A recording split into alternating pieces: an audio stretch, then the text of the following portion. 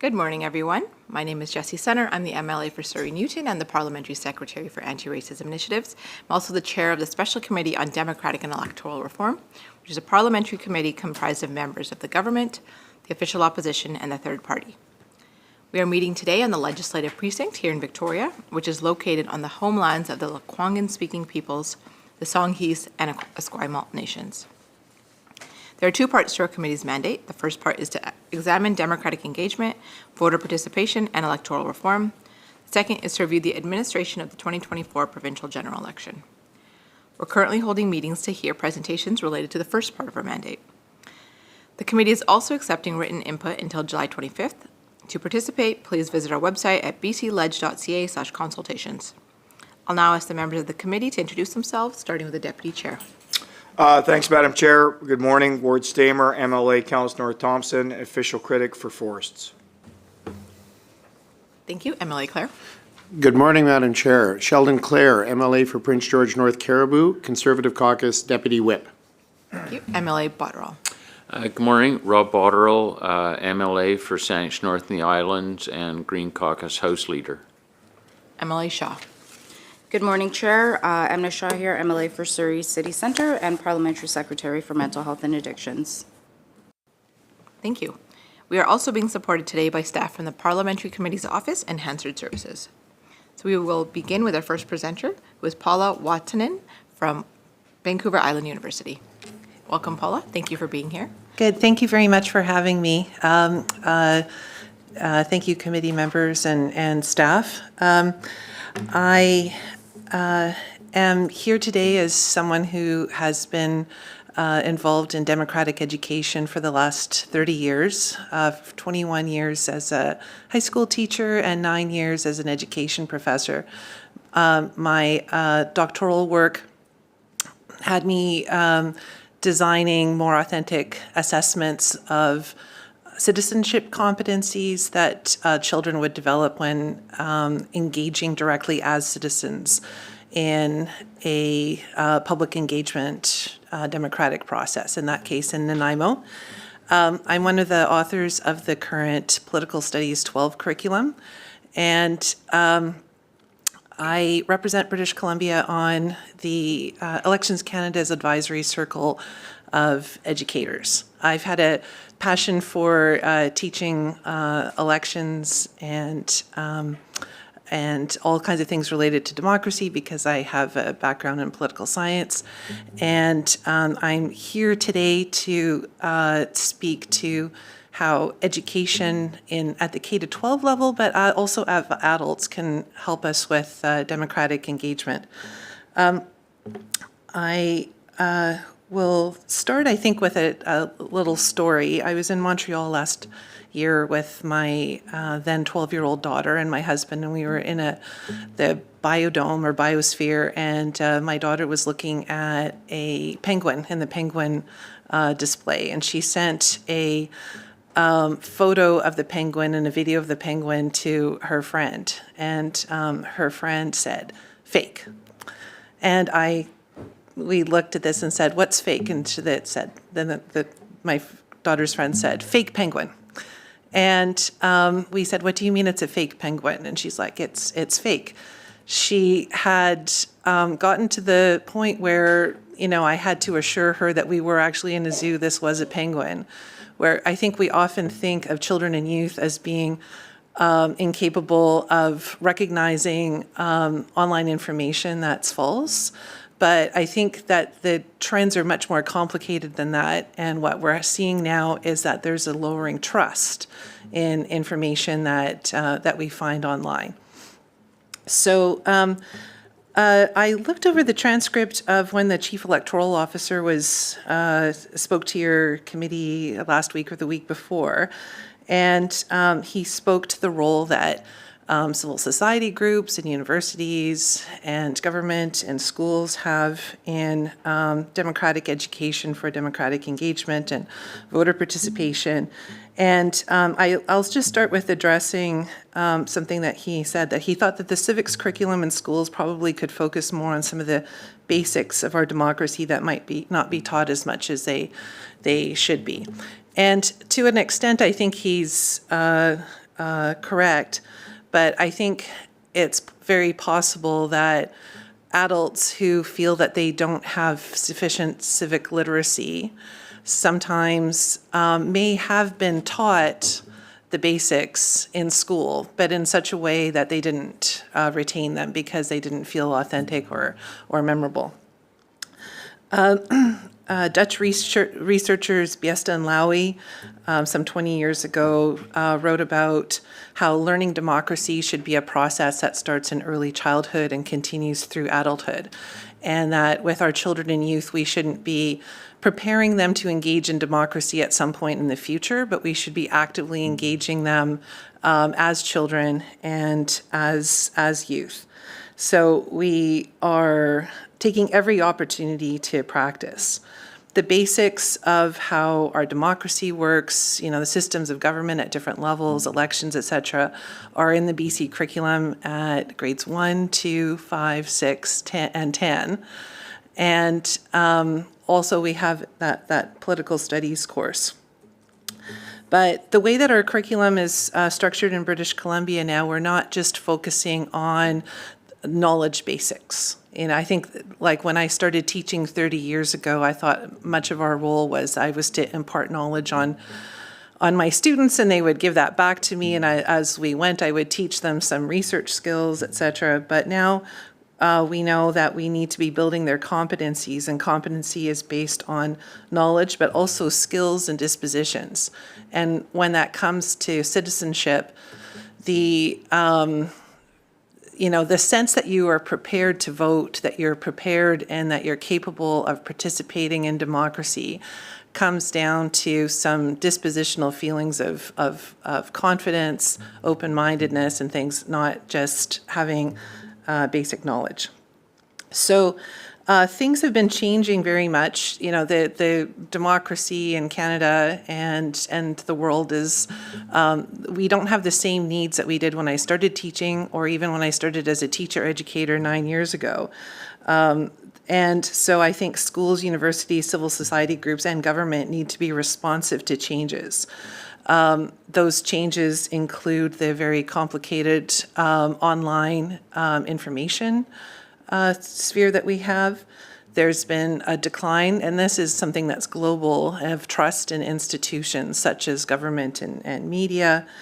And there's a sense, even though I think a lot of Canadians, probably most Canadians, fundamentally agree on most fundamental issues, there's a sense of that things are more polarized and that it's more difficult to engage in cross-cutting conversations with people who might have a different opinion than you.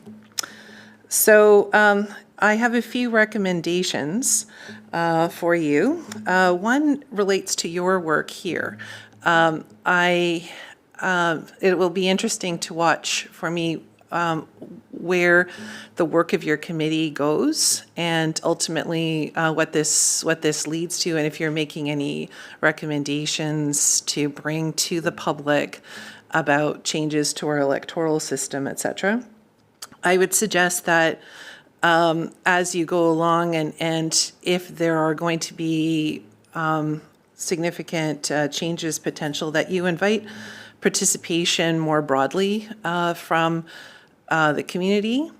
I have to say, sitting here in this committee meeting, knowing that what I'm saying is being transcribed and broadcast, and I'm at one end of the room and you're all at the other end of the room, even though I have a doctorate and 30 years experience in this, it's a little intimidating for me, as it would be, I think, sending in a written submission for people who don't feel that they communicate as well in writing.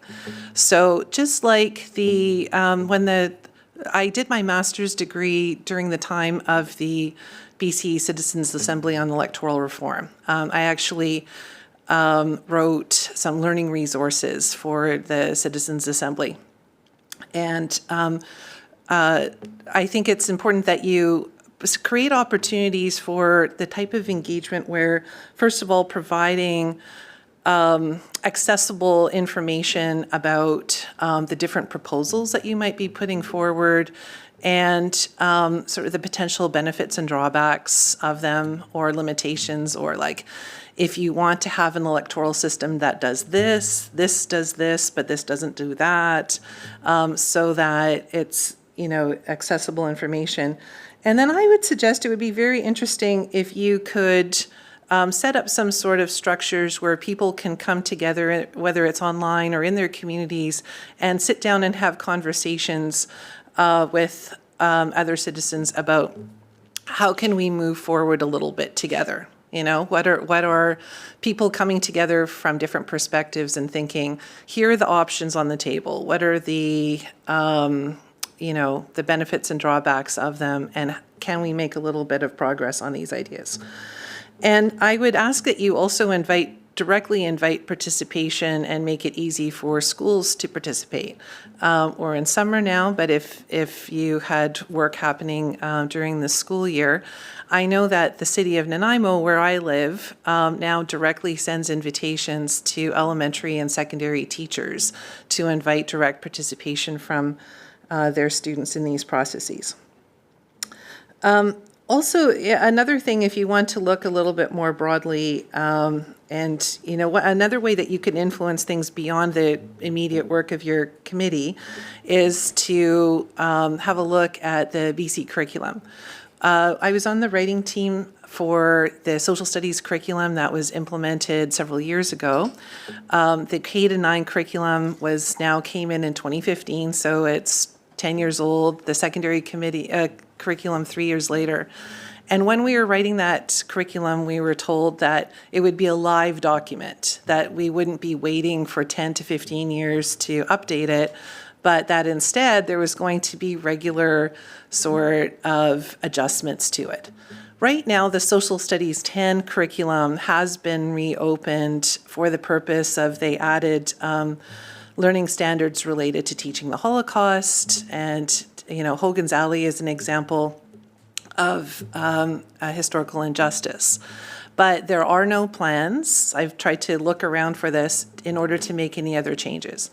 That curriculum is where you see the major emphasis in high school on teaching politics and government. And I think that there's some significant little nudges that need to be made to support teachers, particularly when it comes to building the evidence competency. Often teachers will work with historical evidence, but now I think that we need to encourage teachers to be up to date in the current research on civic online literacy. For example, there's research by researchers at the Max Planck Institute in Berlin and at Stanford around the idea that we now need to be learning and teaching our students critical ignoring, where wisdom used to lie, we thought, in having as much information as possible. We now need to teach our students to quickly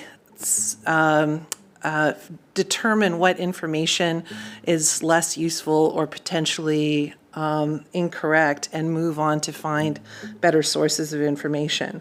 That involves strategies such as lateral reading, where instead of, we used to teach students to dig deeply into a particular source online, we now want them to open up a new browser and to be looking for other information and about the topic and looking for the best source. We also know that when students and adults try to determine the quality of online information, when they do it collaboratively instead of by themselves, that they're more successful. And when they do it with what Paul Michailidis calls civic intentionality, that they're doing this with an issue that they want to make a contribution to a local or national problem, then they develop less cynicism and lack of trust. I think the curriculum could also use some tweaking in terms of the communication competencies that we build over time. In the 10 years since the curriculum has been out, we have seen that there are interpersonal forms of communication like deliberation that could be specifically mentioned in the curriculum, because, you know, your committee here is an example of this. You come from different political parties, but yet here you're trying to make a progress on an issue together, even coming from those different perspectives. There's a lot of rich research, and that's the area that I research in primarily, and giving teachers those twigs and those hints, those directions to go by having it in the curriculum would be helpful. I would also say, got just over a minute left, that I was asked to give a presentation on democratic education to a reception that the BC Libraries Association was having, and there was a number of people there from the GLAM industry, the galleries, libraries, archives, and museums. And for a lot of them, they wanted to have those sort of roles of bringing the public into their spaces to have conversations about the issues of the day. And things feel divisive and it's a little intimidating for them. So having resources that potentially the provincial government could distribute to support, how can you bring people together to learn how to deliberate together, how to have positive communication together, how to make decisions together, I think would be very positive. There are a lot of wonderful, rich opportunities for learning democracy, some here at the BC Legislature and some elsewhere. The organization Civics, CIVIX, has a lot of supports, often Elections BC during election time with their model elections, but they also create learning resources. And I just want to express appreciation for the Parliamentary Education Office here, for the Teachers Institutes that they do, and as the mom of a 2025 intern for the BC Legislative Internship Program. Thank you. Wonderful. Thank you so much, Paula, for your presentation. Go to questions. Deputy Chair. Thanks very much, Madam Chair. Good morning, Paula. Hey, that was great. Thank you. We need to speak more because, I mean, obviously you have a wealth of knowledge when it comes to exactly what we're talking about and such a fresh perspective and apolitical, quite frankly. I'd like to thank you for that. When you mentioned nudging, we've had this conversation in the last little bit about the curriculum. Okay. And yeah. I'm somewhat familiar just being able to look at, you know, the K to 9, you know, or K to 8 or whatever, however it was spread out, and then you could just pick on the columns and you could see, as you said, social 10 is basically where it stops together, and then, you know, you can have, like you said, in grade 12. Now, there's some things that I personally am concerned about because it seems like some of the teachers are able to be biased when it comes to teaching some of the differences in between political parties. I've got examples on my phone of screenshots of what teachers are putting up on the blackboard that I'm quite sure if I showed you, you would suggest that that's not the way it's supposed to be taught. How do we encourage basically a fairly rigid curriculum and making sure that we, as you said, nudge it all the way through, because it seems like, as my counterpart has said, as soon as you add something to the curriculum, something drops off. And it seems like there's emphasis on certain things now where they're starting from grade 1 all the way through because it's very, very, very important, but then some of the other stuff seems to get pushed to the side. So how do we have that opportunity to be able to nudge them? I think I'm collaborating with my colleague, Dr. Michael McKenzie, who is the Jarolowski Chair of, Trust in Political Leadership. I always forget what it is at Vancouver Island University. He's a political scientist, and we're working on a future project to try to respond to a report from the organization Civics on civic education, where that throughout the years of schooling that this should be something that democratic education should be woven through different subject areas. When we say, because you're absolutely right, that when we say there's not a lot of room in the curriculum, people have a lot of priorities. And when you look at Social Studies 10, you've got the 20th century history there also. So what happens is that sometimes teachers will spend most of their time treating it as a history course, and the political part of it gets limited. So I think that there's a number of responses to that. First of all, you need some expertise in political science, not in all the teachers, but in more teachers in the school. The teacher regulation branch, in having its determinations of what qualified you to teach different subject areas, used to require you have a history or geography degree for social studies. And they're in the process right now this year of making amendments to this. And so I know some of us, including the UBC Poli-Sci department, have asked that you have more people with a political science background coming in, because we need to create resources and sort of knowledge in integrating democratic education, attaching it to, like if you're teaching science, then attaching it to, learning how, sorry, I'm rambling a little bit, learning how to make how like a body of science advisors might advise the government on a particular science issue. The curriculum is the way that it's structured. There are learning standards that all teachers are supposed to teach, but it is open to interpretation for them in terms of the case studies that they use and things.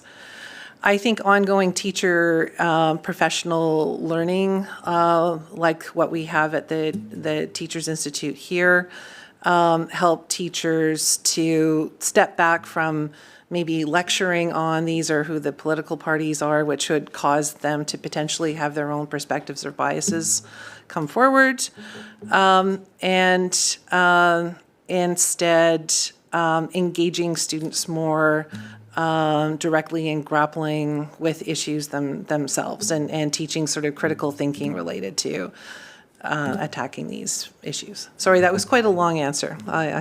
No, I appreciate the answer. Thank you. Okay, thanks. Thank you, MLA Claire. Thank you, Madam Chair, and thank you, Professor. I appreciate your comments. As someone with a background in education myself, I 32 years post-secondary and 5 years in K-12 before that.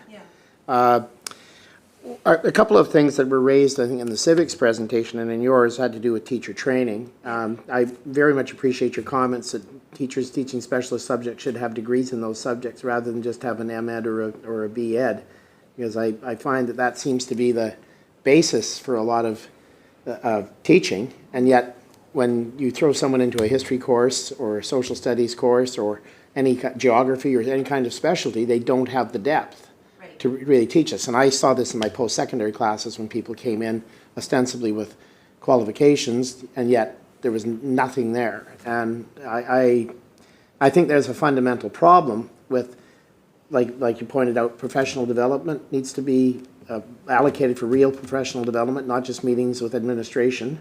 Right. And there needs to be some quality assurance built in there. And I think I know where you would be going on that based on your response to my colleague.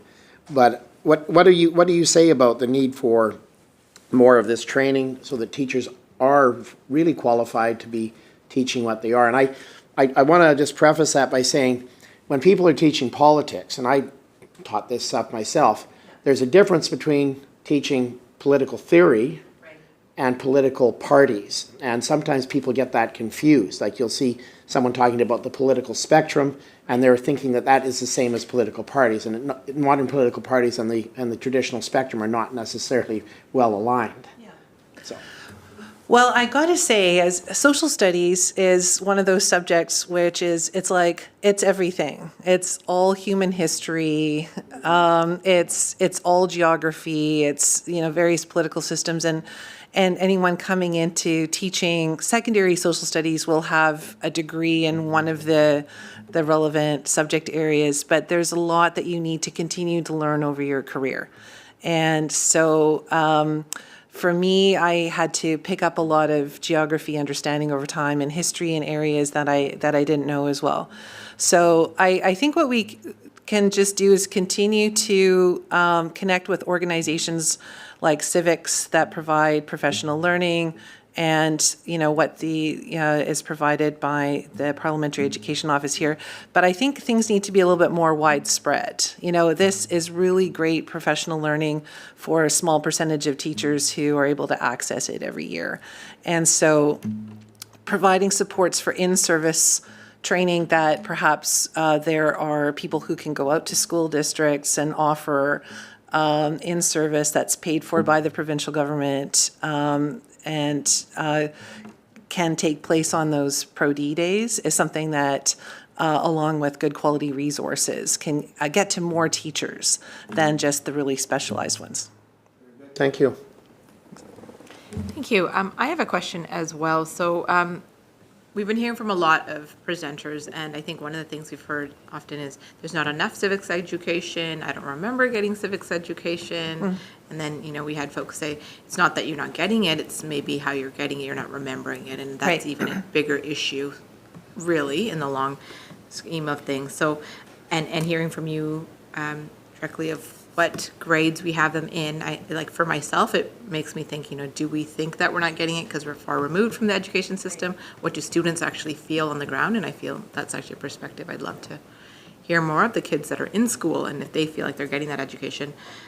But just building on the curriculum pieces that you're talking about, what would be ways that you would suggest to help build these changes in where we're learning on a regular basis, like throughout all of, K to 12, in a way that we would be able to implement, the changes to curriculum, which will take a long time, as we know, changes to curriculum, but also things that we could do in the interim, suggestions from our committee to help fast track those implementation of civics into everything. I think there's a quick opportunity right now while Social Studies 10 is already being looked at, and to see if there's some some way to also look at the learning standards that relate to democracy in that. And, also making recommendations to live up to that promise of having someone looking at and being able to make small changes to the curriculum instead of, because it's great expense to open up the whole thing and to hire all those teams of teachers to rewrite. So I think finding ways to tweak it as we're going, starting with Socials 10 is great. And in the interim, just developing some, curriculum for teachers that potentially is looking at what's already out there, but making sure that things are being shared to schools, like the civics resources. But also then potentially making some things that are made in BC that could be shared through in-service or just distributed to schools. Thank you. MLA Shaw. Thank you so much, Paula, for your presentation. I think civic education is something that we've talked about amongst our committee quite a bit, and the importance of it, and some concerning patterns emerging about the lack of it in terms of a consistent way to introduce it to students in the K to 12 curriculum. And one of the things that has been brought up is potential hesitancy of some teachers to engage in this type of education, instruction, or engagement due to the polarization of the global political spectrum, actually. I don't think it's just us that are dealing with this. And so I'm wondering that in your experience and engagements with educators in the past, do you see that hesitancy existing, and how do we support teachers, well, not just support, but encourage teachers to actually include that in some way to accomplish the indicators or the competencies? And yeah, I suppose, how do you encourage? Because there are some teachers who are quite proud of the fact that they have this type of education within their classrooms, but those teachers are few and far in between. And what I've found in my experience is that hesitancy is within the majority of teachers. And so I'm wondering if you have any comments on that. Absolutely. First, I'll direct you, if you're interested, to the report, a major research report written by Civics a year and a half ago called Civics on the Sidelines. It has some really good data about teachers' feelings about teaching democracy and engaging students in those kind of conversations, and also the opinions of students. Students want to engage in political discussions. They want to do active political work. And teachers also want to do it, but they feel pressured by time, but they also feel, in some cases, that worry about what will parents think what we're doing. So as a teacher educator, I try to encourage my students to, first of all, use different types of discussion protocols. I think they will be worried about what happens if I just throw something open for discussion. So something happened on the news, I say, hey, did anybody hear this? What do you think about that? The students are not, some may have heard of it, some not, so there's an uneven playing field. And that invites maybe some of the stronger opinions that cause teachers to not know what to do with it. Or they have debates where it's like this side versus that side, and you try to win the debate. I suggest that we move past those types of conversation strategies and instead do things like having seminars where the purpose of the seminar is to try to make sense of an issue. So you are, taking a step back from your own opinion and having to defend your opinion, and instead talking with others about why is this like this, and what might be happening here. Or engaging, as I said earlier, in deliberations where small groups who are mixed or have different opinions will try to say, what should we do about this? That's the central question, where they'll try to make a little bit of progress together on an issue. So I think what scares teachers most is those divisive debates or the unknown of the conversations that might happen. And I think those are genuine concerns, because this happens among adults in, toxic sort of online conversations. And so, but there are all kinds of strategies out there to make classroom discussions meaningful and to get students maybe doing things like designing or redesigning a policy. I worked with a grade 12 teacher, political studies 12 teacher, who wanted to, a lot of her students taking her course had been in Model UN with her, and she felt like they were kids who liked arguing. They wanted to defend their country's position and die in the ditch of whatever that country's role was. And she said, does democracy need me to produce students who are doing this? Maybe not. So what we did is we did a series of deliberations over 6 weeks with those students, where the way that she assessed them was on their ability to maybe change their mind if they heard better information, or to understand perspectives, or to and to make progress on an issue. And those students ended up working on like real world issues.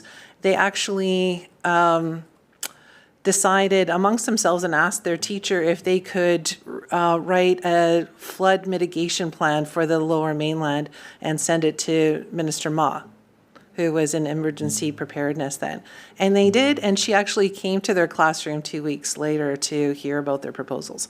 So imagine that sort of level of sense of efficacy of those students, and that they had been doing work in their class that was building those competencies, but also making them feel that they were making a contribution. They just weren't learning about what is democracy, they were actually engaging in it. That's fantastic. Thank you. Oh, thanks. Yeah.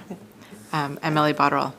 Great, thank you, Madam Chair, and thank you for your presentation. I wanted to sort of follow up on this great discussion with asking for your thoughts and perspective on a couple of items. One is that we've heard from a number of presenters that curriculum development and curriculum rewrites take years and years and years, and then to some extent, there's also a desire to make sure that there's an acceptance of the revised curriculum so that it isn't seen as having and we're in a particularly fraught area at times of having a particular angle of attack or viewpoint embedded in the curriculum.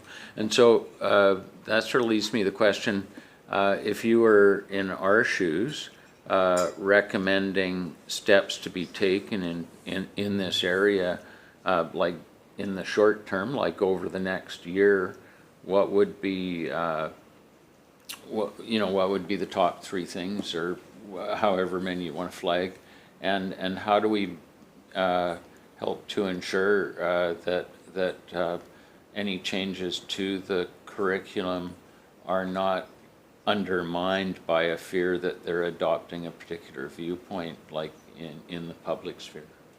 Thanks, Emily Botterill. You're absolutely right in that a full curriculum revision does, is a major process and does take years. The curriculum has these learning standards which are based on kind of concepts and competencies, and so they're not, that descriptive themselves, or they will be that they allow different case studies, but underneath them, if you click on them, there's a number of suggested elaborations of different things that teachers may choose to do. I think the process of being able to add new elaborations should be something that could be easily done by without opening up the whole curriculum. And so as a quick priority, I think that's an easier process, is change or like addition of elaborations. And I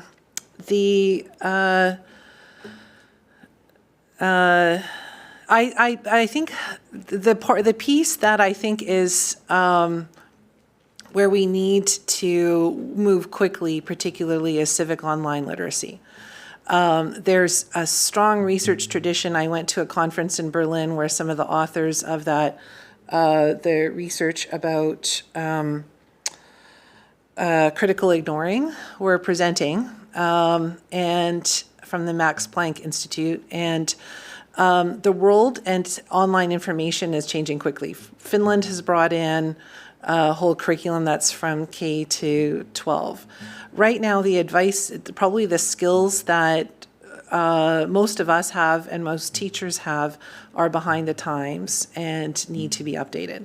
So there are good resources, like I keep mentioning the ones from civics, but for teachers to access. But I think that there is a low awareness of their existence, and having wording in the curriculum that will nudge teachers to look for these things and to find them, or having the province more directly involved in getting that information out to schools, supporting it through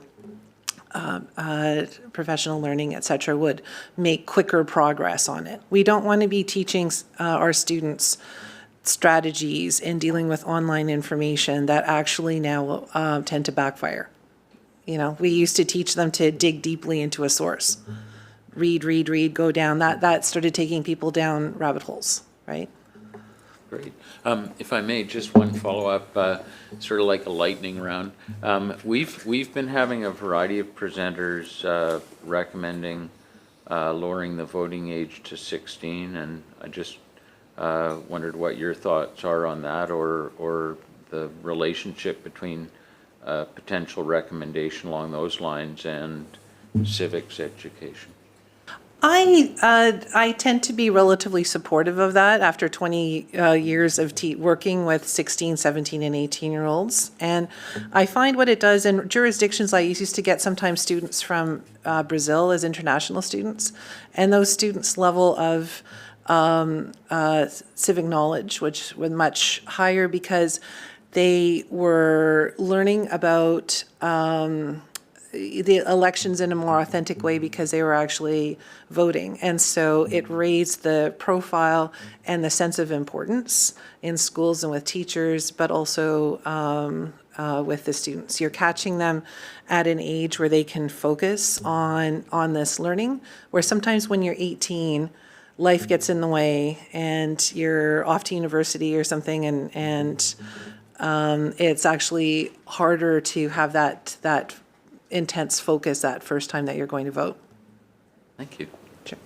Thank you. I know we're supposed to be moving along, but I have a short question as Okay. well, and I think the deputy chair does as well. So mine is, one of the points that actually the presenter from Civics brought up yesterday was this, they didn't have a position on lowering the age or not, but one of the things they raised was the potential concern that teachers already feel a pressure to not influence, how they're teaching, that if the age was lowered to 16, there's a potential further pressure on teachers that people would accuse them of trying to persuade a student. So I'd just love your thoughts on that. Yeah, it's something I actually navigated as a teacher because I was an active member of a federal political party at the time that I was a teacher, and so I was always concerned about how was I going to make sure that I was going to be, I had a perspective like citizens or teachers have perspectives, but that I was not going to unduly influence my students. And so I just tried to be in communication with my colleagues and my principal and things about like my plans for the nature of the types of assignments my students would do during elections and the nature of the activities to make sure that because ultimately teachers, our decisions have a big impact. We curate the experiences that students have. And it is something that teachers will need to be careful about, but I think they have to be careful about it now anyway. And so the potential benefits may outweigh the challenges. Thank you. And we'll have a final question from the deputy chair.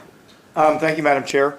So Paula, we've been talking about proportional representation. That's part of, the reason we're here. And it's interesting that the student voting election in 2024, there was, I think, 175,000+ students that participated, in that, in our election last year.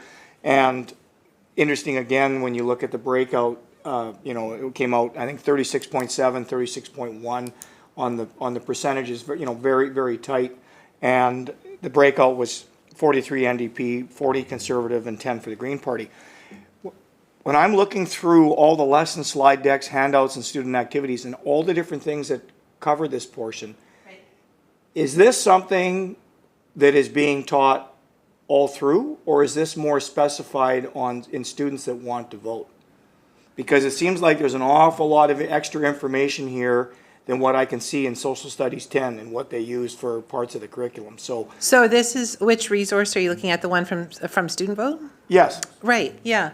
So Student Vote exists across Canada and all the jurisdictions, and so they will have, sometimes what they do will align exactly with our curriculum, and sometimes they'll have more on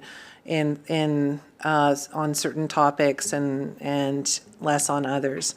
Because my master's was around teaching students electoral reform, I had a lot of people say they're not going to be interested in that, but they actually kind of were. Looking at the different opportunities, the benefits and drawbacks, because every system that we have, the first past the post has some definite benefits, and it has some drawbacks. Proportional representation, majority balloting and things. So I think framing it around what do you want your electoral system to do, is a neat thing. I actually had students during the Citizens Assembly learn about these different options for electoral systems and then have to go teach their parent or another voter what they had learned and use the resources from the Citizens Assembly, like the videos and things, to do that. And then I got the parents to write a note about how well did they learn from their student. And they really got into that. And so I think that they're capable and interested. The teachers, need to feel some confidence that they know enough to be prepared to do this work, and that it's important. Thank you so much, Paula. This was very insightful for us this morning, so thank you so much for being here and for being a Thank you part of our very committee. much for having me. I'm just going to leave, if anybody was interested in this article about critical ignoring, I'm just going to leave this here, and I'll put my email address here too. I'd love to help out in any sort of way if you can see a use for me at some later point. So, Thank you so much. thank you. Okay, next up, we have Jodie Bausch.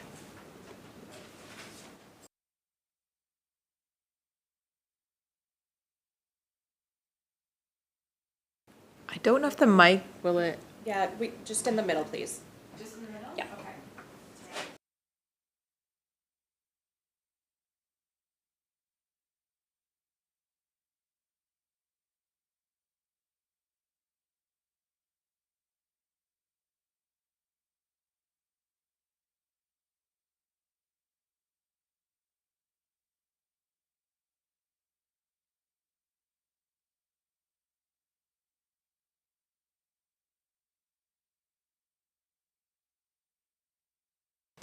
Okay, thank you for being here today, Jodie, and thank you for your time.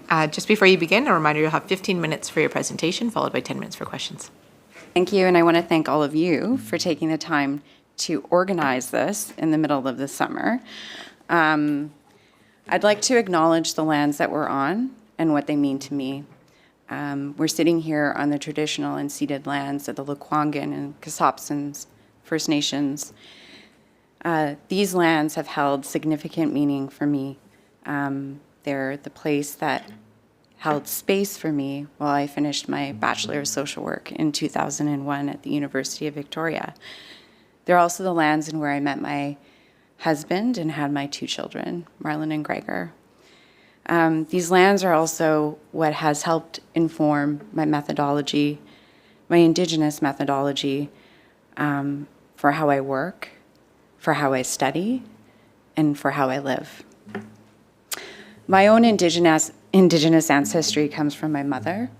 I'm Métis. Our family names are Terrien, Peranto, Trottier. I grew up in Edmonton, but my family lineage is from Saskatchewan. I'd like to ask you all, how many of you here are parents or grandparents of children between the ages of 7 and 22? Okay, thank you. I prepared a briefing note before I arrived, but I'm not speaking from the briefing note. That briefing note details a lot of research that was done and supported by SFU. I am also a storyteller. I'm an artist. So I'm approaching my conversation with you today very much from a storytelling perspective. So going back to 2019, during Trump's first presidency in the United States, I was working at the Representative for Children and Youth, reviewing critical injury and death of children in care. And when Trump administration was separating children from their families at the border, I grew very concerned about this, and my lack of influence as a Canadian citizen to have any say in what was going on in the United States. I believe that some of this could have been a bit of a projection as well from what I was witnessing in the government for Indigenous children and youth being separated from their families. But needless to say, I began a journey in that Trump election for his first term. I began to consider how voices can be heard across borders. And I first grounded myself in the arts, recognizing that the arts are democratic in a lot of ways, because they allow a viewer to determine a meaning of a piece of art for themselves. That same thing exists in communication, and I explain more in a minute.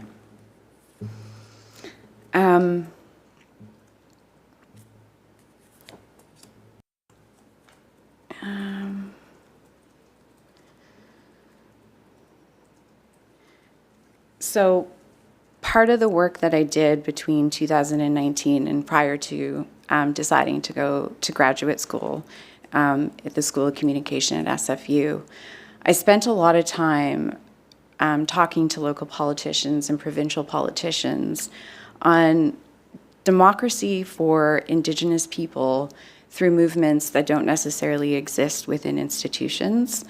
And my focus was really on curiosity and exploration, recognizing that we have a large potential to hear from Indigenous voices outside of institutions that can go beyond just protesting, that can actually be rooted in community knowledge and community sharing. And that's how I ended up at SFU. First and foremost, communication theory teaches us that meanings are created from images and words. And we saw a huge increase in the study of communication following World War I and then World War II with the influence of media, television, radio. And here we are on the cusp of something quite, I'm not going to say World War III. I don't necessarily believe that it will get to that point, but I do think that we need to acknowledge that globally we are witnessing something quite unique.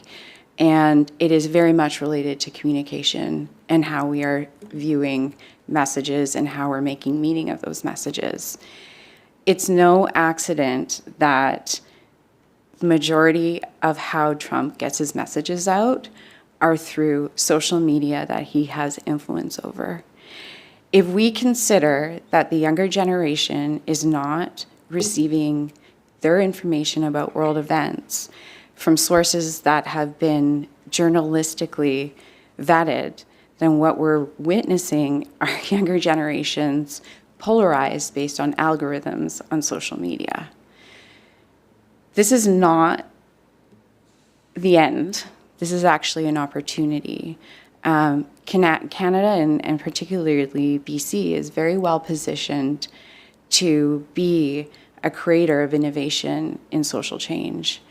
31% of all BC First Nations exist here in British Columbia. All those First Nations have their own unique values, their own unique ways of doing democracy, and they also are land stewards.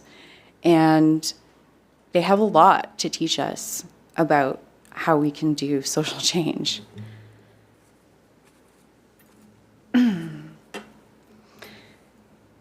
One of the things I discovered through my studies was that we're in fact living in a post-truth society.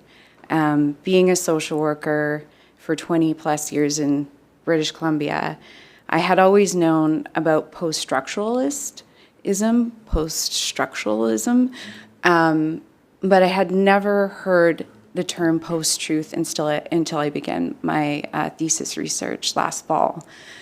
That took me on a huge journey to find the right sources cited to, and most of them came from the UK, which indicated that post-truth society is exactly related to Donald Trump and the introduction of Brexit. So here we are. We recognize that truth is no longer vetted in our communication publications if they're online. They're based on opinions, they're based on emotions, and we're seeing public press in the United States be eroded. I can't say that the same thing is happening here in Canada. I would actually like to credit a lot of our journalism, particularly in BC. I think journalists are committed to social justice and social change. They're committed to storytelling. They can't publish without having proper facts vetted, and they need permission from their sources in order to publish. But my concern is how that information from news is getting to younger generations.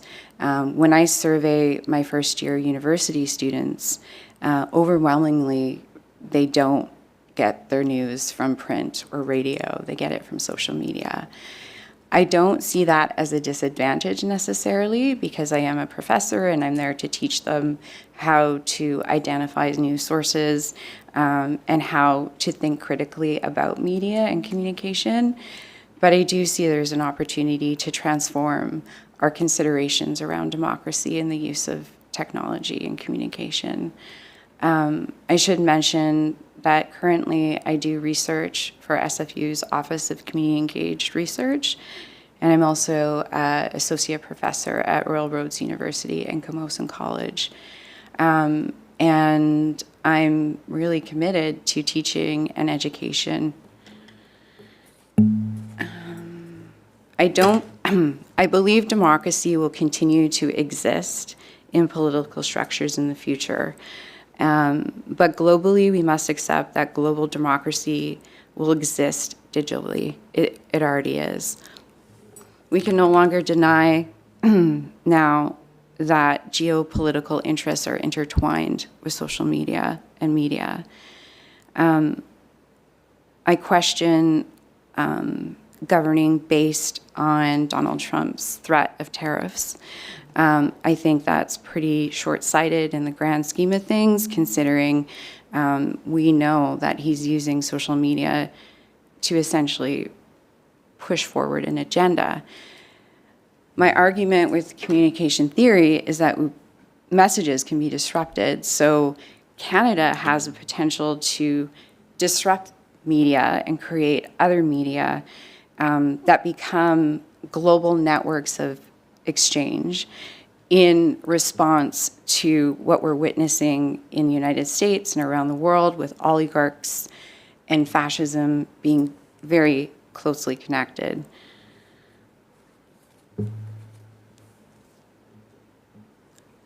I do believe Canada needs to invest in education like this. It needs to invest in education in communication theory and in technology. There is a growing interest in investing in artificial intelligence. We recognize that this is fast becoming part of our world. There are efforts to put limits on that or put policies in place. And really, I think that the innovation that exists within human-centered AI is very much where we need to be focused on.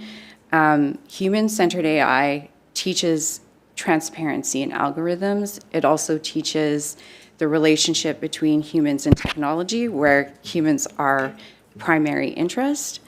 I don't think it's possible to go backwards. I don't think we can live in a society that doesn't use social media, that doesn't consider AI's influence in our rapidly advancing world.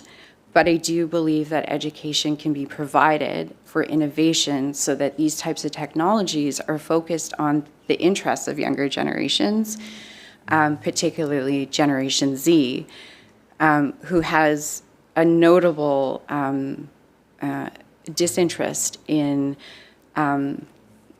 political structures and politics to meet their needs. So what that means is that the sort of change that they feel they need in the world, they don't think the government is going to provide that for them. And I'm not arguing that we shouldn't encourage younger people to vote, for example, 16-year-olds. But I really think we need to figure out where they're getting their information from. And instead of limiting that, maybe thinking about other ways that we can support them to create their own methods of communication.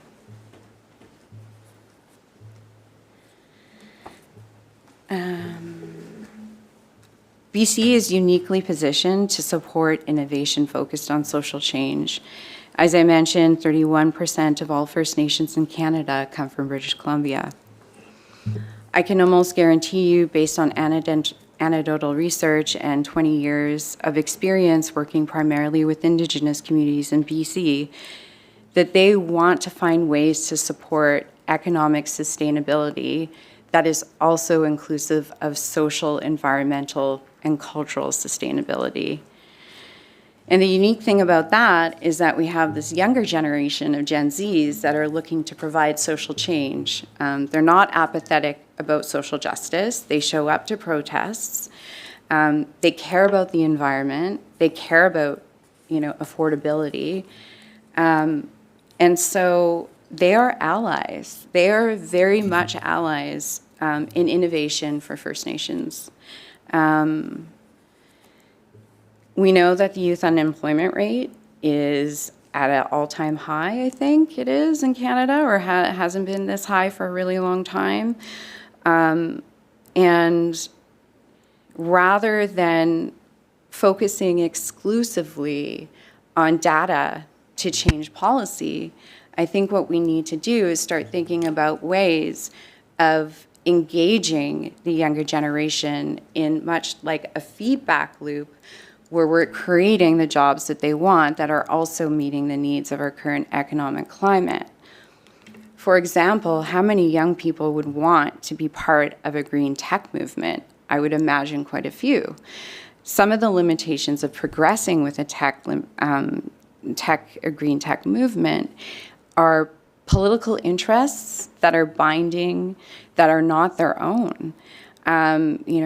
Moving back away from electric vehicles, I'm like really baffled by that.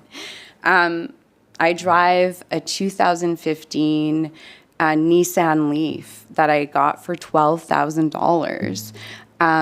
It cost me no money to drive it, and I really don't understand the hesitation around that. But I'm one person.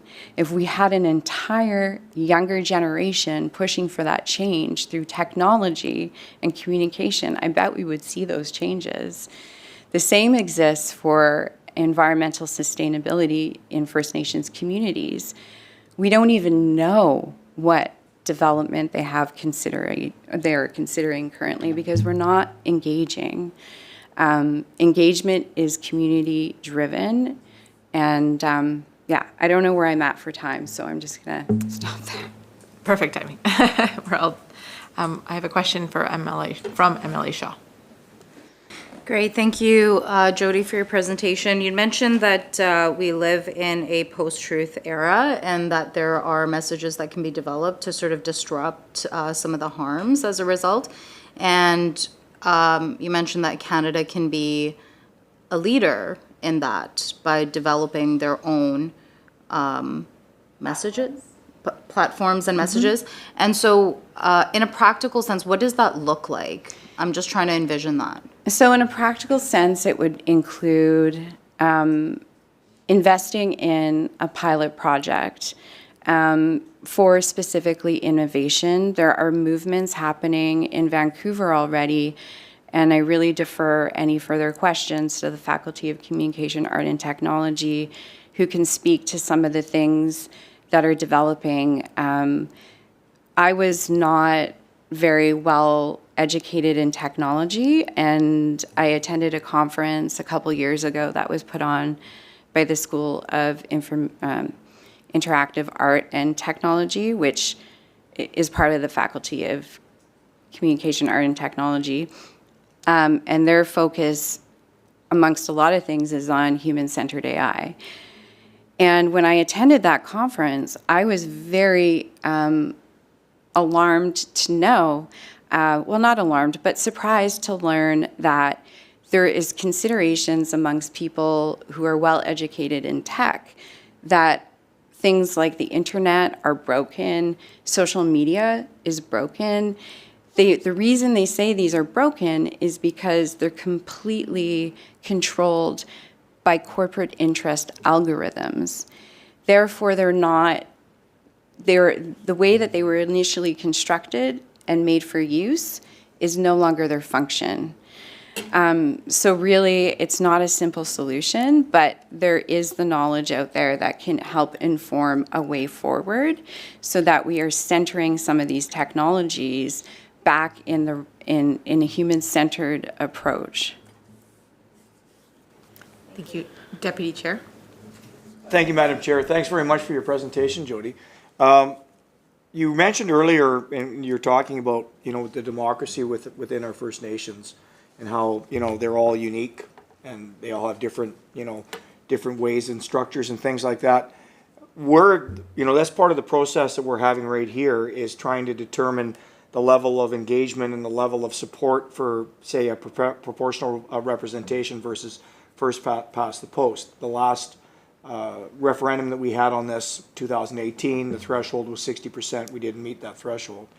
Do you think that, would you support encouraging our First Nations to be able to do the same thing in amongst those groups? Because I know they're doing that. Some of them are doing it. Some of them, the new constitutions, new proposals have been put forth to their membership, and they've been successful, and some that have been put forth to their members and their band members have been not successful. Is it something that we should be encouraging them to be looking at as well, knowing that there are areas of I'm not going to say discontent, but there's grumblings, just like there always is, that the majority is not listening to the minority and things like that. Is that something that you would encourage our First Nations to do, is to be able to make sure that they're actively engaging with their band members, and as they move forward through their processes, that they would be, putting the same type of lens on it that we are? Yeah, so one of my ideas that I've been working on since I did research for the Dean's Office at the Faculty of Communication, Art and Technology was looking at ways that innovation can be informed by community, and specifically within First Nations communities. So their most important relationship is with the federal government. It's with the Crown, first and foremost. And so what we need to develop are technology tools that help provide a more complete picture of what the needs are in individual First Nations communities. It can become complicated because chief and councils are elected based on the Indian Act, and some younger generations are pushing back against colonial limitations of the Indian Act. I'm not arguing that we get rid of it, but I'm arguing that we need community engagement to understand holistically the needs within each First Nations communities. And that includes social needs, that includes environmental needs, that includes cultural needs, and economic needs. Can I have a quick supplement? Thanks for that. Can you see an opportunity where, because we're having so many more government-to-government conversations, consultations, relationship building with our First Nations in British Columbia, can you see where there should be a greater emphasis on having the provincial government be more responsible for some of the areas that the federal government are now responsible in the Indian Act and with our First Nations? Can you see that if we're going to be shifting some of the responsibilities around, that BC government should be taking a higher, greater lead role in those relationships? Quite frankly, I don't know if BC is well positioned to do that at the moment. I think there's been a lot of trust broken with First Nations communities in British Columbia when Bill 14 and 15 were pushed through. I think that was particularly hurtful because there had been relationships really developed for a long time. And so I can't say that, and I'm not a First Nations leader. I'm a visitor to these lands. I come from a long line of Métis women who supported Indigenous people, but I am not myself in that position. The reason I'm framing this within the context of SFU's Faculty of Communication, Art and Technology is because I know that they have the tools and the skills needed to develop some of these technologies. I would also like to acknowledge Chris Lewis, who is our Indigenous lead for SFU, former council member for Squamish First Nation. And he also has a vested interest in his Indigenous alumni and the interests of First Nations in British Columbia. Thanks very much. Thank you, MLA Botterill. Great, thanks very much, and thank you for your presentation. In part of your presentation, and sort of a theme is that youth and First Nations can be allies in innovation, and that they can actually, through community engagement and through the types of approaches you've mentioned, outside of just voting, could make a huge contribution to ensuring that that voice is heard. And I wondered, from your perspective, if you have some thoughts on how we build the linkage between that type of community driven approach and the decision-making structures within the legislature, so that that voice is heard and acted on. Yeah, well, one of the questions I would have to you is, where does Parliament receive its information from public citizens? And because I'm wondering about the connection between, for example, media and how that influences parliamentary decisions. So, I think that that's where I would go back to, and I would say that, if there was an interest in Parliament and government to, understand the, First Nations youth interests, it might be through some bit of a similar thing where there's a trusted media communication source that the government can utilize to help them understand what's happening. Great. Yeah. Okay, thank you. Great. Thank you so much, Jodie, for being here this morning and presenting to our committee. I really appreciate your time. Thank you. Thank you. Next up, we have Sonia Furstenau.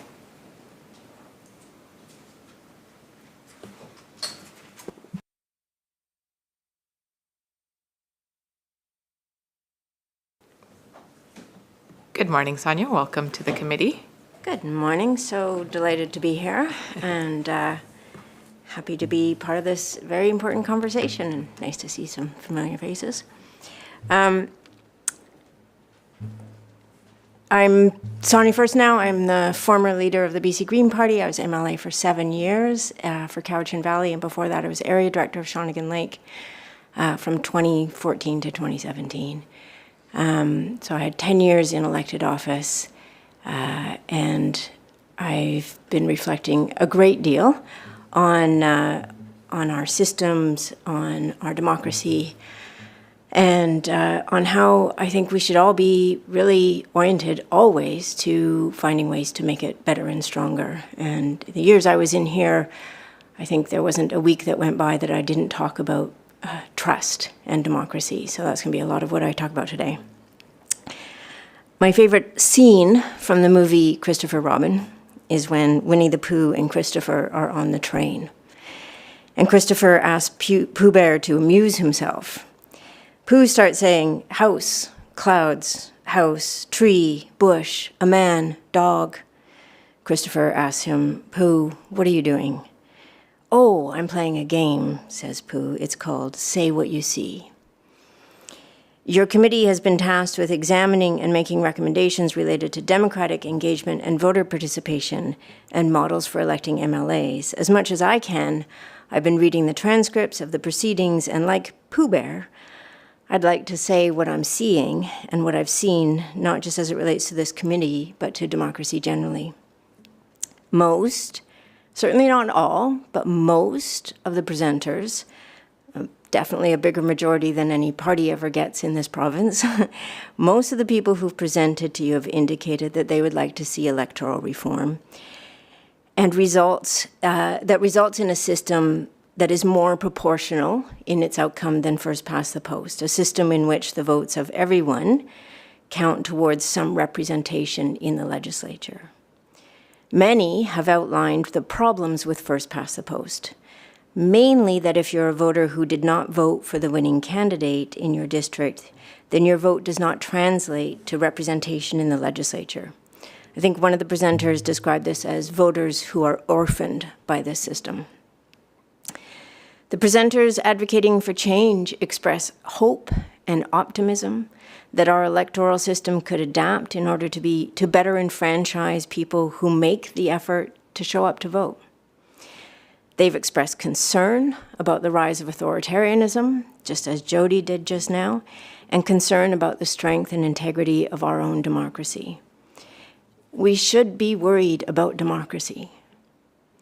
When I'm not watching Winnie the Pooh movies, I'm reading Anne Applebaum, whose most recent book, Autocracy, Inc., is a harrowing dive into the cooperation and collaboration of autocrats around the world.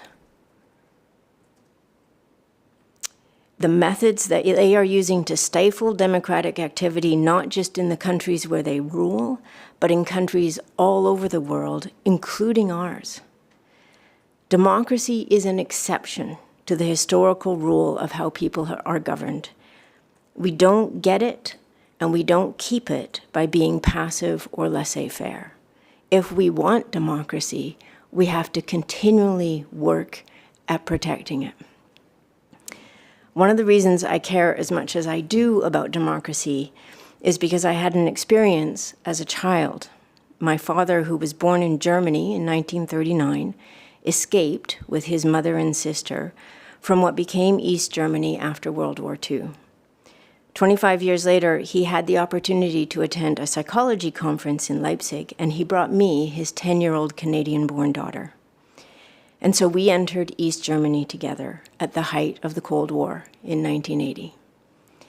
Nothing has instilled in me a sense of duty and responsibility to protect democracy than my experience as a child of the opposite of democracy. Our passports were taken away from us. People were assigned to follow us everywhere we went. And we were under constant scrutiny. The hope and expectation my dad thinks that the government had, seeing that he was born in the boundaries of East Germany, was that he would trip up and they would have a reason to keep him there. We can't take the freedoms and the rights that democracy gives us for granted. Right now, we're witnessing the failure of a democracy in the US in real time. We should not feel smug or self-righteous about this. We should be thinking very seriously about how we actively strengthen and deepen our own democracy and public institutions.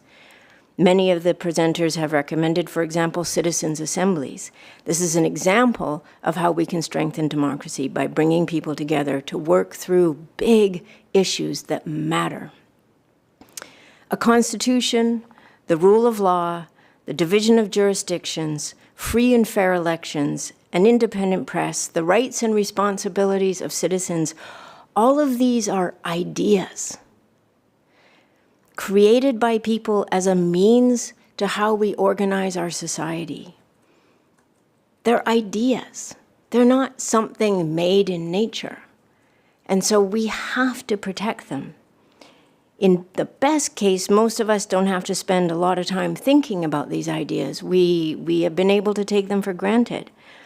And that's what it feels like when our democratic system and institutions are functioning well. But we know that trust is what makes those ideas have strength. And when trust is decreasing, and we know by numerous measures that trust in liberal democracies is decreasing around the world, and there are consistent efforts being made to erode that trust, both by internal and external forces, when our trust starts to slip, it's a signal. And I've said this so many times, that trust is the fabric of democracy. And once the fabric weakens, so too does our belief in the ideas that are the foundation of democracy. Breaking the Constitution in the US, as we're seeing happen over and over again, is breaking an idea. And once that idea is broken, it's very hard to hold that democratic system together. So what happens when people stop believing? First of all, they stop showing up. Let's take the most recent provincial election in Ontario. Earlier this year, 45% of eligible voters showed up to vote. Less than half of the people who can vote showed up. Just under 41% voted for Progressive Conservative candidates. The Progressive Conservatives got 83 out of 123 seats, 67% of the seats. That's 67% of the seats in the legislature was delivered to that party by 18% of eligible voters. Imagine trying to sell that as a legitimate electoral system. Imagine trying to make the case that 1 in 5 voters giving a basically supermajority to one party is a legitimate electoral system. I don't think you can make that case. Who would choose the system? People and groups that benefit from concentration of power. Lobbyists, big industry, big corporations, political parties that benefit from these outcomes, people and groups that are focused on power as the outcome of elections, and that the fewer hands that power is in, the easier it is to influence it. Bill Thielman loves first past the post. He loves it. This man loves first past the post more than anything. What is Bill Thielman doing? He is a lobbyist. He's a lobbyist for the oil and gas industry. What makes a lobbyist's job easier? To be able to speak to as few people as possible in order to influence government decision-making. If a lobbyist has to consider that there are more than one political parties that are sharing the responsibility of governing, it makes that lobbyist's job much harder. Back to saying what I see. The people who have presented to you who are opposed to democratic reform have leaned into the same tactics that we see more and more in election campaigns. Fear. Here's what you should be afraid of. The people who have been in favor of electoral reform who have presented to you have come to you with hope and optimism. They truly believe that we can make our electoral system, our politics, our culture of governing better in BC. I hope this is a contrast that you will reflect on, that the people who are advocating for change feel hopeful, want to be a part of making things better. In addition to all the great ideas and the input that you've heard, I'll add this. Governments need to engage with people in ways that are authentic and truly empowering.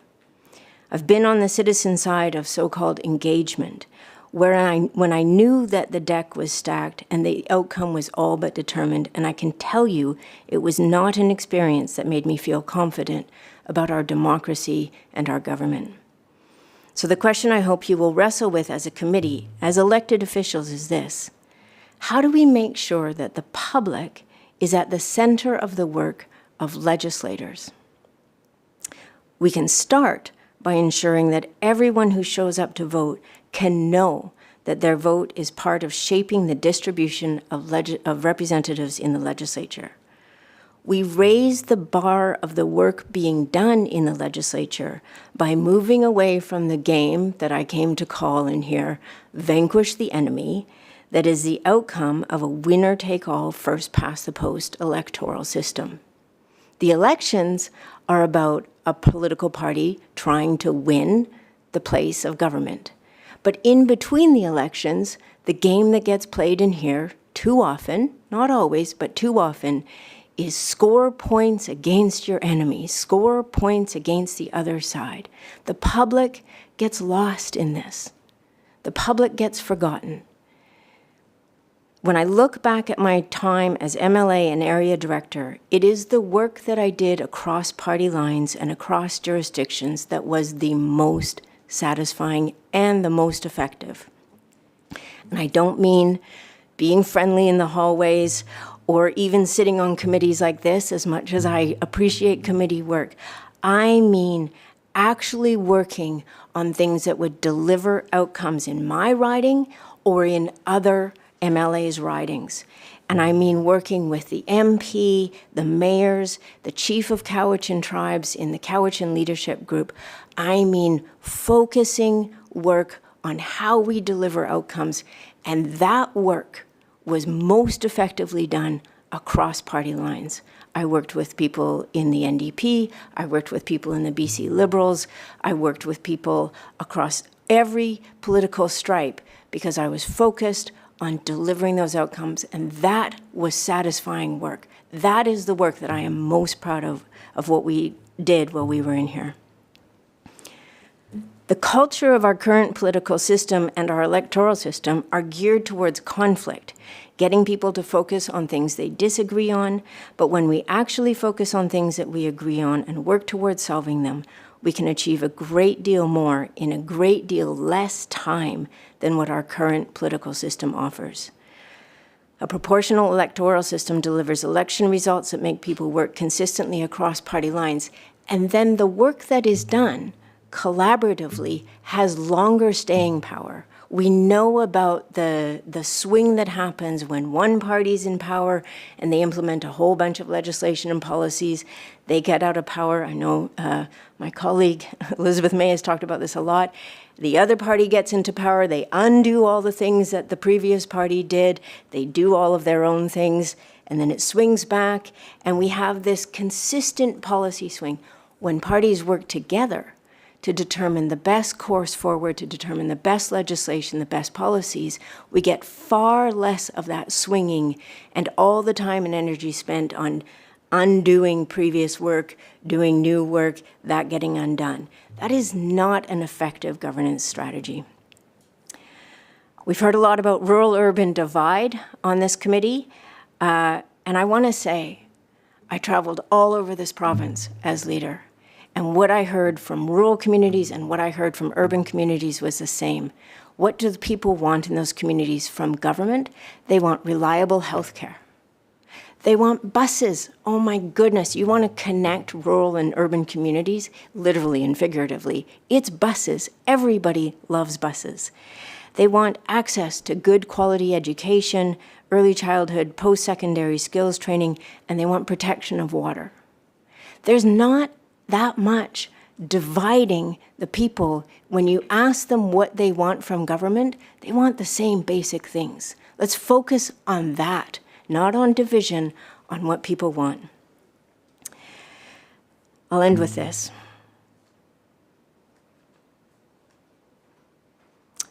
A more proportional representation model would ensure that there are representatives and voices from across party lines that can advocate for regions more effectively. It can reduce division. Our society, our institutions, and our democracy are not static. They shift and change and evolve and transform over time. A 19th century electoral system is not meeting the challenges and needs of our very complex 21st century. I encourage you to embrace the hope and optimism of the many presenters who have advocated for proportional representation and help our democracy mature and deepen. Thank you. Thank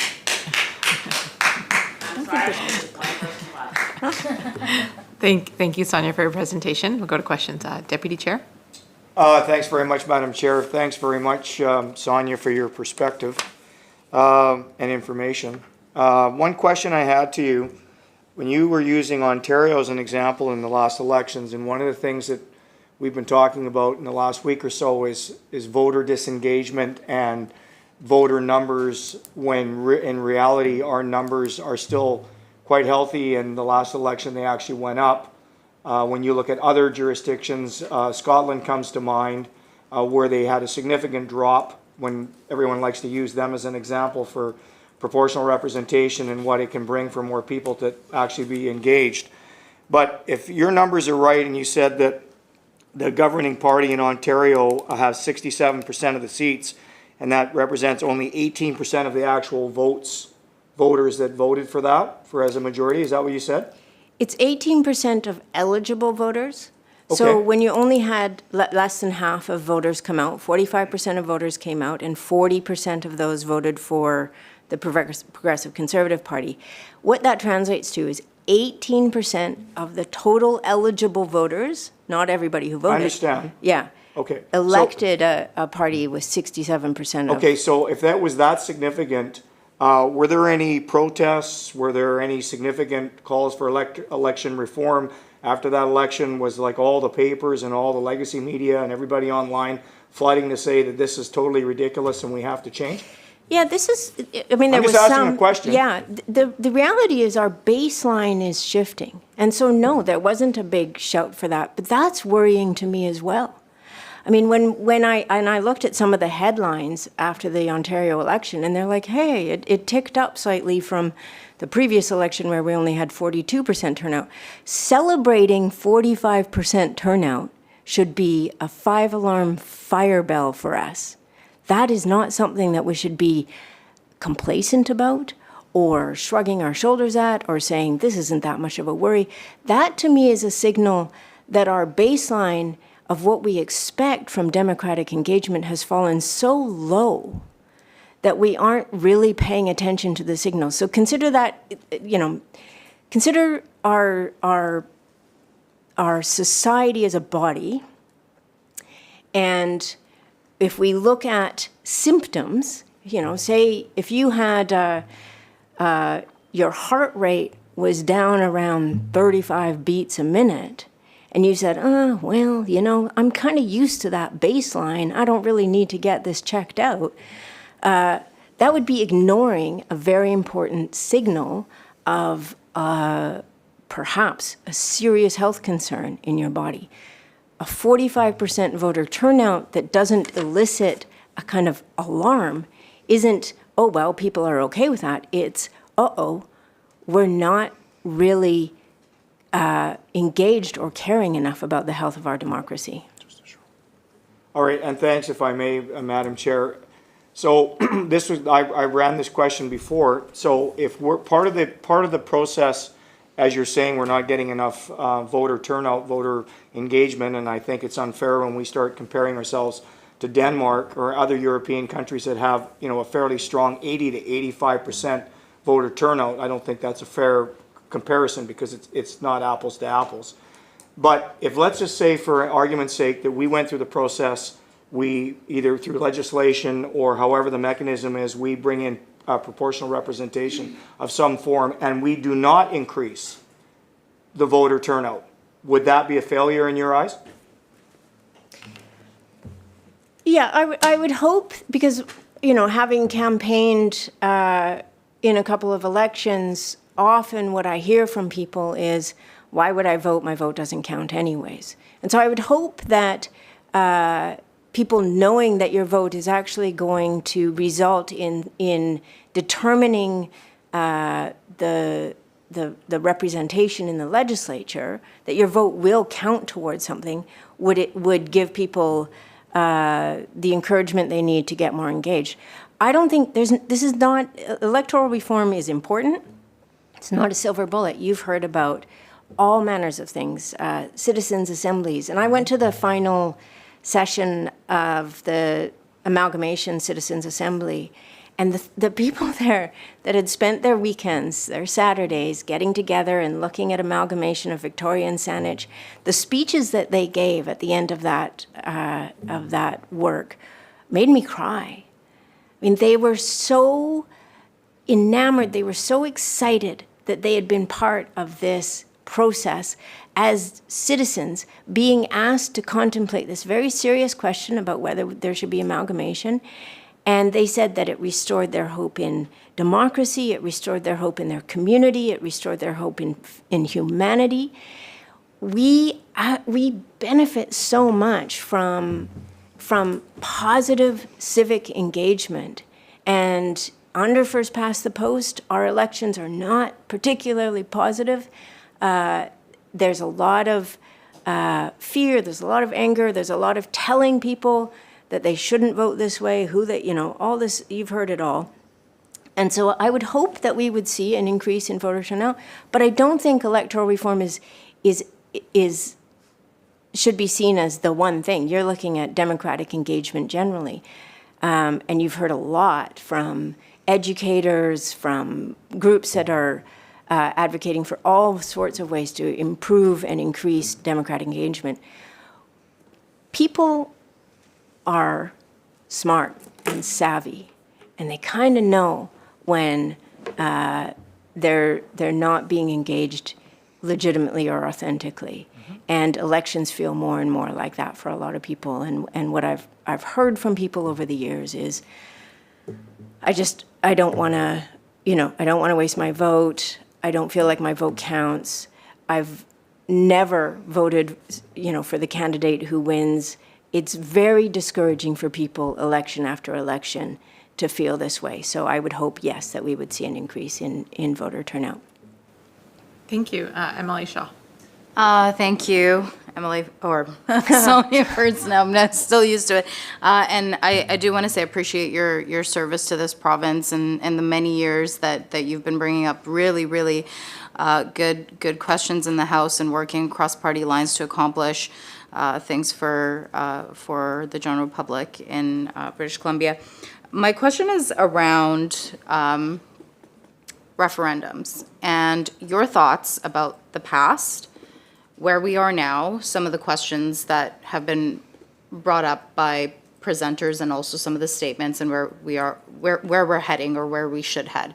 And I'll provide some more details. So we've heard from presenters who've said that, implement a proportional representation system, like ask the experts which one's best for BC and just do it. Don't ask, we don't want another referendum, because in the past, we've had a referendum with 58%, and then the last one was way too confusing for everybody.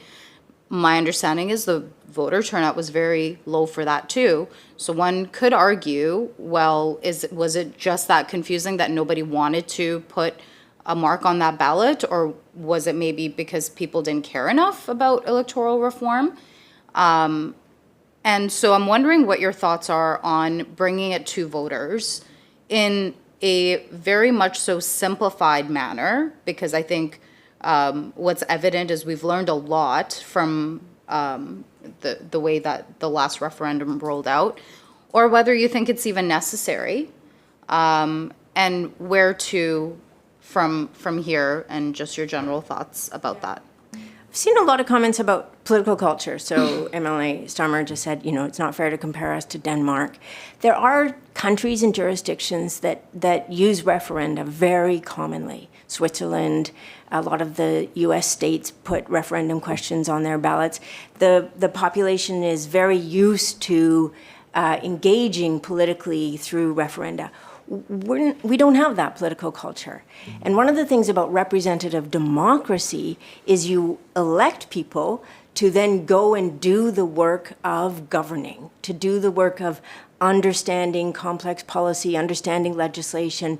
You're saying as a society, hey, we're going to send a representative to do that work on behalf of this group of individuals, right? The people that you all represent.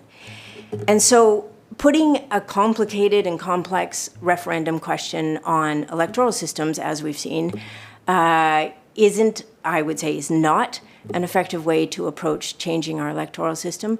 I think the analogy that I saw in one of your early presentations was, if you want to get a bridge built, you don't then go out to a referendum, or you don't even get the politicians to weigh in on how you're going to build that bridge. You get the experts to come back with plans for building that bridge, and you proceed with that.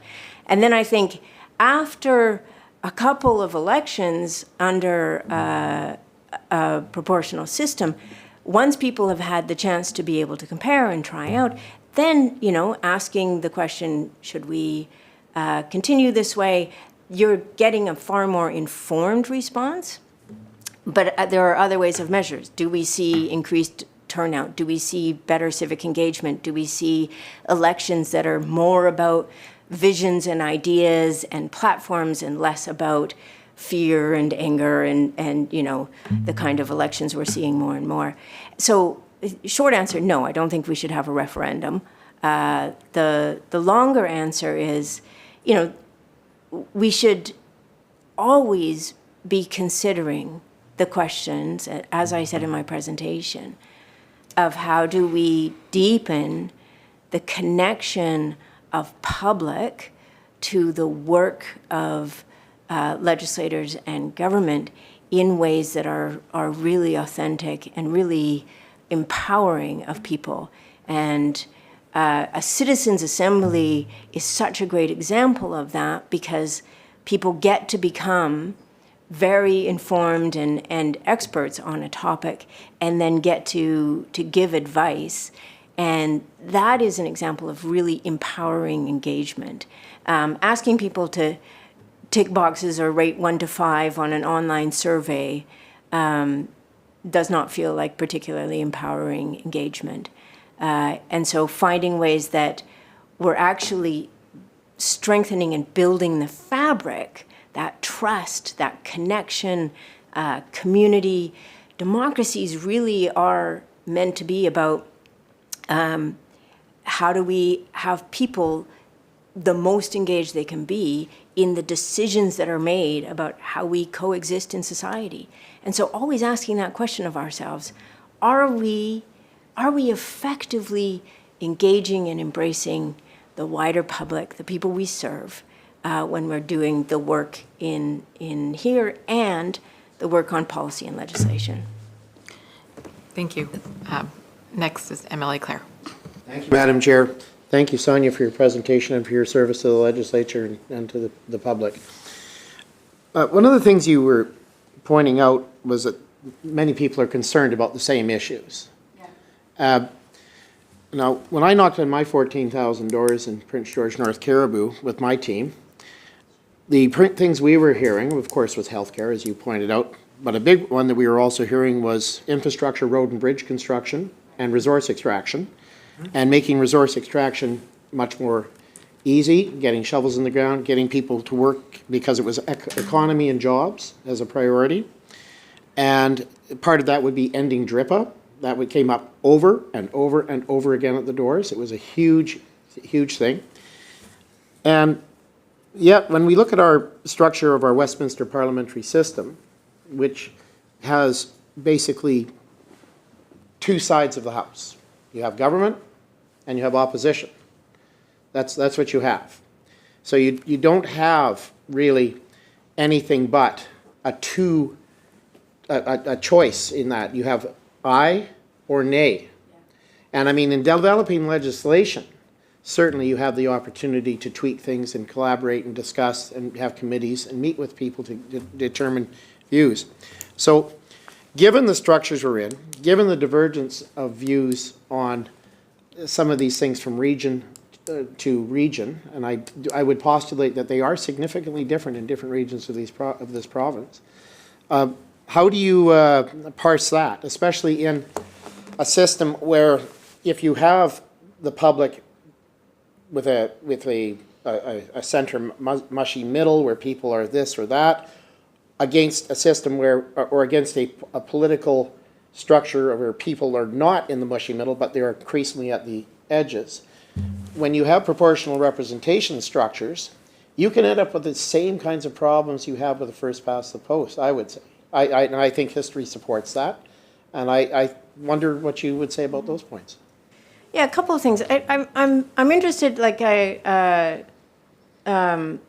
Suzanne Anton's presentation when she talked about how our economy is struggling, and when you point out that people are concerned about infrastructure, all of that is under a first past the post system. And I would take this back to the comments I made in the presentation, which is when we make big decisions and look at the bridge in what's the tunnel in The Massey Tunnel? The Massey Tunnel. So there was the BC Liberal government made the decision to replace that tunnel with a bridge. And this is such a concrete example of when we're talking about infrastructure. And then the BC NDP government came in and said, no, we're not going to do the bridge replacement. We're going to go back to expanding the tunnel. And now here we are, 8 years later, and we still have the same tunnel. We still have the same infrastructure sort of gridlock that we had 10 years ago. And so when you have more, and I'd say that our electoral system has a lot of influence on the culture of governance and the culture of how we operate in here. So if there was a requirement that there be more cooperation and collaboration across party lines, you would get less of this one party makes a decision while they're in government, the other party undoes that decision. You'd have longer-term thinking, and this is some of the research that comes from longitudinal studies of proportional governments versus first-past-the-post governments.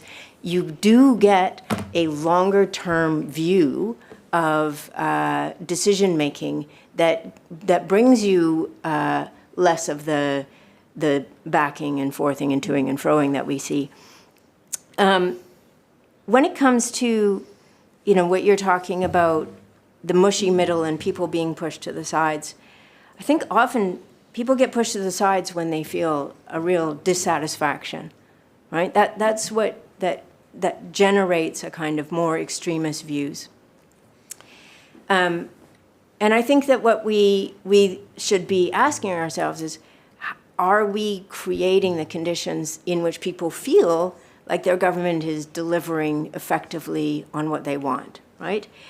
And are we creating the conditions where we can have truly informed conversations? Jodie was just talking here about misinformation and disinformation, about the communication strategies that are happening, and we get people who have algorithms that push them further and further and further into corners where they're starting to see the world from a very specific perspective. And again, I would highly recommend Anne Applebaum's book on autocracy, because she has a whole chapter on the ways in which autocratic forces are actually using media and social media to drive this kind of extremism and polarization in democratic countries like Canada. And so having forums where we can all be in spaces together, be hearing information that is reliable, that is honest, that is truthful, that can help pull people out from those edges and back to a place where we might have some disagreements on some pieces of things, but we can find a lot of consensus.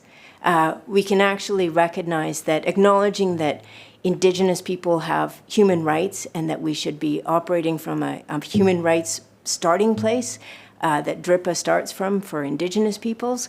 That's an important piece of who we are as a country and as a province, and we should be proud that we've made that kind of progress in our society, in our democracy, in our recognition of history, in our recognition of the harms, and in shaping together a vision for a future that ensures that our economy is actually effectively serving the communities where those resources are being extracted. From my point of view, I think when we look at the volume of extraction that's happening and the very small revenues that come to government from that extraction, mining, oil and gas, forestry combined account for less than 4% of government revenues. So, that's a question we should be really asking ourselves. Where is the wealth going? Whose hands is that wealth going into? Is it staying in communities? Is it moving out of communities? When we look at the foreign ownership of so much of the resource extraction companies that are operating in BC, we should be having serious conversations about that. How do we ensure that the benefits of our resources are first and foremost going to the communities where those resources are coming from, including Indigenous communities, but also all communities? And when you see a kind of impoverishment that's happening in areas where enormous wealth of resources are being extracted, and that happens again and again and again, and once that wealth is extracted, the mill shuts down, the mine shuts down, the mess is left for taxpayers to clean up. We have so many examples of that. We should be asking ourselves, what's wrong with this system? How do we collectively come together to make sure that we're operating far more effectively as a province and as a community? And so what happens is we get polarized. These people are against resource extraction. These people are for resource extraction. They can't talk to each other. There's no mushy middle left, and we're just going to stand in our corners and yell at each other. That doesn't serve the public or the province in the long term. It harms. And so how do we be less harmful? And one of those ways, I used to call it, everyone to the table. Let's hear from people who disagree with each other. Let's try to find that middle ground, that consensus that actually moves us to a better place. Thank you for your answer. Thank you. And we just have one final question from MLA Botterill. Great, thanks very much, Madam Chair, and thank you for the presentation. Earlier we talked about voter turnout, and of course we've had from presenters studies that show that voter turnout increases under proportional representation systems compared to first past the post. But it strikes me in listening to the presentation, the discussion, that there's another benefit. Even if turnout didn't increase, and certainly we've got studies received on this too, that the degree of polarization is reduced and the degree of collaboration is increased under proportional representation. Then we've heard from some MLAs and some presenters, oh my gosh, you can't look at Europe, you can't look because it's not the same, it's different culture and so on. So the question I have is, could you reflect on your time in the legislature, in both a majority government and in a government where the Green Caucus was in an accord with the government, and what your experience is of collaboration under those different scenarios? Yeah, thanks for the question, and I've reflected so much on this, and I'm going to give some specific examples of the 2017 to 2020 period when we were in a minority situation. And this legislature faced some pretty significant crises during that time. One being the Speaker of the Legislature released a report on the clerk, and that had some very serious allegations about wrongdoing by the clerk of this House. And as members of the legislature, and I was one of the House leaders, we had to, when there were so many times in this room was like the only time I've ever seen LAMC meetings being held with the entire press gallery at the back of this room with their cameras on. We had to navigate some very complex challenges through that time.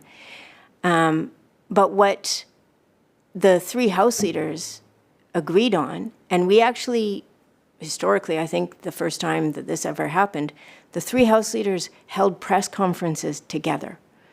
Mike Farnworth, Mary Polak, and I would stand together and hold press conferences about our commitment to protecting the integrity of this institution and to making sure that we were proceeding in a way that was as open and transparent and accountable as possible. And I think we navigated that incredibly well. And I think the benefit of that period and what you all benefit from is the extraordinary leadership of your current clerk, Kate Ryan Lloyd, who has really put the well-being of this legislature at the forefront of her work, and she's put bringing the public in at the forefront of her work, and I'm so delighted. The next crisis we faced was, well, we faced a lot of crises, but was the pandemic. So March 2020, you all remember, everything shut down. And we had a one-day legislative session in here with 12 MLAs in the chamber, all of us sitting as far apart as we possibly could. And we passed in the course of one day, $2 billion supplemental spending bill so that the province could respond to a global pandemic in effective and efficient ways. And I'm moved even thinking about it, the way that across all three party lines we stood up and spoke to our commitment to protecting the people of BC, to ensuring that healthcare workers and frontline people had the best supports they could possibly have, that we would navigate this in a way that was really putting public interest at the forefront of everything. And people at that time felt so proud of this place. And there are news stories and there's a lot of things on the record that where people express like, I'm so proud that this is how this legislature is navigating this. Look at these people working together on my behalf. And that sense of collaboration, I've talked to MLAs from both of the other parties about that. We feel really proud of that. And so that was a time, I think, and satisfaction with government at the time, people feeling like they had faith in their government, their democracy was quite high. And then we came back in a majoritarian situation where the NDP had 57% of the seats. And it was so devastating to me to see all of that foundation, that culture of collaboration and cooperation just gone. And it made me so sad that we so quickly slip back to what a first past the post system delivers, which is the game of vanquish your enemy. And there was even a conversation I had once with a minister where I was proposing that we, as a caucus, could help specifically on a topic. And he said, oh, we used to do that in the minority, but we don't collaborate or cooperate that way anymore. But we got better outcomes. We got longer lasting outcomes. We had a public who felt better about the decisions that were being made. And so, I'm one of the rare people that has existed in both of these scenarios, that sat at both of the negotiating tables after two different elections. And I am convinced that if we have an electoral system and a political culture that actually engenders the best in people, that brings out the best in people, we will do such good work. But when our political culture and our electoral system is really about winner take all, and we have a lot of winner take all in the world right now, and it's not working so great, it pulls us to our lesser angels. And I think ideally it's our better angels that should be guiding us in the work we do on behalf of the citizens that we represent. So, thank you. Thank you, Sonia. Thank you for your presentation today, for taking our questions, and for your service in this legislature and to the people of British Columbia. Thank you so much. Okay, next up, we have Jason and Jerry Song from Twin Talk Politics.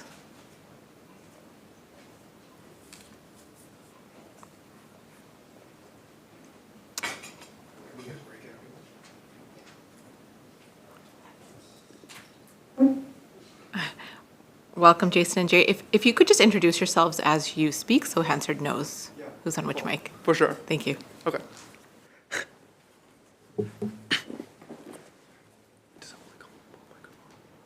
Sorry, does the volume only come from this microphone or? Okay, sounds good. For reference, I'm Jason. I'm Jerry.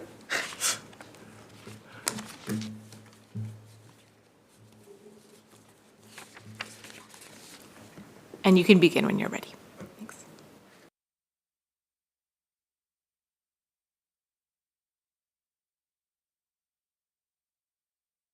In 2017, two young boys trailed behind their immigrant mother as she stepped into a polling station. Her first time voting as a Canadian citizen. That day they witnessed something sacred, democracy in motion. Hundreds of constituents lined up shoulder to shoulder, bound nothing but by a single shared belief that their voice mattered. And so the boys stood there, eyes wide, hearts full, believing that one day they too would step behind that booth and help shape the future. But 1 year passed. Then another, then another, then 6 more. No vote, no voice. Those two boys were us.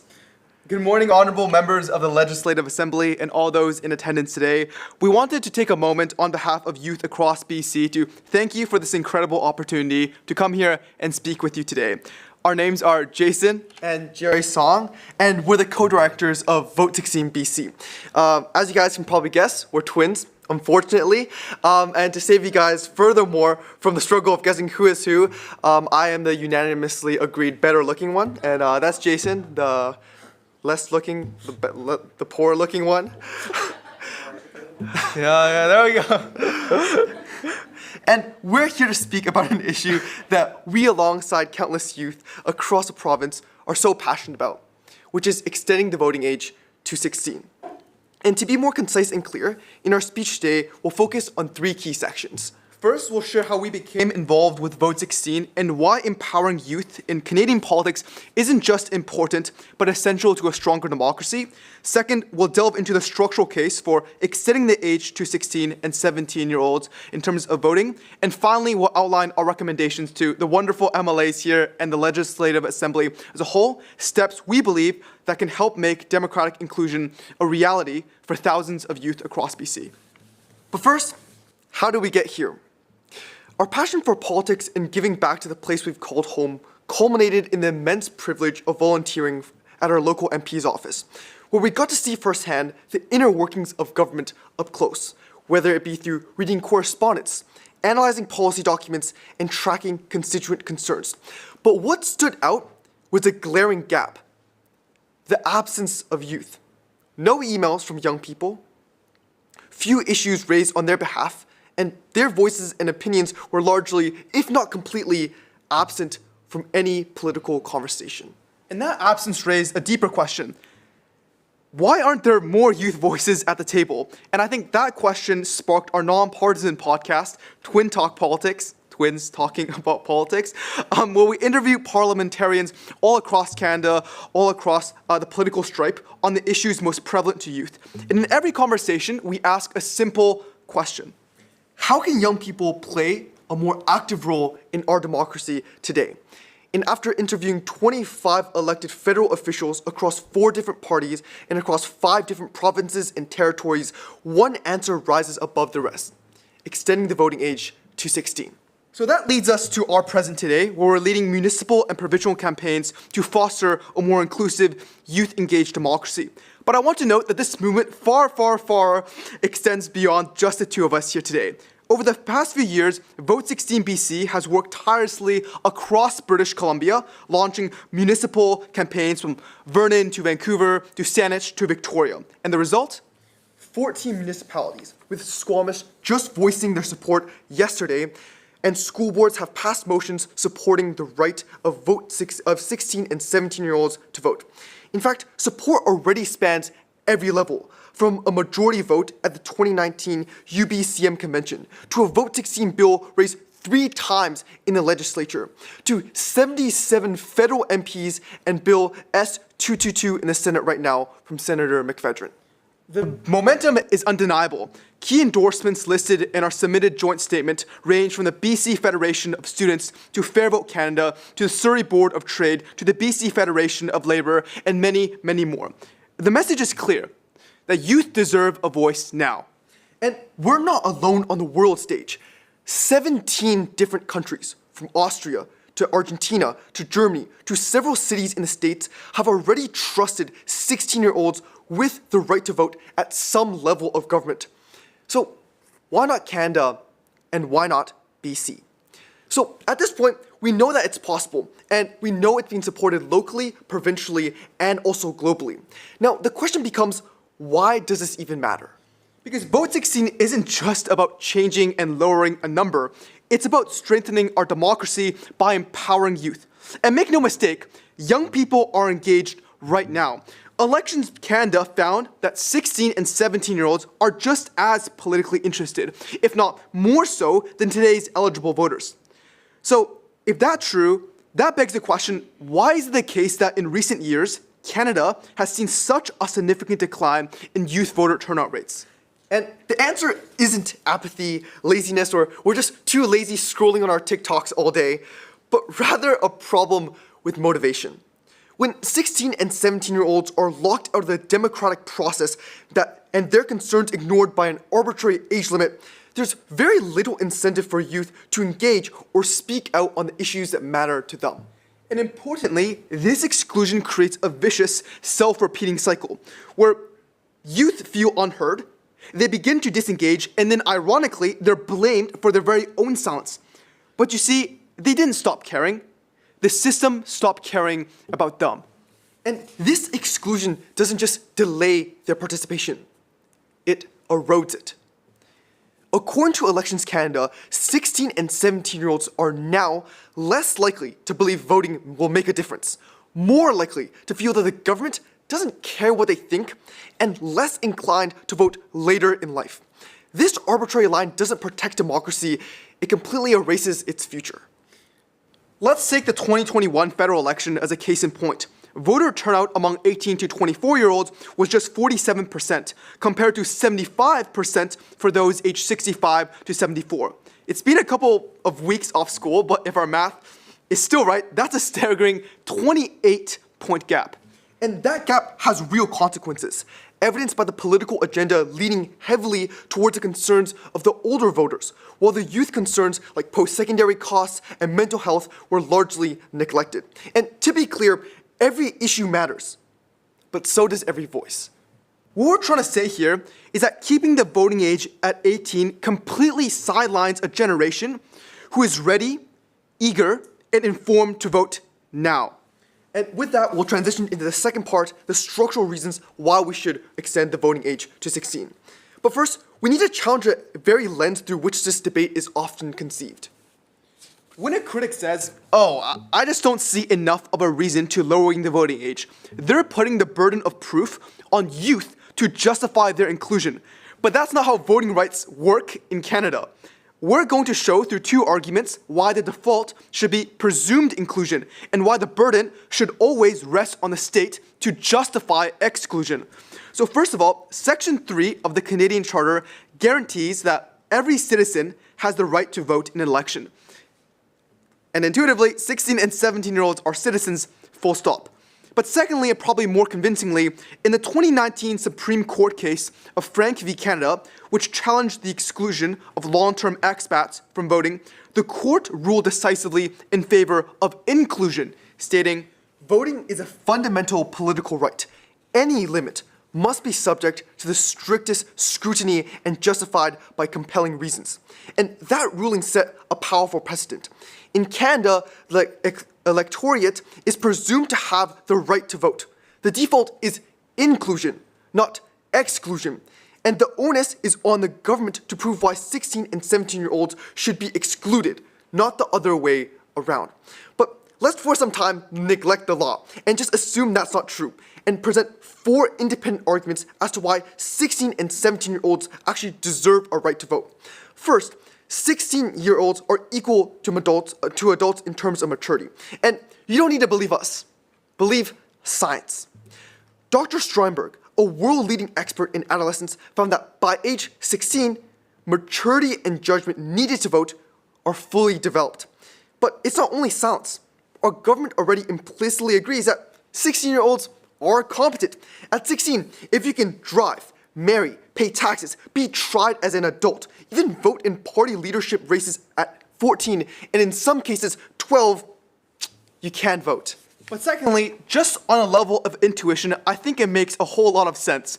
Wouldn't we all agree that people should have a say in things that affect them? Well, issues like student loans will impact us the most. Climate change will impact us the most. The housing epidemic and the evolving job market aren't just some distant issues for youth.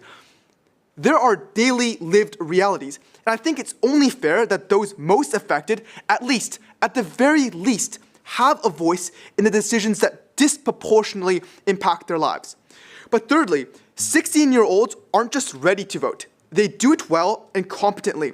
In countries like Austria, Belgium, and Germany, where the voting age is 16, research has consistently shown that youth match adults in the quality of vote, casting their ballots just as thoughtfully and independently. In fact, they often make choices that much more closely align with their values and long-term interests. I think the evidence is beyond clear. When given the chance, young voters rise to meet and often exceed the democratic standard. But fourthly, lowering the voting age to 16 strengthens democracy by amplifying youth voices and boosting total voter turnout. Let's look at our neighbors in Tacoma Park, Maryland. When the voting age became 16, turnout among the under 18-year-old voters were 4 times higher than any other voting bloc. 4 times. And this influence doesn't just stop with youth. It ripples through households and hallways alike. And there's 2 powerful domino effects that stem from vote 16. First is a trickle-up effect. When young people vote, they talk about it with their parents, with their grandparents, teachers, around the dinner table, in car rides home, and those conversations boost turnout across entire generations. But secondly, the trickle-down effect. In classrooms, lunch tables, group chats, voting becomes contagious. When youth are enfranchised, they engage their peers, inspiring even the quietest, most disengaged student to actually start paying attention and, more importantly, show up at the ballot box. And we've seen this happen before. In past student vote programs, 90% of parents said that the program gave their family more opportunities to learn about elections and politics. 58% reported a boost in their own interest in politics, and 28% admitted that their child's participation directly influenced their own decision to vote. But this impact wasn't just felt at home. 100% of teachers said that they would participate in the student vote again. And 96% said that it made them more confident in teaching government and civics. And all of this sparked by a mock ballot in a smelly old school gym. Now imagine what a real one could do when it actually decides their future. And lastly, it fosters lifelong voters. And you might have the question, why should we lower the voting age when many 18-year-olds are now not even voting? And the answer lies in the first vote effect. Those who cast a ballot in their first eligible election are dramatically more likely to become lifelong voters. At 16, youth are grounded in their communities. They actually understand the local issues and have the support networks that make those sometimes difficult voting conversations much easier. Contrast that with 18-year-olds. Many are in transition, away from home, disconnected, not even on the voting list of their new riding, and exponentially more likely not to vote in that first election, then the second, and with it, the habit of voting for life. Finally, we'd like to turn to our recommendations. We hope this committee will recommend the extension of voting rights to 16 and 17-year-olds in school trustee elections, municipal elections, and ultimately provincial elections. However, we want to take a step back and, in all honesty, recognize that immediately extending the voting age to 16 at the provincial level may feel like a leap for some citizens who may still remain skeptical. While full provincial enfranchisement remains our long-term vision, we believe that meaningful change can actually begin at a smaller scale.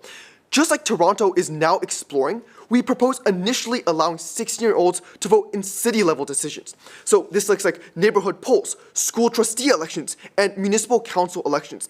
And as communities witness and grow comfortable with youth participation, expanding this right provincial-wide will not only become feasible, but I think inevitable.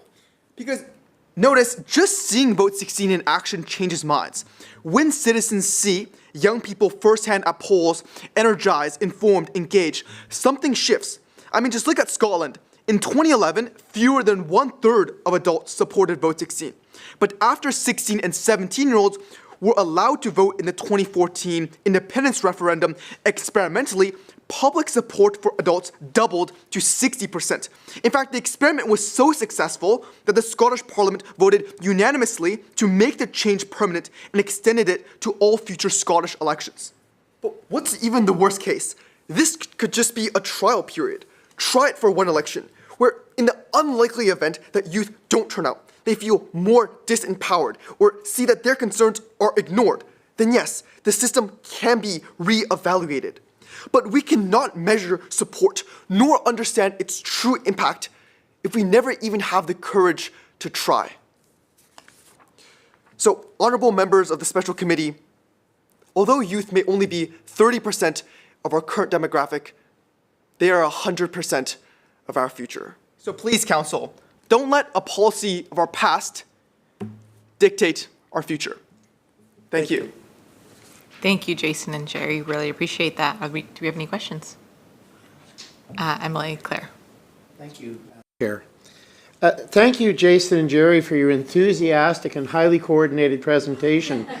I've seen many presentations from young people in my time as a post-secondary educator, and I've got to say it's nice to see one, it's refreshing to see one that's so well prepared.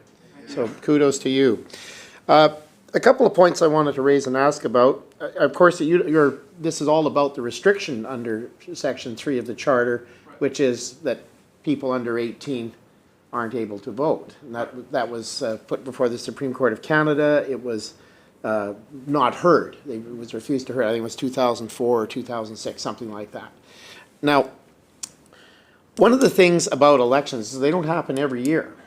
And even were the electoral age lowered to 16, it might well be a 4-year gap before someone who is 16 in the year of an election, assuming before the election, they wouldn't be voting until they were 20 anyway. And that would be the case for most people who are 16. And what do you say to that? I mean, it's the same with any age level, that there's this distance between elections. And of course, there are staggered things like some municipal and regional district and school district and all this. Sometimes these are staggered, sometimes they're not. Like we recently had some issues where, because of how our structure works, in which you can call an election at any time in our Westminster parliamentary system, fixed election dates aren't really a real thing. That's more of an imitation of an American-style system, which this is not. So anyway, I just wondered what your comments were on that. Yeah, and I'll address them to Jason or Jerry. Thank you. Thank you for that great question. Yeah, as you said in your comment as well, obviously, like, it's not up to our control, and obviously if you're 18, you might have to wait 4 years until you vote again. But as we sort of stated in our speech towards the end, we wanted to outline again what the first vote effect does and why it's so important, as Jerry said, why voting at 16 is so exponentially more better than voting at 18. Because when you're at 16, you're much more likely to be in your home community, and then what that means is that you have support networks like parents, teachers to talk to. And what that conclusion of the argument is that you're much more likely to vote when you're 16 compared to 18. When you don't vote in that first election, you're unlikely going to keep voting in future elections. And I want to supplement this with some material that we have.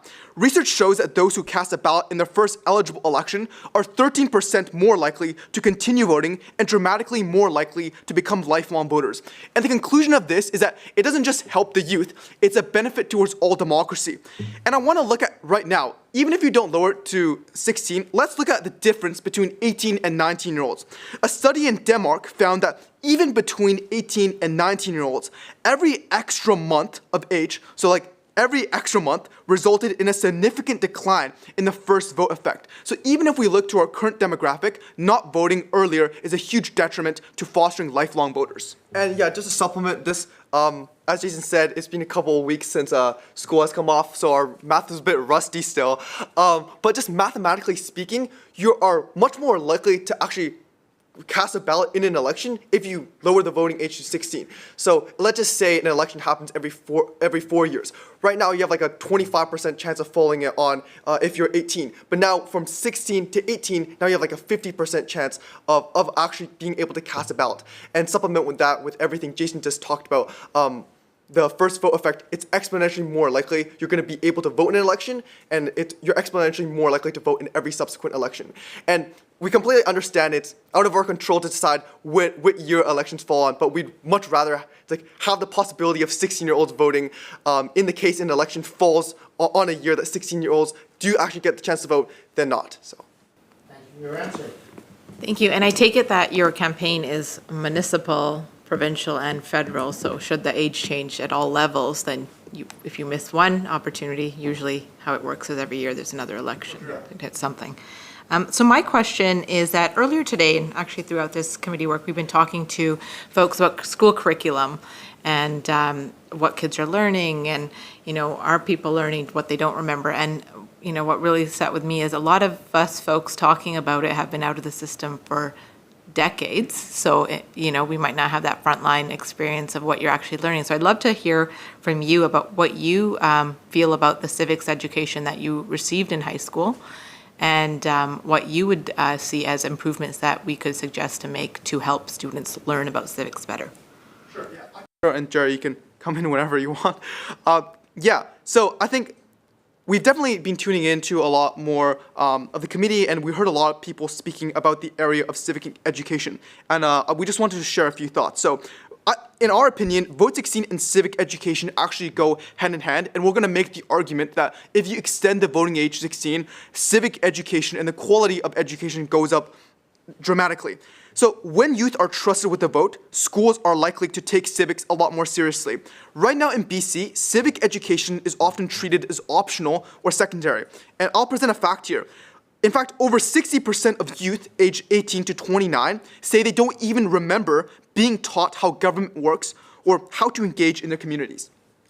And lowering the voting age completely changes that, because suddenly students are no longer part of the future voters and think that, I'm not going to be voting, so why should I even listen to any of the content that happens?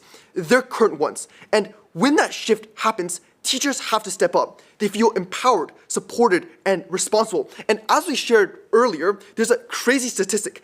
96% of teachers said it made them more confident teaching civics and government when their students could actually cast a vote. And remember, that vote was just a fake vote. That didn't actually contribute to anything. So that's just a crazy statistic, just to put into perspective how important just teachers seeing that the students are actually voting in real life can make. And we've seen this work elsewhere as well. In Austria, after the voting age was lowered to 16, and schools responded with a lot more structured, rigorous civic education. So teachers reported greater motivation and a stronger sense of duty to actually prepare their students for participation in democracy. And just through tuning in to other conversations that the committee has hosted before, we know one of the major arguments questions about civic education is how do we ensure that we get rid of the biases that teachers can implicitly project onto students. But the truth is, teachers in BC are already obligated to remain nonpartisan.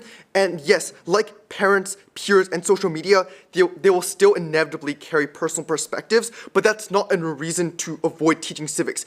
And I would often say it's a reason to do it better, because in fact, the very nature of teaching them about civics makes them less prone to the misinformation or the personal biases that may come off implicitly, when the content literally being taught them is how to effectively discern between real and fake news or biases and whatnot. And I think for what content is being taught, I think this committee provides a perfect blueprint for this, people across different political lines, setting aside partisanship, bringing in experts, and working together to determine what is a most effective curriculum for students of all ages. I think that's a model we should probably see in classrooms, and Vote 16 is definitely the catalyst to make it all happen. Thank you. MLA Botterall. Thanks, Madam Chair, and thank you for your presentation. I want to circle back to and follow up on a question my colleague MLA Claire raised and you discussed. And you'd mentioned in your presentation the idea of phasing it in.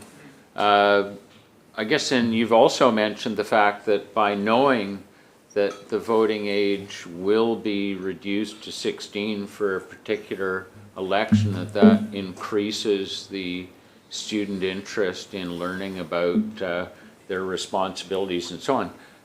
So I just wanted to understand what your thoughts are on another scenario, which is the committee could recommend that we move the age to 16 for all future elections, whether they're local or provincial, and in doing so, the first opportunity of students to or 16-year-olds to vote would be in next year's 2026 local government elections, and then the provincial and so on. And so, what do you think of that approach, given the importance of civics in preparation for that? Sure. Yeah. Thank you for that question. Yeah, as we as we stated in our presentation, obviously the big goal, obviously, and the most wonderful outcome would be to extend the voting age to 16 and 17-year-olds in all levels of government. So that's municipal, local and provincial. But sort of the facet that we had there was we understand that it's a very contentious issue, as we've seen in all levels of government, and we understand that, you know, constituents and citizens might be very opposed to it. So the progress of, if we were just to say, let's lower it at all levels of government, might face a huge amount of backlash. That's why we think if, you know, there is a huge amount of backlash, we think it actually might be more feasible and more realistic to start off with more local elections, and for constituents and people to see that, you know, youth are engaged, they're willing to vote, they're informed to vote, and then using that support, build that up to, you know, provincial and also federal. But if we want to start provincial and federal, that would also be amazing. You don't have anything to say? We're not making recommendations to the federal government yet. Yeah, for sure. But I guess we could. I don't know. Our terms of reference are pretty broad. But we could recommend, for example, legislation that would reduce the voting age to 16 and 17 for the next local elections, and then we could make the decision to expand it subject to a review afterwards. But we could put in the legislation, just like you said, who's got the onus, where we say it will proceed provincially unless the government decides not to. So then people, the onus is to demonstrate why not to do it. So. Yeah, that would be wonderful, yeah.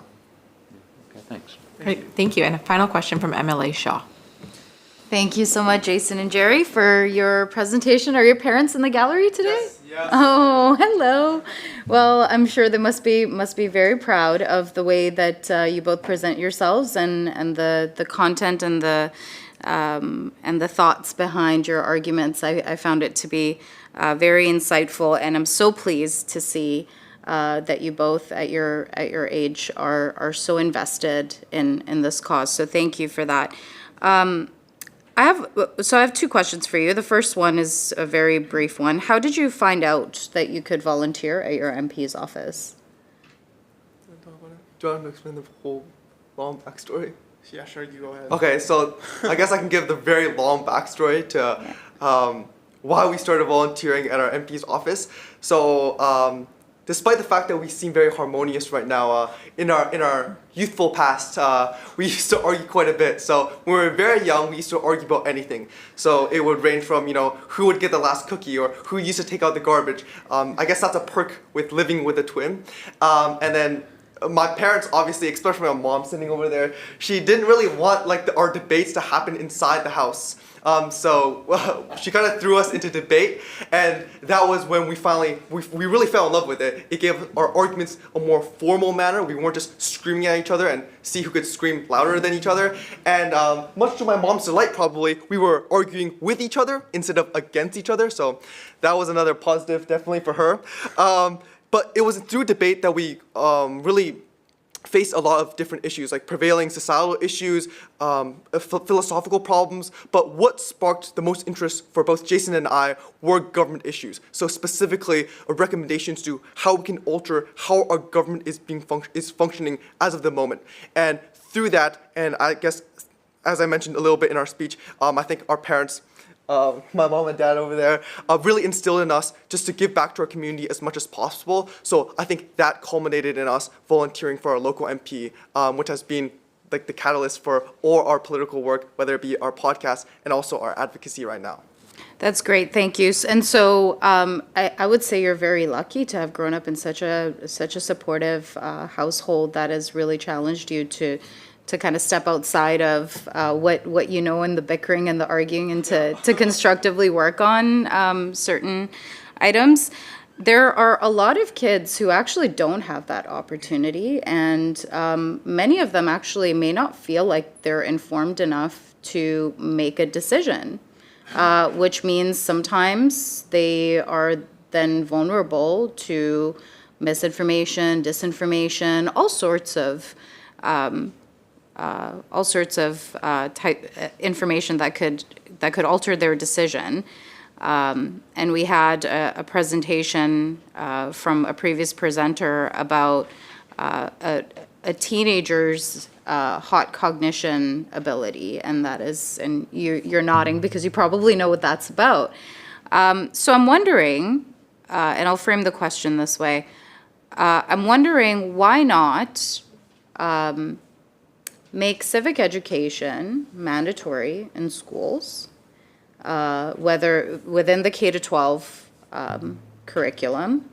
And then once that's done and students have the opportunity to be able to learn about or acquire various different types of competency, including critical learning skills, the types of deliberation skills that you both have, and the debating skills you both have, so that they can get into a ballot box or ballot booth with confidence and feel like they can do that? Or do you think that youth 16 years old and up already have that?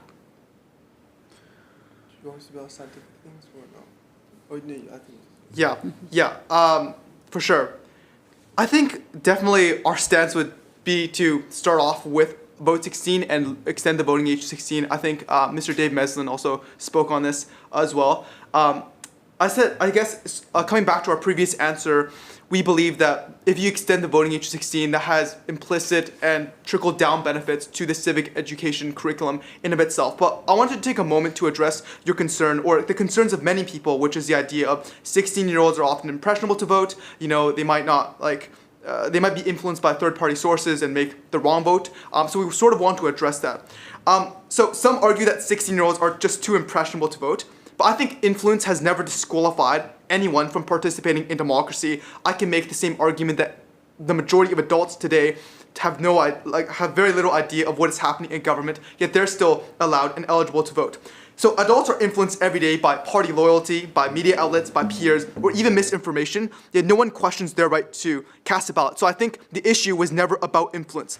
And I think the myth that young people are less informed just simply doesn't hold today. And I would just say, just because I think we would consider most youth to be grown up as like digital natives almost. We are raised in an environment that's so saturated with information and misinformation on the other hand. And contrary to many stereotypes, I think we're very adept at navigating it. In fact, the statistic is adults over 65 are nearly 7 times more likely to share false political content than young people online. Meanwhile, over half of young Canadians, so age 18 to 29, are discussing politics regularly through text, social media, and by following politicians online. And no more than 40% of older Canadians are doing any of these things. Yeah, I think even offline, if you're talking about offline, I think, as we said in our discussion today, youth are very much engaged. So even offline, 70% of youth report engaging in political conversations. And I think if you want to talk about influence, and if influence and impressionability is the metric by which you qualify or disqualify voters, 77% of adults vote the same as their spouse. I think following that line of logic, we would ban them too. And even if we take up the argument of competency and everything I said, I think that raises the question, if it is a case that we do care about competency, we do care about how much knowledge they know about the world, we must be prepared to ask, are we willing to make every voter who go to the ballot box, are we willing to make them sit down and take a test to prove they're not influenced by their spouse, that they have their own rational decision, that they know what minister is in charge of what department? Obviously not, right? Because that's not how democracy works, and I don't think it should be any different from young people. And just to finally just add something, I don't think there is necessarily a wrong vote, so. Thank you. Thank you. I'm certainly not suggesting that youth are not informed, nor am I suggesting that impressionability should be the metric by which you measure who should be allowed to vote. Because I agree with you. There's a lot of adults that are quite impressionable. So I just want to correct the record for that. But thank you. Thank you, Jason and Jerry. Really appreciate your time this morning and for being flexible with our timing this morning as well. So thank you again for taking the time. Thank you guys so much. Yeah. We're going to take a very short break till 11:15.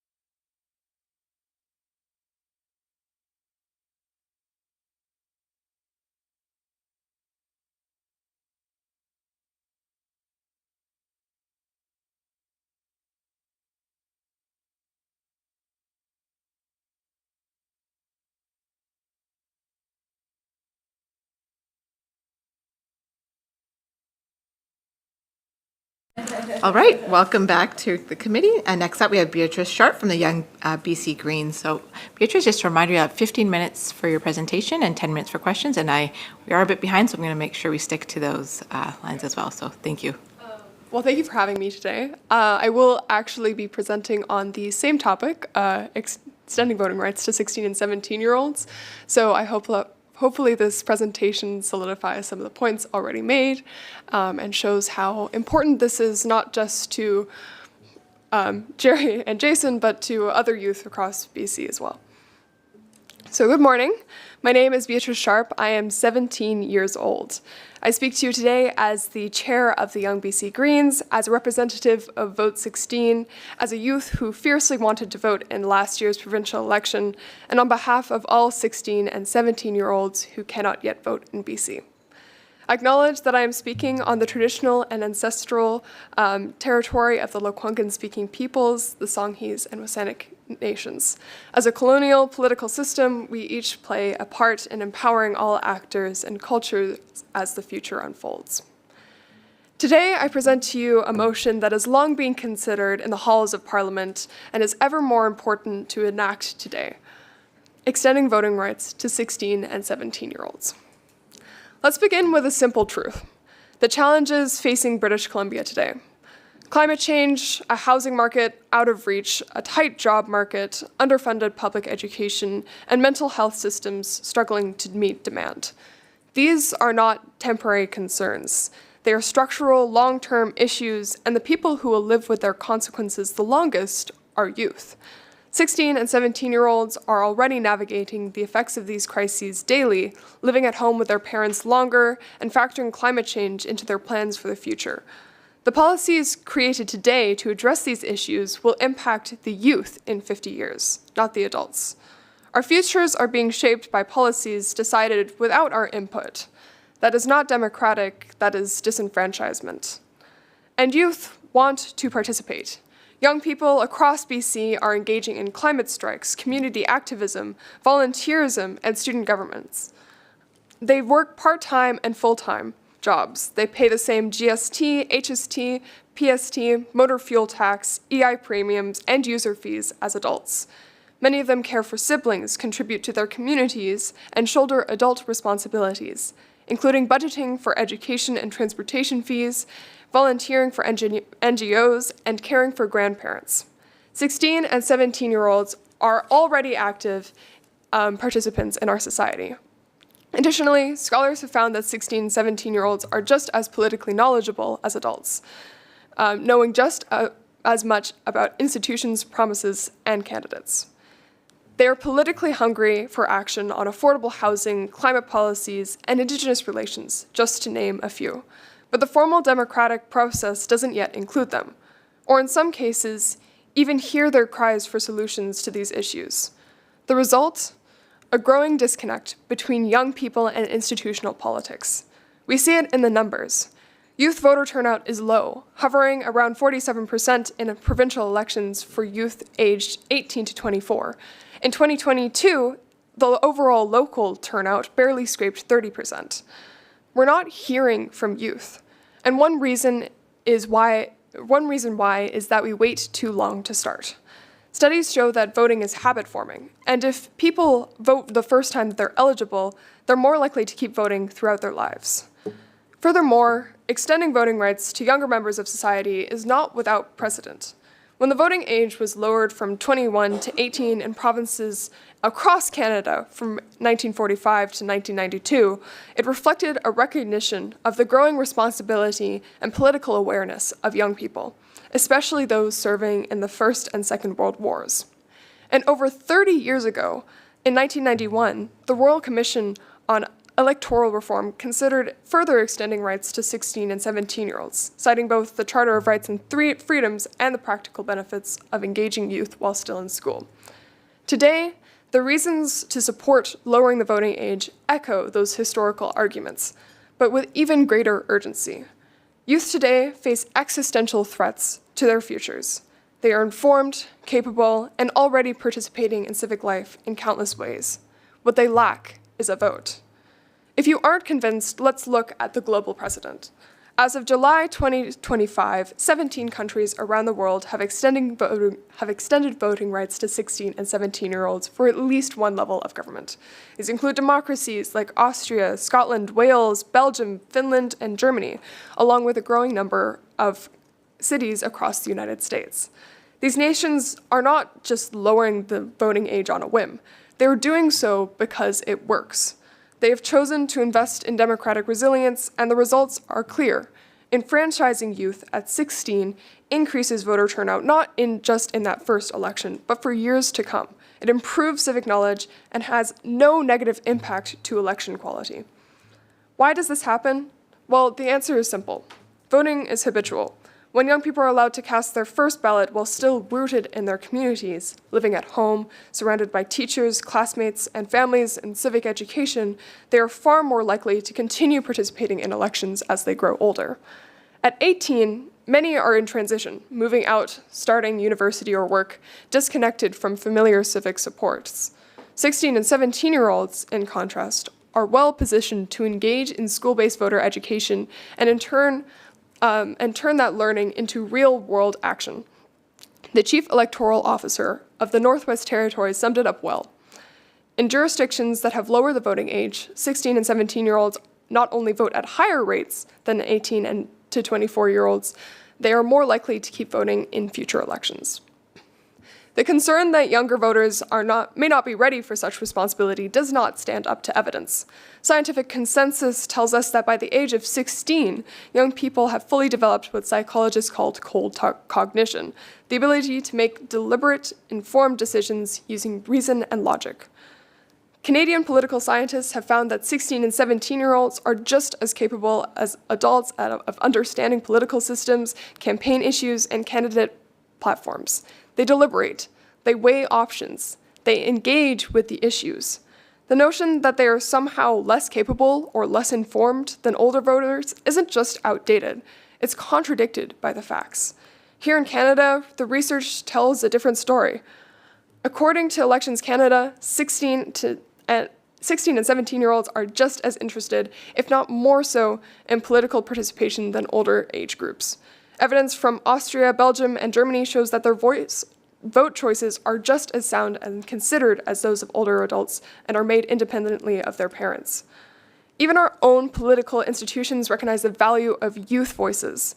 In British Columbia, the BC NDP, Conservatives, and Greens already allow teenagers to vote in leadership elections and on party direction. The BC NDP allows voting membership from age 12, the BC Greens and Conservatives from age 14. If political parties trust young people to help shape their internal governments, why should our democratic system deny them a role in shaping our province? This isn't just about developmental capacity, it's also about civic readiness. As most online generation, 16 and 17-year-olds are exposed to more information more quickly than any previous generation. But this means that they are also taught to fact-check, to question, to engage. They are participating in school debates, climate movements, and civic volunteering. They are forming opinions based on lived experiences and future stakes. When we exclude them from voting, we are not protecting democracy, we are limiting it. The foundation of any healthy democracy is that those who are impacted by decisions should have a voice in making them. If we trust young people enough to drive, work, and contribute to civic life, surely we can trust them to vote. Extending the right to vote in British Columbia to 16 and 17-year-olds would not only empower a generation, it would strengthen our democracy, making it more inclusive, representative, and forward-looking. I urge you to consider what it means to build a democracy that reflects the voices of all who are impacted by its choices, the people who will be more impacted by the affordability and climate crisis than any other generation in this room.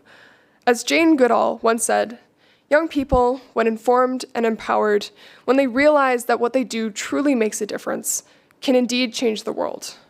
Indeed, young British Columbians are not just preparing to lead in the future, they are ready to participate today. So why continue to deny them a voice? When young people show up ready to contribute to democracy, the job isn't to block the door, it's to open it. Thank you. Thank you, Beatrice. Are there any questions? Deputy Chair. Thank you, Madam Chair. Thanks for your presentation. I was 18 when I voted for the first time federally, and I've never missed either a federal or provincial election in my lifetime, so I appreciate your passion. Do you think that voting should be mandatory? Mandatory voting is a different concern to what I'm talking about today.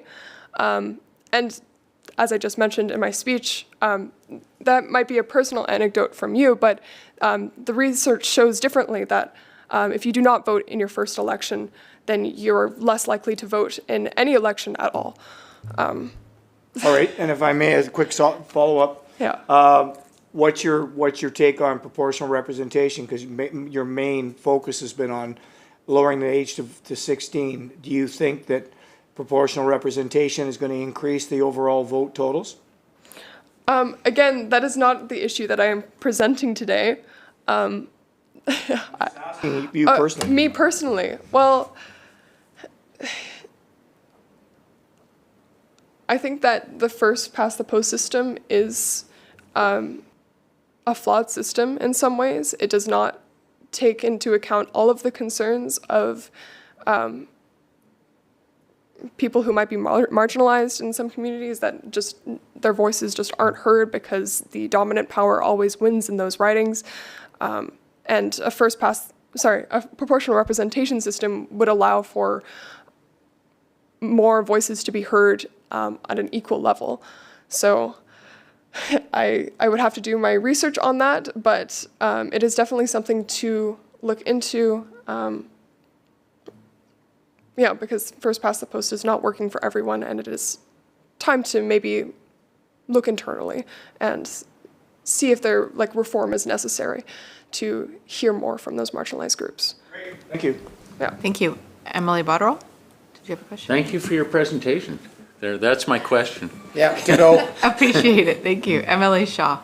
Thank you for your presentation, Beatrice. I have to say you're very eloquent in your arguments, and especially your current involvement in a political party, and that is what my question is related to, is in your experience as a young BC Green, have you seen any particular trend of youth either becoming more involved or maybe not becoming more involved in your young BC Greens, group?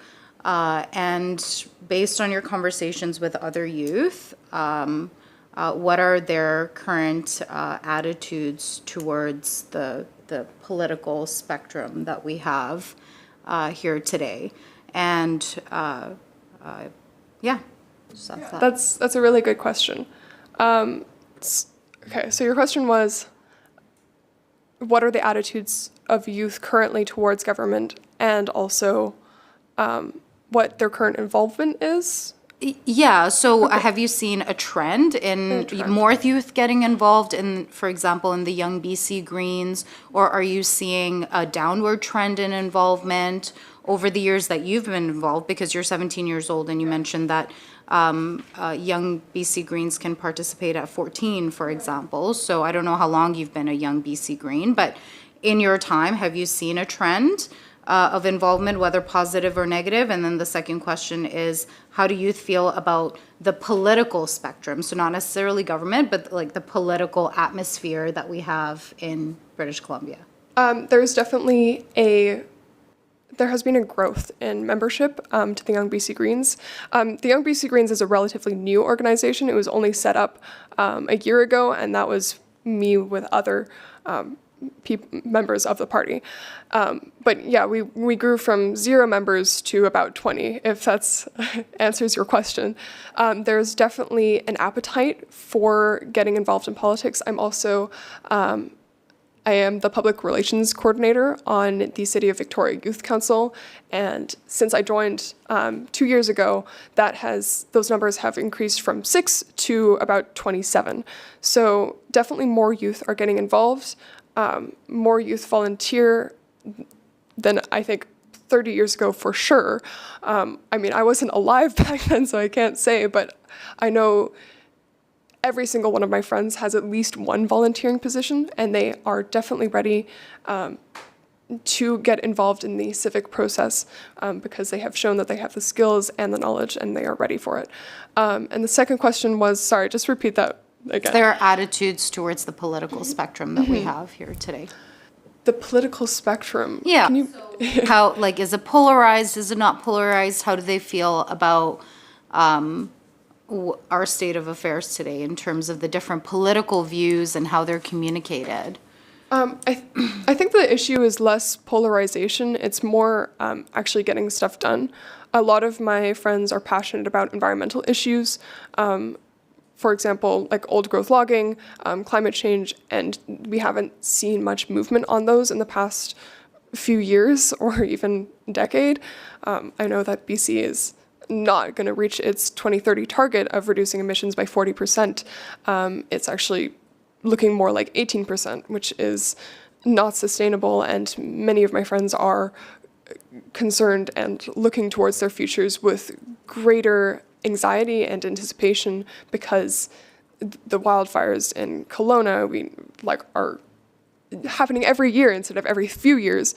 And while they are a natural occurrence, it is terrifying to watch the province that we want to grow up in and raise a family in quite literally burn in flames. So we would like to see more action taken, and that starts with giving the youth a voice and allowing them to vote in municipal, but also provincial elections. Great, thank you. Thank you. And I just have a quick question for you as well. What, being a high school student, I take it, what do you have to say about like the level of civics education that you've experienced and that you seen throughout your education career? So this is something that I'm very passionate about. I actually recently just graduated high school, but I think there is definitely a need for civics education. Not that youth are not ready to vote today. I think they're just as capable as adults, but it definitely, there needs to be more of a presence of local governments and also like actually telling kids how to do their taxes properly. Currently, taxes are only a part of a specific foundations course, which is math. That's Foundations 12, I believe. So even if you take Foundations 11, you're still not learning how to do taxes. And I know this is like kind of a tangent, but I think that like we go and we graduate high school without really knowing what the adult world is actually like. And, you know, high school is about preparing us for, to be able to be ready for adult life with a base level of education, but we aren't even like taught about taxes. I only know about political systems and institutions of government from taking AP Comparative Government in grade 10, and our career life education course, which would be our civics course, just doesn't cover those things. They do a very short project on budgeting, and that is about as much as we get about civic life and engagement. So to answer your question, there does need to be a more mandatory presence in high schools, and that would make for much better and well-rounded citizens graduating high school. And did you ever participate in the student votes campaigns that we've heard Yes, about? I did, Okay. yeah. Every single one, it's actually mandatory at my school. Well, is it? No, it's not mandatory at my school, but it is highly encouraged, and many people do participate. And it does show that like the student body doesn't favor any one political party, because I know a lot of the concerns are that if youth start to vote, then there'll be a lot more left-leaning, but that's actually not the case. We had a variety of votes from across the political spectrum. Anyway. Great. Thank you so much, Beatrice, for your presentation today. As MLA Shaw said, you're very eloquent in your answering our questions and in your presentation, and we really appreciate the involvement of youth in this process. All right, well, thank you so much. Yeah, Thank it you. was an honor to be here today to present to all of you. I hope you take my words into consideration and you, make a statement to the general MLA caucus. Thank you. Thank you. Next up, we have Bill Darnell.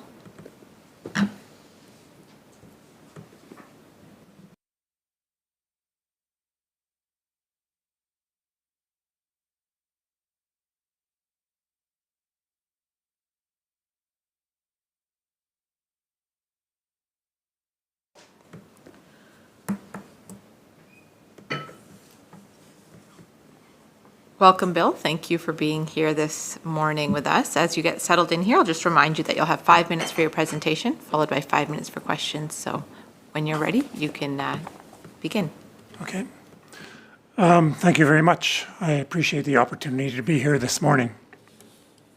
So Chairperson, committee members, thank you for the opportunity to appear before you today. Also, thank you for your efforts, your attention, and your willingness to be part of this effort to improve the way we make decisions together. Earlier in my life, I was an elected school trustee in Vancouver. It gave me an insight and appreciation for the efforts, energy, and commitment you bring to your lives of public service as MLAs. We have come together to listen to each other, to determine how we can improve the way we elect our representatives. As we've heard earlier today, our world is rapidly changing. We need to change the way we elect our representatives in response to these new circumstances. We need the experience and the abilities of all to make the best choices. We must invite every voice into the circle so that we make the best decisions. Then we can take the most appropriate actions for ourselves, for our future generations, and for our more than human kin. Our present electoral process is not sufficient for our present and future circumstances. I spent much of my working life as an educator with adults, youth, and children. Successful learning required that a large part of my time was listening to all the voices so that everyone agreed that they had their share of the available resources that were needed for their success. When everyone was heard, which takes a long time, I'm sure you're aware of, the path ahead was clear and obvious for all of us. People didn't need to be persuaded or sold on the outcomes. They had participated and understood the decisions and supported the actions required. We need an electoral process that understands everyone's voice is important and ensures that everyone's voice is heard. We need a cooperative, not an adversarial approach to electing our representatives. The present first-past-the-post and ranked ballot systems result in a winner-take-all decision that perpetuates a polarized two-party system. Losers withdraw. They see that their vote didn't count. Cooperation and participation by the whole community is lost. We are one of the few industrialized countries that does not have a proportional representation where all parties negotiate the actions society requires. In fact, we are here today in this review process because of negotiations between two political parties. We do not need a referendum on electoral reform. British Columbians have already voted in favor of electoral reform. What we need is action. British Columbians are worried as our social and environmental conditions deteriorate. The next 5 years is the time to act. The present electoral process discourages my children's participation in the electoral system. We all have young ones in our lives. Our young people often end up voting on what they are against, what they fear. They often don't vote for what they think would be best for them, their future, and their community. It's a discouraging process. After a series of disappointments, voting statistics show that my children's generation is withdrawing from the process and its negative emotions. This discouragement is passed on to my grandchildren's generation. I shouldn't be telling them to suck it up and hang in there. We should be celebrating that their vote counted in any election outcome. On behalf of my generation, my children's generation, and the following generations, I urge you to be courageous. Be courageous future ancestors. Recommend adopting a system of proportional representation for British Columbians. Let us listen to each other and work together for a livable future. in conclusion, I would just like to say that what I hear in my presentation was echoed by what I'd heard earlier. I think there is a willingness among the citizens of British Columbia for change. So thank you very much for this opportunity to appear. Thank you so much, Bill. Are there any questions from the committee? Deputy Chair. Thank you, Madam Chair. Thanks, Bill, for your presentation. We've asked many of our presenters the same question. If we were to look at proportional representation, do you have any particular type that you prefer? I don't. I think it has to be a true proportional representation. I think, I was around when the original Citizens Committee did that long deliberations, and I haven't done all the research that would be necessary. I trust that the citizens and their representatives could come up with a system that would allow everyone to see that their vote has in fact counted, and that it would require, as we often see now, sometimes negotiations between the parties to put together the best interest of the whole community. Can I ask a supplement question? This is going to be the second part of our mandate, but I'll ask you this question. Do you have faith in our election integrity? I do. I've been on the scrutineering side. I have been involved in working in elections, and I see how diligent and how hard those people work, and how carefully it's been thought out. I have faith in the system. Appreciate that. Thank you. Thank you, Bill. I don't see any further questions, but thank you so much for being here this morning and for taking time to present to our committee. Thank you very much. Thank you. Next up, we have Patricia Lane McClure.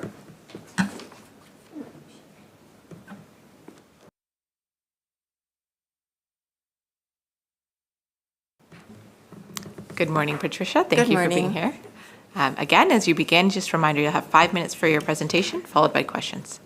Thank you very much, members of the committee. I'm a lawyer, and I'm also a journalist, and I'm also a mom. And today I'm here for my son. He's in his early 30s, and when he was preparing for his first election that he was eligible to vote for, he told me and my husband that he did not intend to vote. We were gobsmacked. And it turned out he'd been spending a lot of time with friends whose parents tend to vote right of center.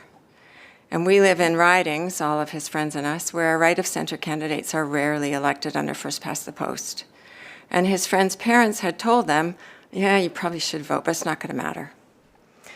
And I contrast that with the attitude of his Irish cousins, who were excited when they came up to their first election because they knew that their vote was very likely to shape the future of Irish politics. They found our first past the post system very difficult to understand. Now, they're no dumber or smarter than my own kid, but they couldn't understand how there could be a system that would disenfranchise so many people. And we found their system, the single transferable vote, very easy to understand, and we're no dumber or smarter than most British Columbians. So from my perspective, it's all a question of what you get used to. As a result of the conversations in our house, I began to think, well, why don't we have proportional representation? Most industrialized countries do. And my research took me to the end of the First World War. And at that time, the Allies imposed PR, modern PR, on the vanquished countries because they didn't want fascism to rise to govern the world again. And I understand from past remarks this morning that you've been told not to think about what goes on in Europe. It's the same, it's different cultures. You know, really, we're the only, I think there's only about 6 countries in the world that still have first past the post. We can't be that different. And I know we're not that different than my Irish nieces and nephews. So what happened after the Second World War was that the Allies required the vanquished countries to adopt PR, and they did not require that of their own countries. Why not? Well, there were two reasons for that. One was that we had just fought a war against fascism, and they couldn't imagine that people would vote for it. But there's a second, more human reason. I sat on the board of Coast Capital Savings for 10 years. Coast Capital is the third largest credit union in the country and the second largest in the province. And one of the reasons it's big is because we oversaw a lot of mergers. And it was axiomatic that didn't matter how good the merger was for either credit union or the community, if you didn't sort out who was going to be the CEO and on the board, it was going to get stopped. So as we got better at doing mergers, we learned to deal with that problem right up front. And I understand that Fair Vote has proposed a system, or will propose a system to you, that will allow MLAs at least as good a chance of getting reelected as they would have under first past the post. And I would strongly encourage you to consider that, because otherwise it's a poison pill. You might be prepared to give up your seats for the good of the whole, and good for you, but some of your fellow MLAs will not be able to think about doing that. I'm very interested in efforts to block fascism. It's a strong through line in the culture of my family.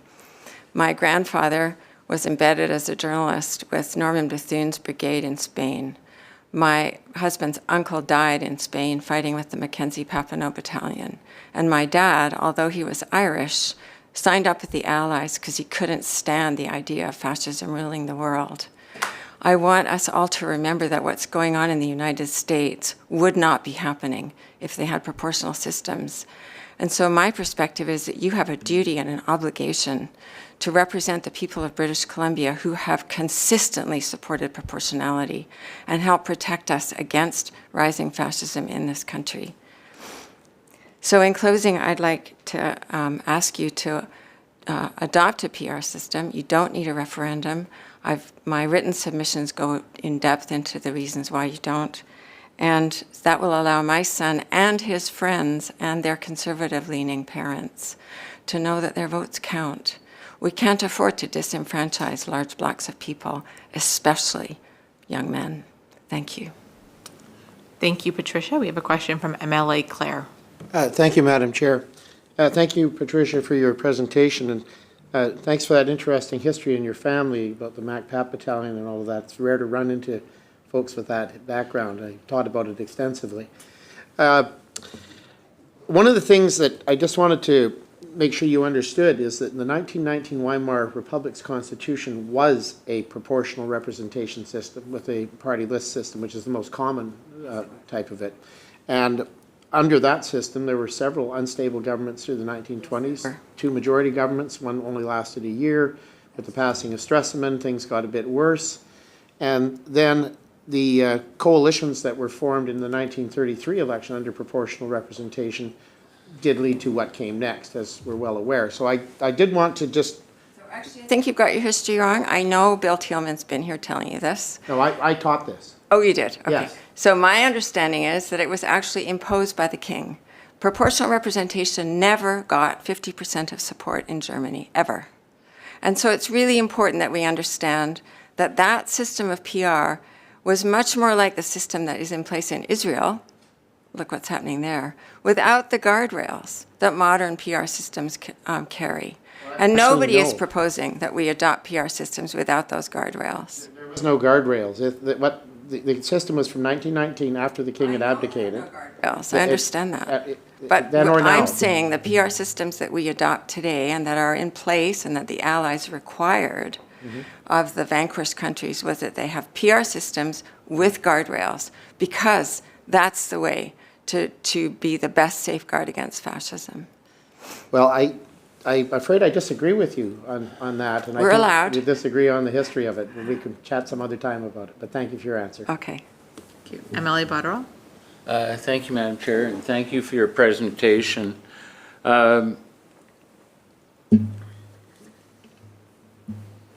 When you look to the future and compare it to other jurisdictions and approaching it with PR in this part of the world, You mentioned, you know, the idea of proceeding and proceeding now, and how would you see that unfolding over the next, say, couple of years? Would you see proportional representation being in place for the next election? That's what I would recommend. You have the legislative authority to do that. You don't need to have a referendum.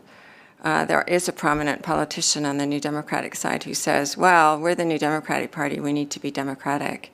My written submission argues very strongly, and I hope persuasively, that referendum are in fact not democratic. 49.5% of the British Columbia population are functionally illiterate. They can't be expected to understand how to vote in a referendum, especially the kind that we had the last time. So if you need more cover, which is really what we're talking about, if you don't have the courage to do what you have the legislative authority to do, and I say the obligation, because the polling consistently supports proportionality amongst the British Columbia public. After the last referendum, exit polls interviewed people and they still wanted proportionality. They were voting against the particular system that had been put in front of them, or they were saying they didn't understand it. But if you require more cover, and of course politicians sometimes do, then a citizens' assembly is the way to do it. But be careful. Make the citizens' assembly recommendations binding, require supermajority perhaps, make it binding, and then test it after 2 cycles if you must. There's never been, as far as I know, a return to first past the post after a country's gone into proportional systems. So that's why I'm confident in saying go ahead and test it, because the experience is that people really like having their vote count. Great. Thank you so much, Patricia, for being here this morning with us. Really appreciate your time. Thank you. Next up, we have Naomi Devine.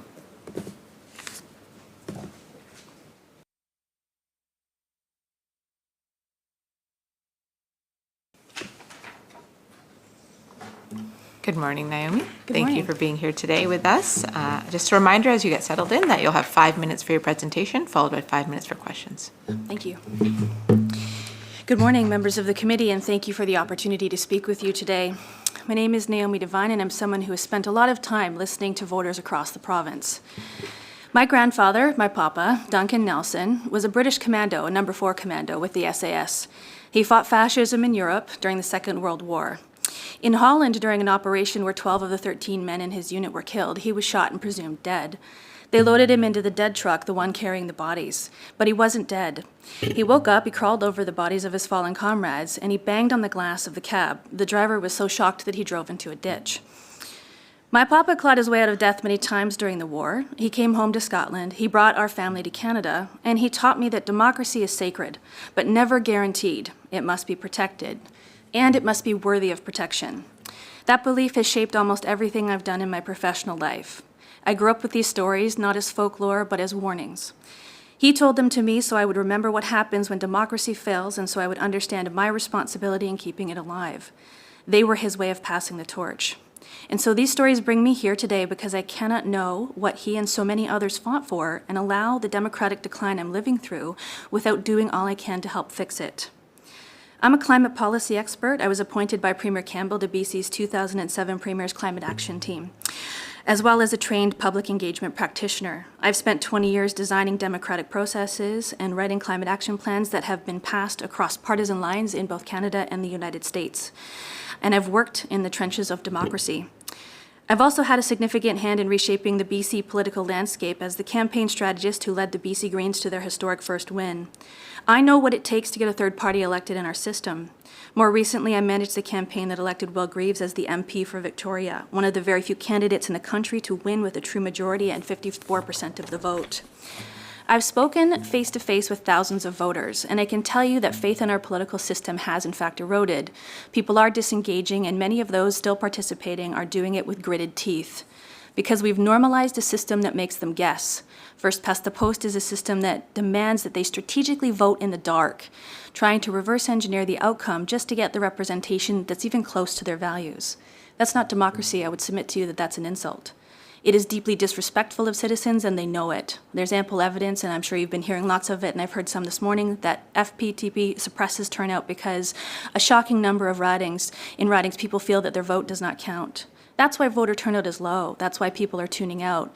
In Victoria, of course, we saw a small bump in the last election, the federal one, but we needed the looming shadow of fascism to the south just to accomplish that. There is already enough erosion of trust in our institutions, and we do not need to compound it by forcing people to participate further in a system that is entirely broken and clearly doesn't work. And let's be honest, most Canadians have never voted in an election at any level that uses proportional representation. They don't know what it feels like to have a vote that actually counts. They've just been told this is just how it works. And in the last referendum on proportional representation in this province, they were cynically told by the no side that the reform will in fact bring Nazis. That's not just false, it's offensive. It doesn't have to be this way, though. We could have a system that reflects who we are, where votes lead to power, not frustration, where elections build trust and greater turnout. And we almost had that. 20 years ago, BC led the world. The 2004 Citizens' Assembly was democratic innovation at its finest. British Columbians studied the options. They heard from the public, and they recommended STV. In 2005, 58% of British Columbians voted yes for that, but a government elected with only 47% said no. And in 2018, we were handed a deliberately confusing referendum, so poorly communicated it felt designed to fail. And there's a reason that lobbyists love it when things are confusing. It drives people out, it erodes trust, and it gives them the outcome that they want.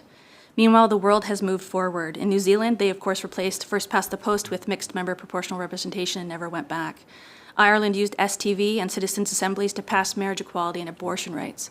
France used a citizens' climate convention to shape national policy, and I could go on. No country that has adopted proportional representation has ever gone back, because people trust the reforms that they help shape. And once they see how it works, how all votes count, they don't want to give that up, because democratic innovation is contagious, and because what starts in one place spreads, and it started here. So why can't BC benefit from what it gave to the world? Are we afraid of the very innovation that we exported? BC sparked a global movement and then stopped short, but that was a mistake, and it doesn't have to be our legacy. This is our moment of choice. We can continue defending a system that insults voters and erodes trust, or we can lead again. We can invite British Columbians back into democracy in a meaningful way and let them shape what comes next. My papa believed in protecting democracy, so much so that he was willing to give his life for it, and he wanted me to help make it better. So that belief lives in me, and it brought me here.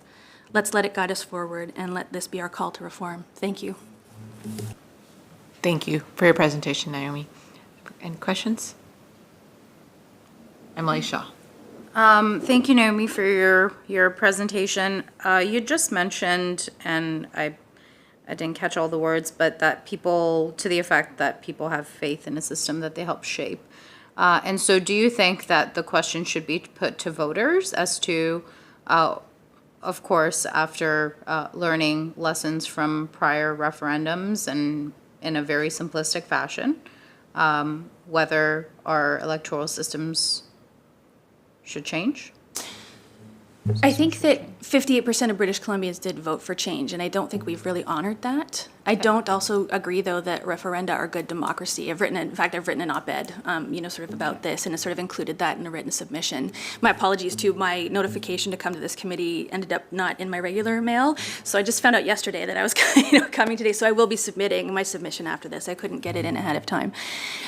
But for the reason, we have representative democracy, and then we delegated a form of that representation to the Citizens' Assembly, and those citizens took that responsibility very seriously, as we see, in everything that they did. They heard from experts, they heard from British Columbians, they weighed the options, and they made a very strong recommendation, and a majority of British Columbians supported it. I'm tired of the cycle of the referendum question. I would like us to adopt a system and try it out, and as have been mentioned by previous speakers, we can put safeguards in place to try it out, because again, we haven't tried this. And as one of the members of the committee mentioned, and the earlier speaker as well, and I voted from the first time I could too when I was 18, our behavior, once we do something, helps shape further behavior. And so that's a really powerful position that you are all in to recommend that, so that British Columbians can have that experience. So I think rather than ask another referendum that can be gamed by lobbyists and other special interests, like that's often captured by, sort of It's captured by interest in society that I think people are becoming increasingly cynical about. And I know because I've had these conversations, at the doorstep with many voters in several elections. I don't want to see that erosion continue. So I think we already have a sense that British Columbians do want to try something new. We led, on it, and it sparked, our Citizens Assembly went on to spark thousands of citizens' assemblies around the world, which I think is quite a legacy to be proud of. And I would love for us to get the shot at actually doing it and seeing if we actually like it. And I don't think we have to do it, and then it's a runaway train. We can put the safeguards in place to find out how people feel about it. That's really the missing piece to me, is that we've had the referendum question, but we've never had the opportunity to try it out and see what it feels like. Thank you for the question. Thank you. Deputy Chair. Thanks very much, Madam Chair. Thanks very much for your presentation. You were talking about safeguards, and I think in the previous, we talked about guardrails. And two things that come to mind. Do you think that if you have proportional representation, that allows extremism to be able to be represented depending on the thresholds that we instill in voting numbers, number one? And number two, as an example of safeguards, the latest election in Austria, for the first time, a far-right party got the majority of the votes, not overall votes, but I think the breakdown was like 53, 51, and 40. So for the first time, now an extreme party is actually, the majority of the seats, of the actual voting public in a country, in that neck of the woods. So do you think that, can you explain what those safeguards would be, so that we wouldn't have the same situation here? I think that the Citizens Assembly report covers this, sort of really well. I think a lot of that has been sort of taken into consideration and answered by a representative body in this province that is satisfactory to me. I think there's also more than one factor in place, not just the electoral system, that sort of contributes or does not contribute to the so-called rise of extremism. And the example that you give is an interesting one, and I'm not as familiar with it. But you can still have you can have a system like ours where arguably you could be actually inciting more extremism because you do have an element of the voting populace that never finds itself represented and therefore it moves to frustration. And it moves to a type of organization where it could also continue to grow and infiltrate within the system that we currently have. There's nothing in first past the post that inherently dampens so-called extremism. It does exist already in our system. I would argue that the PPC is a form of that in Canadian democracy, itself. And sometimes you could incite, I guess, more of it just through pure frustration. When only 30% or so of the voting populace can get the majority or winner-take-all situation, that's pretty frustrating, I think, for a lot of people. And that's something that I'm worried about and I think is a major contributor to the erosion that we find ourselves democratically facing. Thank you, Naomi. I don't see any further questions. Can I have a quick second? Just because I was waiting for somebody else to ask a question. Further to that, I would argue that with first past the post, there are opportunities to inhibit extremism, because if you've seen in past history when some of these things occur, those far views can be excluded from those prime parties. So would you have a comment on that? I think that, going back to the multiple factors I think that exist when we're talking about any type of democratic or electoral system is that also views need to be aired, and then once they're aired, other people decide whether or not they're persuasive, essentially enough. So this is less about even the stifling of that. You could have a situation where essentially an extremist group tries to advance a point of view, and what that does is that signals to the other members of the voting populace whether or not they would like to consider that or not, and are they essentially persuaded, sort of by that. How good your media ecosystem is, sort of contributes, of course, to the discourse in democracy and how people show up, essentially, and vote. You mentioned earlier, you asked a question about faith in the our system like Elections BC, I would imagine, or Elections Canada, and how we're actually running our elections. I see a discourse, and I'm sure you do too, rising, questioning whether or not there's validity and safeguards, in that system. The truth is dying a pretty horrible death in front of us right now, in many ways. And I worry that the accusations that our system is not safe are actually what's going to erode it, rather than the fact that it's unsafe. Having worked with several folks in Elections BC, of course, as a campaign manager, and with Elections Canada, I can say I have great faith in what they're doing, but I actually don't have great faith in how we are defending that they are doing good work. And that worries me quite a bit. Thank you for that. Yeah. Thank you, Naomi. We truly appreciate your time this morning and answering all of our questions. Great, thank you very much. Take care. Next up, we have Elizabeth Bettinson.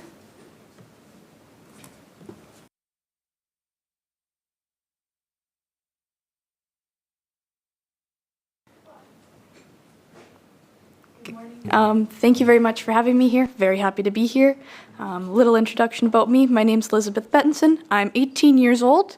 I was born and raised in Campbell River on North Vancouver Island. I've graduated from Timberland Secondary last year, and I will be returning to Nova Scotia to study at Acadia University to finish my studies in Canadian history and political science in the fall.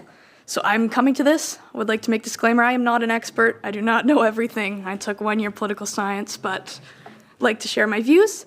One big issue I see nowadays is that young people, specifically, we heard a lot about the 16 to 17-year-olds, in the 18 to 24-year-old age, are disengaging in electoral politics because I think there's two main factors behind this that I'll explain. One of the ones is that a lot of people don't understand the political system. I see that a lot with people I know. And as well, a lot of people do not feel as though our current first-past-the-post system represents their views properly, and they get, can't think of the word, sorry. The first one I'll talk about is that people do not understand the government system enough. Sure you guys have heard a lot about civic education. I'll come from it from a personal perspective. I learned about the division of responsibilities in governments when I was 11, and no one ever said anything else about it again. That's a lot to expect an 11-year-old to remember until they turn 18 and are allowed to vote. So what I find is often I'll talk with friends who are in university who don't understand that healthcare, education, transportation are provincial responsibilities. I think that impacts especially provincial elections. If you do not understand what you're voting for, why would you vote, right? If you think provincial politics isn't important to you, you're not going to go take the time to go vote. So I think making sure that in the future we add into the curriculum more establishment, maybe even year after year. Kids will get tired of it, but the more you tell them, the more it'll implant in their head. It's important to vote because look around you, the school you're in, provincial, all these things, making sure you really teach people. Because even I'll have people,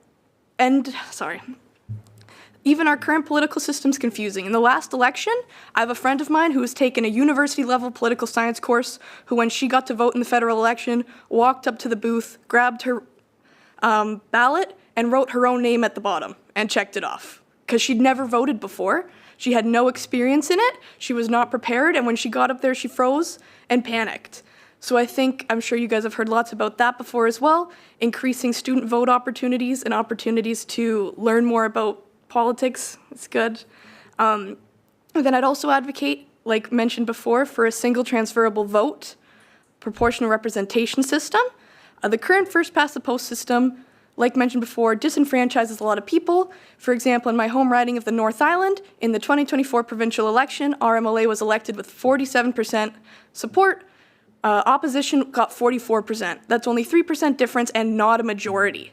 So the argument for me is the majority of people are not happy with who's representing them. That's going to make people distrust the election. Well, my choice didn't win, not good.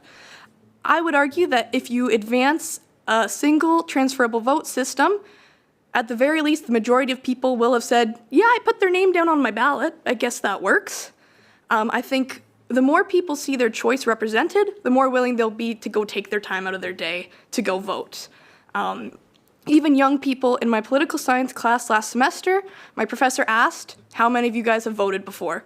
Everybody should have had a chance to vote. There'd been multiple provincial elections before this question had been asked, so people from all provinces should have been able to vote. 6 of us put up our hands in a class of 50.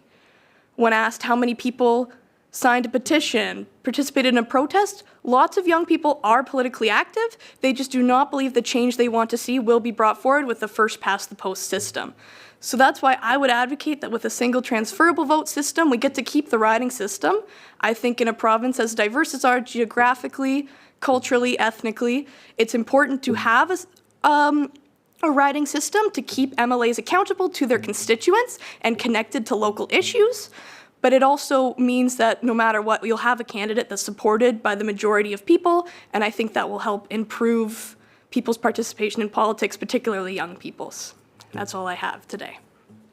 Thank you so much, Elizabeth, for your presentation. Emily Shaw. Thank you, Elizabeth, for your presentation. I wish you the best of luck in your future studies. I may have missed this, but you had just given the example of people in your class, a very small minority, having actually voted, yet you said the majority of them were politically active. Mm-hmm. Can you help me make that make sense? I mean, if you're politically active, I'm assuming you would know a little bit about government systems. Mm-hmm.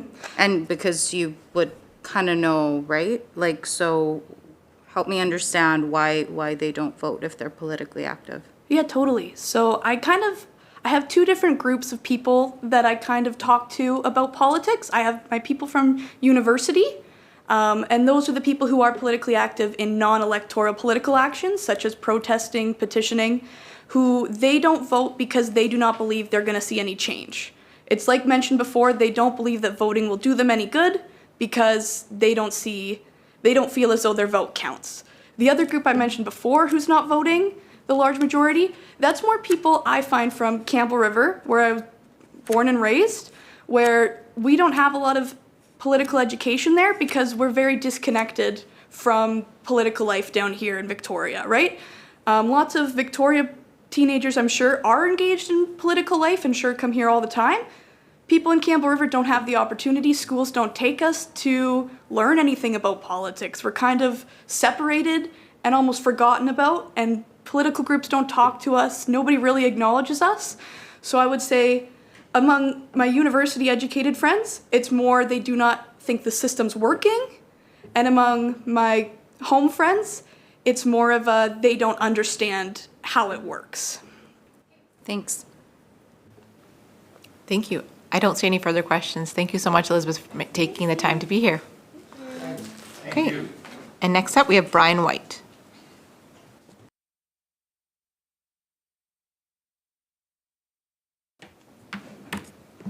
Good morning, or I guess afternoon now, Brian. Thank you for being here today. Thanks for your patience. Yes. Oh, no problem. So, in the last federal election, I voted for the Liberal candidate because my first choice, the NDP candidate from Souk, was behind in the polling. And in first past the post, if I had voted for her, it made a win for the Conservative more likely, and I was terrified that Pierre might end up Prime Minister. But it's an awful gamble because the polls could be wrong. In single transferable vote, that awful choice is never necessary. You vote 1, 2, 3, etc. in order of your choice. I might have voted, or I would have voted 1, the NDP lady, then 2 Green, 3 Liberal, and 4 Conservative.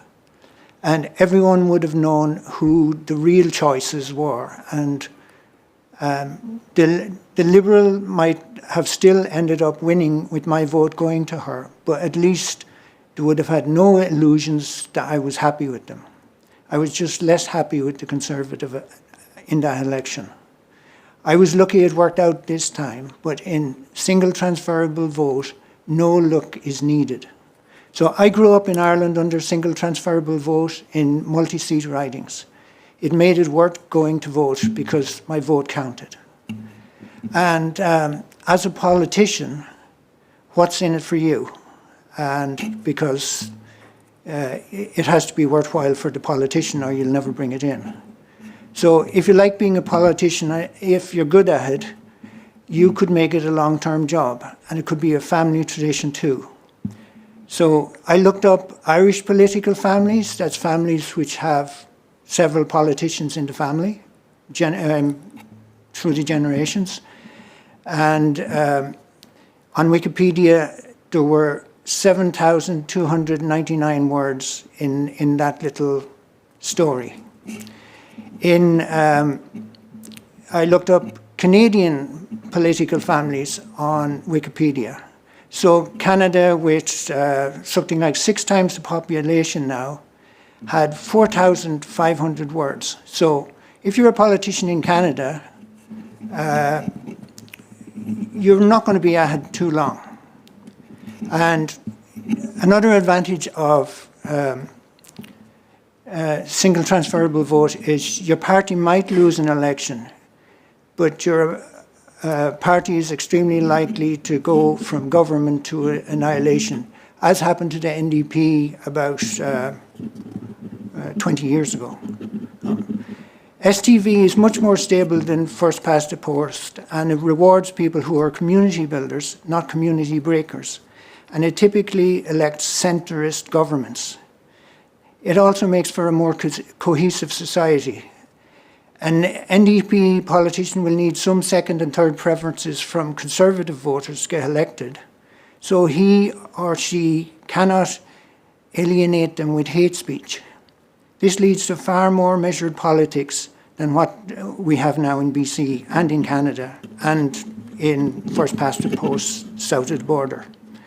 So I do have a story. So I went to high school with a guy called Edward Timmins. He was extremely good at math. His father, Godfrey, was a politician for Fine Gael, which is a right-wing party in Ireland. And he first won a seat in 1968.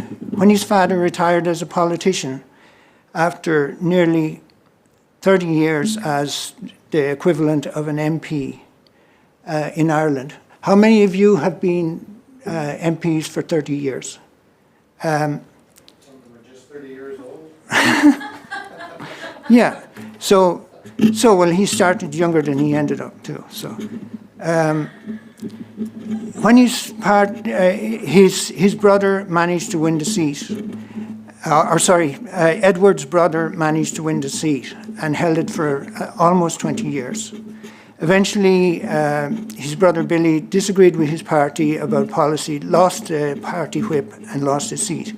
He eventually returned to the party but hasn't won again. Edward became a politician for Fine Gael and he won the seat in 2024 after a short run with no Timmins in Parliament. So this is what can happen with politicians here. You can become really, really good at it because you have you're less likely to lose your seat with a slight change in how the people view you after a couple of elections.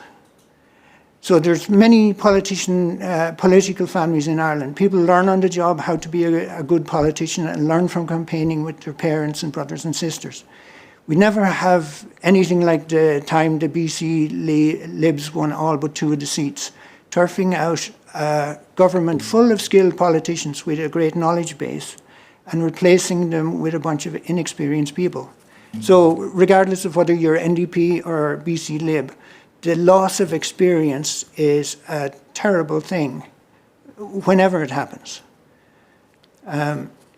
From the foundation of the state in Ireland until the 1980s, Ireland was governed by either Fianna Fáil, a centre party, or a coalition of Fine Gael, a right-wing party, with the Labour Party, which was left-wing. So government in Ireland has always tended towards the centre, which is much safer than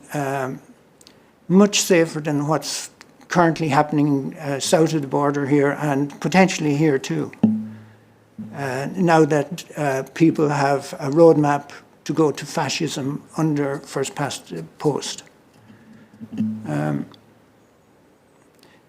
So yeah, the right and left cancel each other and you end up with a centre government.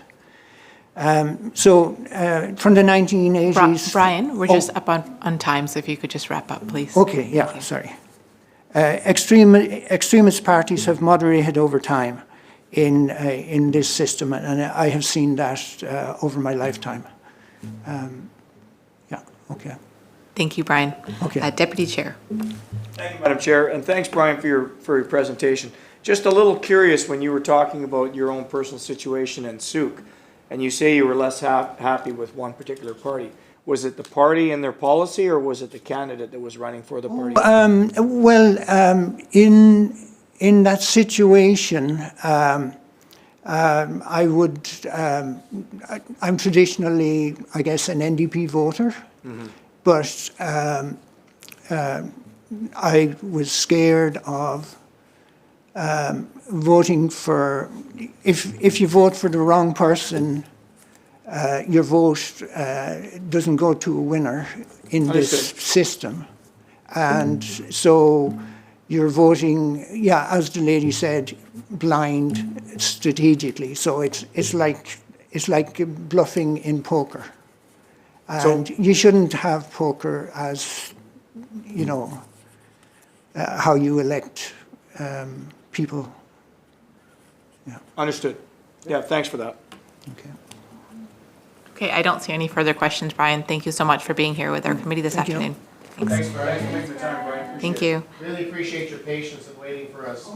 Yes, thank you. We will now take a break until 12:55.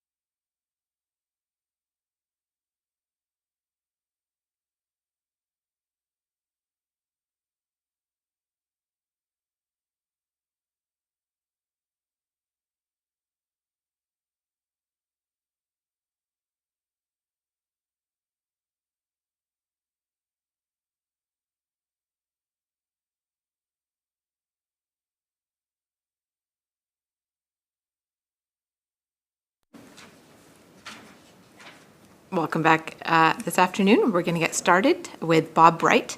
Welcome, Bob. Thank you for your patience this afternoon. And before you begin, just a reminder that you'll have 15 minutes for your presentation, followed by 10 minutes for questions. Thank you. And thank you to all the members of the committee for the opportunity to share some of my ideas this afternoon. I'll start by filling in a little bit of my background. I have a BA and an MA in philosophy from the University of Alberta and a PhD from Dalhousie University. I was a professor in the philosophy department at the University of Manitoba for 17 years before I moved to Victoria in 2004. Throughout my academic career, I've been interested in social choice theory. It's been one of my main research and teaching interests. For those of you who aren't familiar with the jargon, social choice theory is the formal study of how to combine individuals' preferences or values into a social choice or some kind of collective decision. So as I said, that's always been an interest of mine, so I have a fairly extensive background in the theory of electoral systems, and that's what brings me to the table today. While I was preparing for this presentation last week, I spent a little bit of time reviewing my own personal voting history. It's not something that one spends a lot of time on normally, but I thought it might be useful in this case. I voted in a total of 28 federal and provincial general elections since I turned 18, which was way back, for those of you who are counting, in 1976. That's 15 federal elections, 2 elections in Alberta, 1 in Nova Scotia, 4 in Manitoba, and 6 so far in BC. And I hope to see a few more of them before I'm done. My vote contributed to electing someone in just 10 of those 28 elections. And as an aside, in only 4 did I actually manage to vote for the party which won the election. So I'm not really very good at picking winners.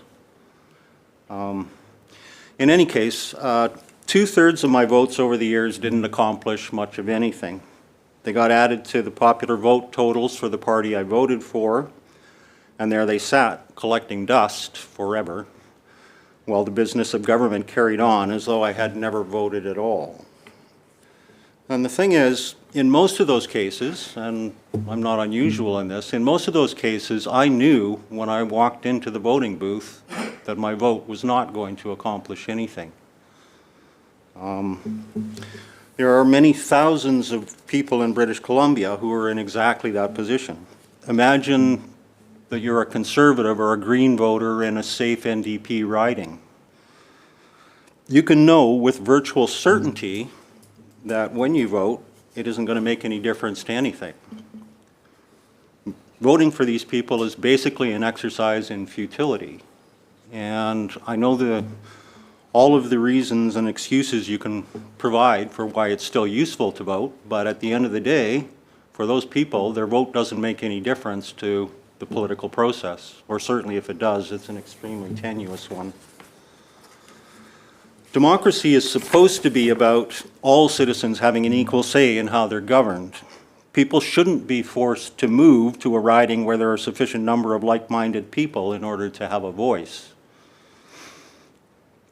Proportional representation aims to make every vote count in every riding, in every election, to the greatest extent possible. It's not just a pretty idea, it's deeply embedded in the very concept of democracy. But unfortunately, our democracy really doesn't measure up very well. We can do better, and I think we must do better. So what I want to talk about for the next few minutes is a system of proportional representation, which I call weighted member proportional representation. It's been around for a long, long time. The idea is not original to me. It came up repeatedly in presentations to the Federal Special Committee on Electoral Reform in 2016. There were at least half a dozen submissions to that committee which featured this idea prominently. I recall discussing the idea with some of my colleagues 20 years ago in the lead up to the referendum on BC STV. So the idea has been around for a long time, and I don't think that it's gotten the purchase that it deserves. So I'm here today to try and convince you that it's worth considering. I said a few minutes ago that we can do better and we must do better. It turns out that not only can we do better, but we can do so quite easily. We don't have to change the way we vote.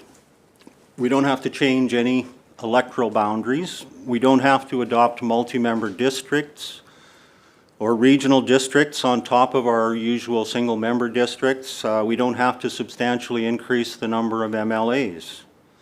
We can achieve a fully proportional system by keeping our current system intact and making one simple change. The change is to weight MLA's votes on legislative matters by their party's share of the popular vote. The weight's determined by dividing each party's share of the popular vote by the share of seats that their party won in the legislature. So, for example, if the NDP won 40% of the popular vote but 50% of the seats, then their MLA's votes would be weighted by 4/5. On the other hand, if the Greens won 6% of the popular vote but only 3% of the seats, then their votes would be weighted by 2. They would effectively have twice as many votes because of the weighting. The total number of votes in the House will always add up to the number of seats. So in the current House, there are 93 seats. There are always going to be 93 votes in total. But instead of those votes being apportioned on the principle one MLA, one vote, they're allocated on the basis of the party's share of the popular vote. And that makes every citizen's vote and count equally to the greatest possible extent. There are a couple of just relatively minor details of implementation that I'll go over quickly. It's standard in proportional representation systems to adopt an electoral threshold, which is meant to prevent excess fragmentation of the parliament. Basically, what you're doing is trying to set the threshold so that the so-called fringe parties don't have an undue influence on political goings-on. 5% is often thrown out as a good place to set the electoral threshold, 5% of the popular vote. I don't know whether that's the right place to set it. I'll maybe talk about that a little bit later if I have time, but it seems like a good starting place for discussion at least. 5% of the popular vote, I'll remind you, in the general election last year would have been over 105,000 votes. And a party that's getting 105,000 votes surely ought to be represented in the legislature. Assuming we adopt an electoral threshold of somewhere around 5%, maybe a little bit higher, maybe a little bit lower, we have to deal with the not inconsequential fact that a party can achieve that electoral threshold and fail to elect a member under our single-member plurality method of voting, which we currently use. And again, I'm suggesting that we don't need to change that voting method at all. So what do we do if a party has 5% of the vote and they don't elect a member? An obvious solution is simply to declare one of their members elected. I personally favor declaring up to 2 members elected for any party that gets at least 5% of the popular vote. That would have the effect of ensuring not only that those votes were represented in the House, but that every party that achieves the electoral threshold gets official party status, which strikes me as the right sort of outcome. In any case, I will observe that if that rule was adopted, then in the last 8 elections going back to 1996, so 30 years ago basically, there would never be more than 2 of those top-up seats handed to a party on the suggestion I just made. In 3 of the 8 elections, no top-up seats needed to be awarded at all. So it's not as though we're adding a passel of members to the House on this proposal. I'm going to turn now to some of the advantages of this system, which again I call weighted member proportional representation, or WMPR. Every time I say that to myself, I think it sounds like the call letters for an American radio station. WMPR, bringing you proportional representation all day, every day. Anyway, WMPR makes gerrymandering, whether it's intentional or accidental, impossible.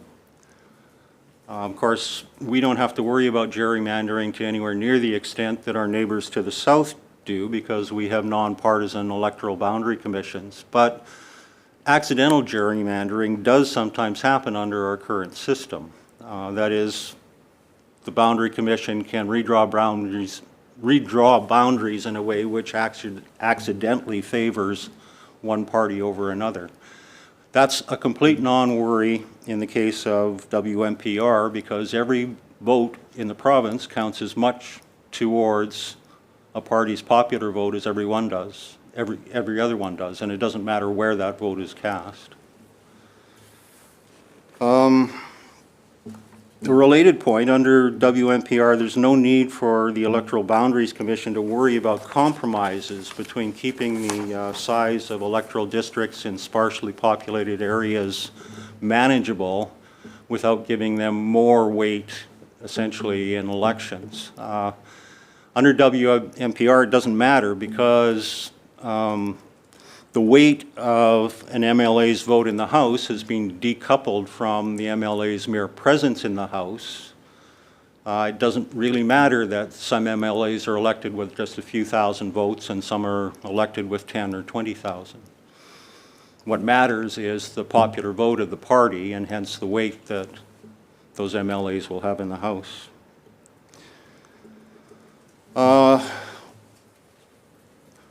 Weighted member PR would likely encourage parties to campaign seriously in all areas of the province, and not only in ridings that they thought were winnable. The reason for that is that a Green vote, for example, in Peace River South counts just as much toward the party's popular vote as a Green vote in West Vancouver Sea to Sky. So you don't want to ignore ridings where you don't think you can win the seat, because doing so would sacrifice votes that could be added to your weight in the House. Essentially, that's what it amounts to. You might wonder just how, say, the Green Party is going to manage to mount an effective campaign in Peace River South. The answer to that, in part, has to do with something that's related to what I called earlier the futility of voting for voters that live in safe ridings and don't favor the dominant party. It's quite hard for the Greens to find good candidates in Peace River South, and it's hard for them to find volunteers to run an effective campaign, because the likelihood of winning that seat is so low that it's just really difficult for people not to recognize the futility of participating. I think if we adopted a system like WMPR, you'd find that changed pretty quickly. As soon as people realize that a vote anywhere, regardless of whether you elect an MLA or not, is worth just as much as a vote anywhere else, we would see people participating, more fully engaging in the political process, and that's an important advantage.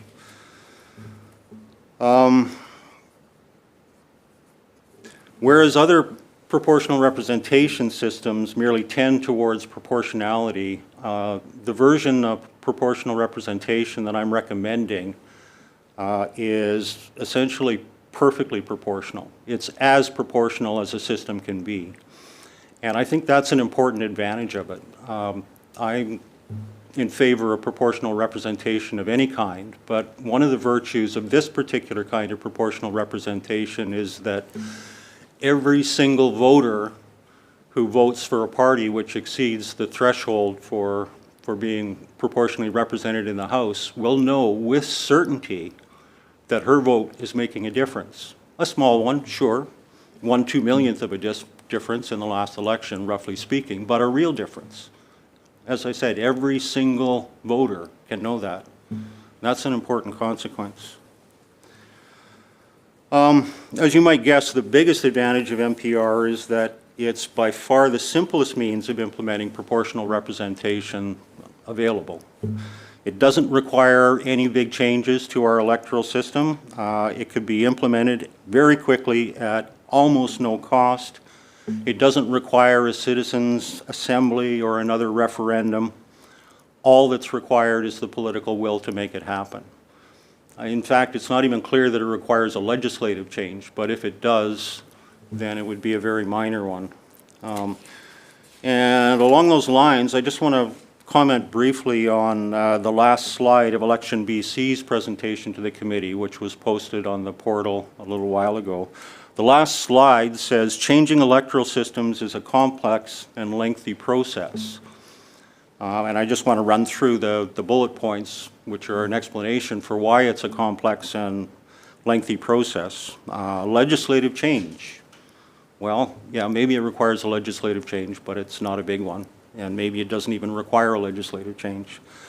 Redistribution of electoral districts. No, WMPR doesn't require changes to electoral districts, unlike the other forms of proportional representation. Voting and counting processes, no change. Technology requirements, no change. Election official training, no change. The two biggies, the last two, are communications and voter trust, and I don't want to minimize the importance of those two things. But in comparison to implementing the kind of proportional representation that I favor, the other systems of proportional representation don't fare anywhere nearly as well. How am I doing for time, Madam Chair? You are out of time. I'm out of time. Oh, I'm sorry. Thank you, Bob, but that's okay. I'll We'll go stop into there. questions and we can elaborate a bit on a few points there. MLA Claire. Sure, I have a couple of things I'm wondering about. This is an interesting presentation. It's the first time I've heard something that new about proportional representation.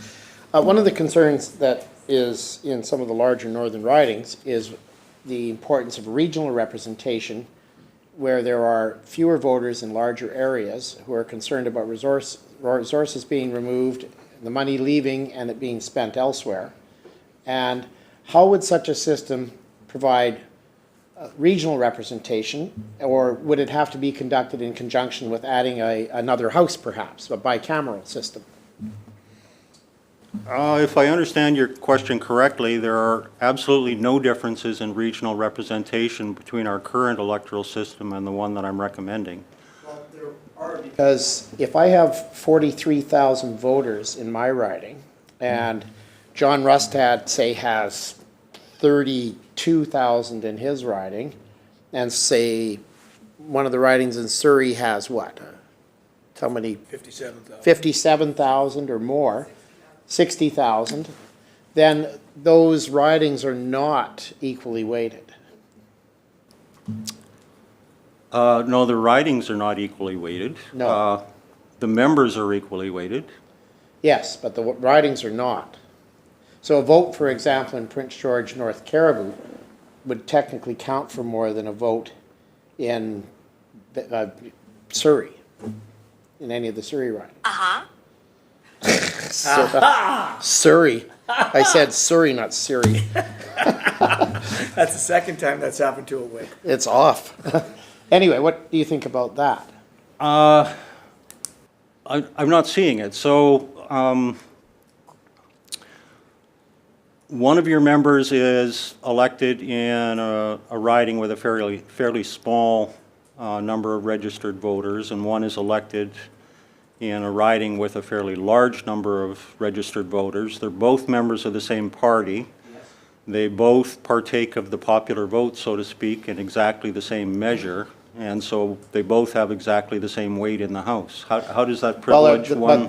But the popular vote by riding. No, this is provincial popular vote. Oh yeah, I'm looking at riding popular vote. It has a different weight.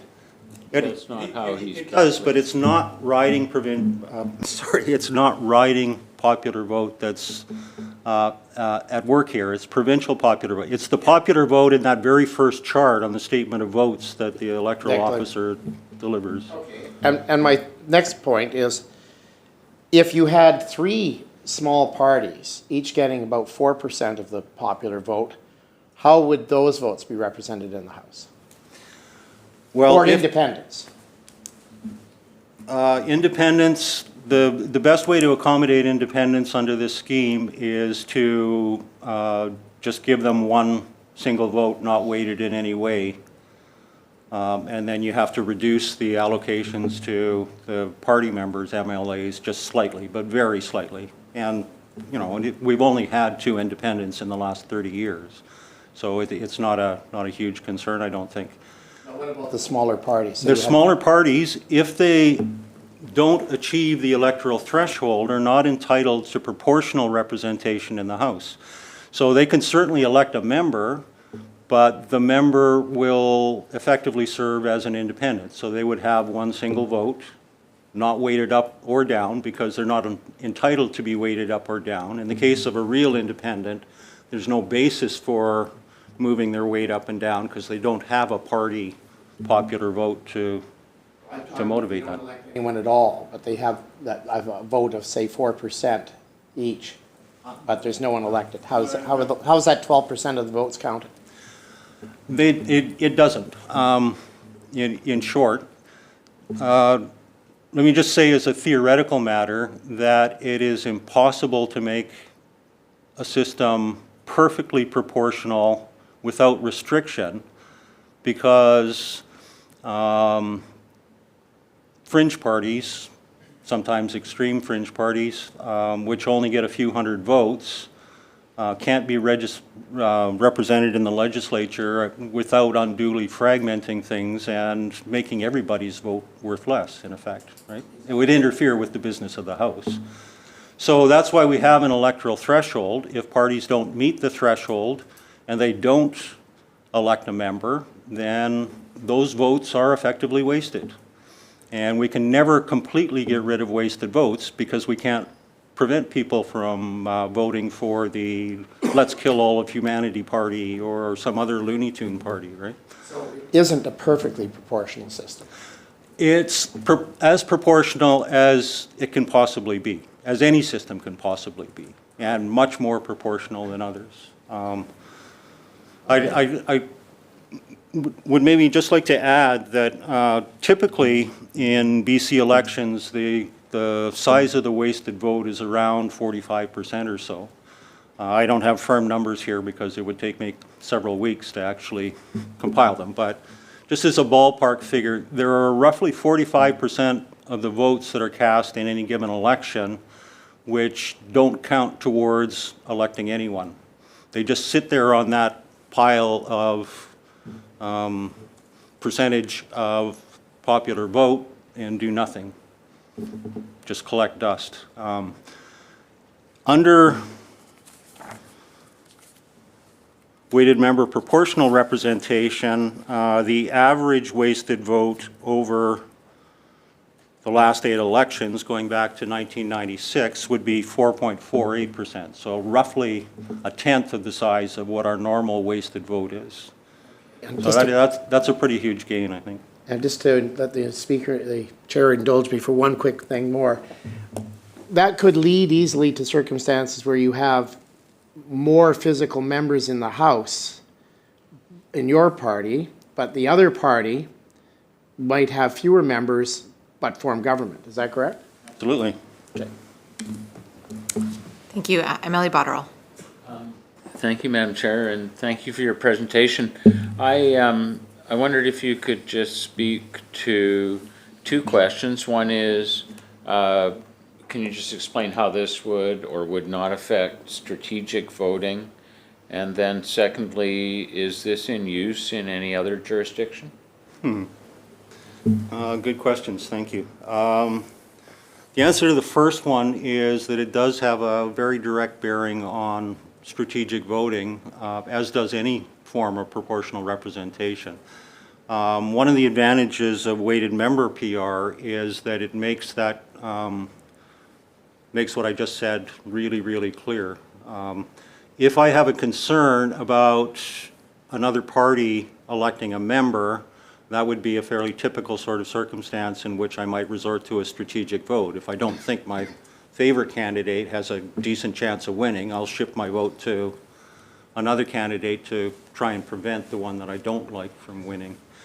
In the case of weighted member PR, a vote for any other candidate than the one that you're concerned about is equally as effective. So there's no motivation at all to switch allegiances, so to speak. And your second question was, remind me, Rob, please? Just is there another jurisdiction you can point us to, or this? Another jurisdiction? No, there isn't. As I said at the outset, one of the main reasons that I'm here today is that this idea has been around for a long time, and it keeps getting reinvented by people, but it hasn't developed the purchase that I think it deserves. So I'm trying to get more people thinking about it and recognizing the advantages not only over our current system, just this very minor tweak, we can go from a system that performs quite miserably representation-wise to as full proportional representation as possible. And we can do it almost costlessly. So people ought to be thinking about this more. Thank you. Thank you so much, Bob, for your presentation. It's very novel ideas, and thank you for bringing them to the committee and answering all of our questions today. Thank you very much. And next up, we have Andrew Petter.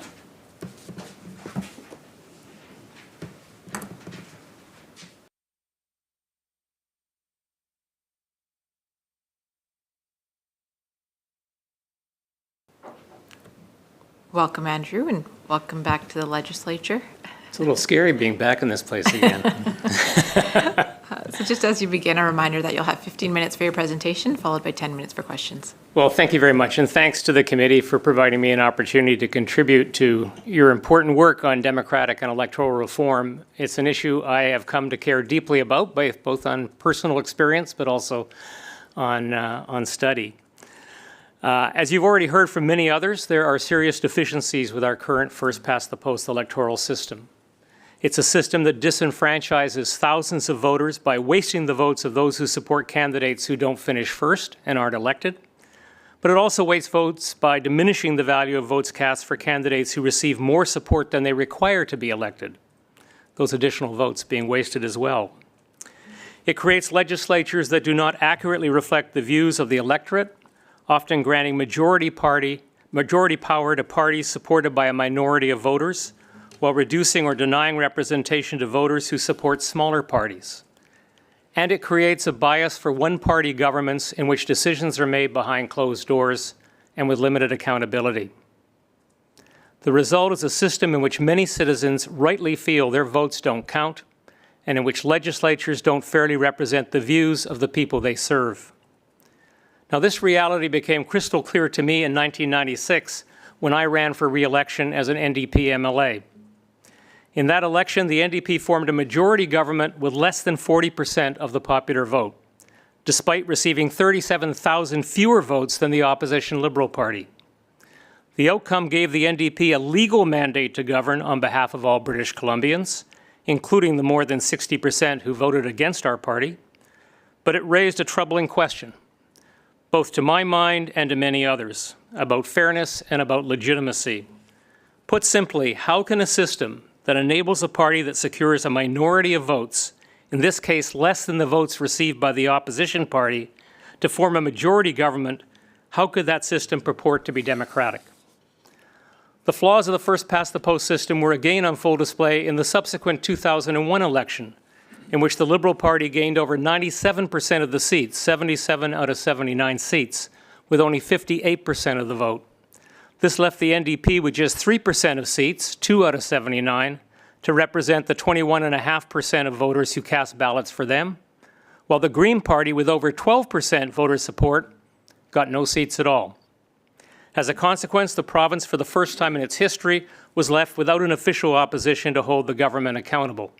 The numbers for official opposition parties in those days were a little higher than they are today, and the government wasn't prepared to yield on that point. This result gave rise to yet another troubling question.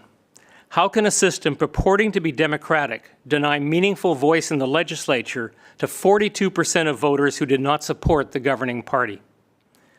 These two elections expose first past the post for what it is: a system that distorts democracy, discourages voter participation, and promotes one-party rule. Today, however, I want to focus on two further features of the first past the post system that concern me and I believe should concern us all, namely its destructive tendencies to amplify regionalism and to exacerbate political polarization within our province. The first past the post system rewards geographically concentrated support, and it penalizes geographically dispersed support, leading to significant distortions in representation. We saw this clearly in the 2024 election, in which the Green Party, despite receiving over 8% of the vote across the province, won barely 2% of the seats. But first past the post amplification of regionalism doesn't only impact smaller parties. It also distorts how major parties are represented across different parts of the province, exaggerating regional divides. Let's take Vancouver as an example from the 2024 election. The NDP received about 58% of the vote in the city, but won 11 of 12 seats, over 91% of the total. Meanwhile, the Conservatives, with nearly 33% of the vote, secured just one seat, barely 8% of the total. Now compare that to the Interior, where the Conservatives received roughly 50% of the vote and won 21 of 26 seats, over 80%, while the NDP, with more than 35% of the vote, won just 5 seats, less than 20%. What this means is that votes for the NDP in urban areas and votes for Conservatives in rural areas carry far more weight and exert much greater influence than urban Conservative or rural NDP votes. As a result, the Conservative caucus is disproportionately rural in its makeup and perspective, despite the 83,000 Vancouver voters who supported Conservative candidates but only got one candidate elected. Similarly, the NDP caucus is disproportionately urban, despite the 192,000 Interior voters who cast ballots for NDP candidates. This leads to three serious consequences: distorted political incentives, where parties are encouraged to cater to their strongholds and to neglect regions where they lack representation.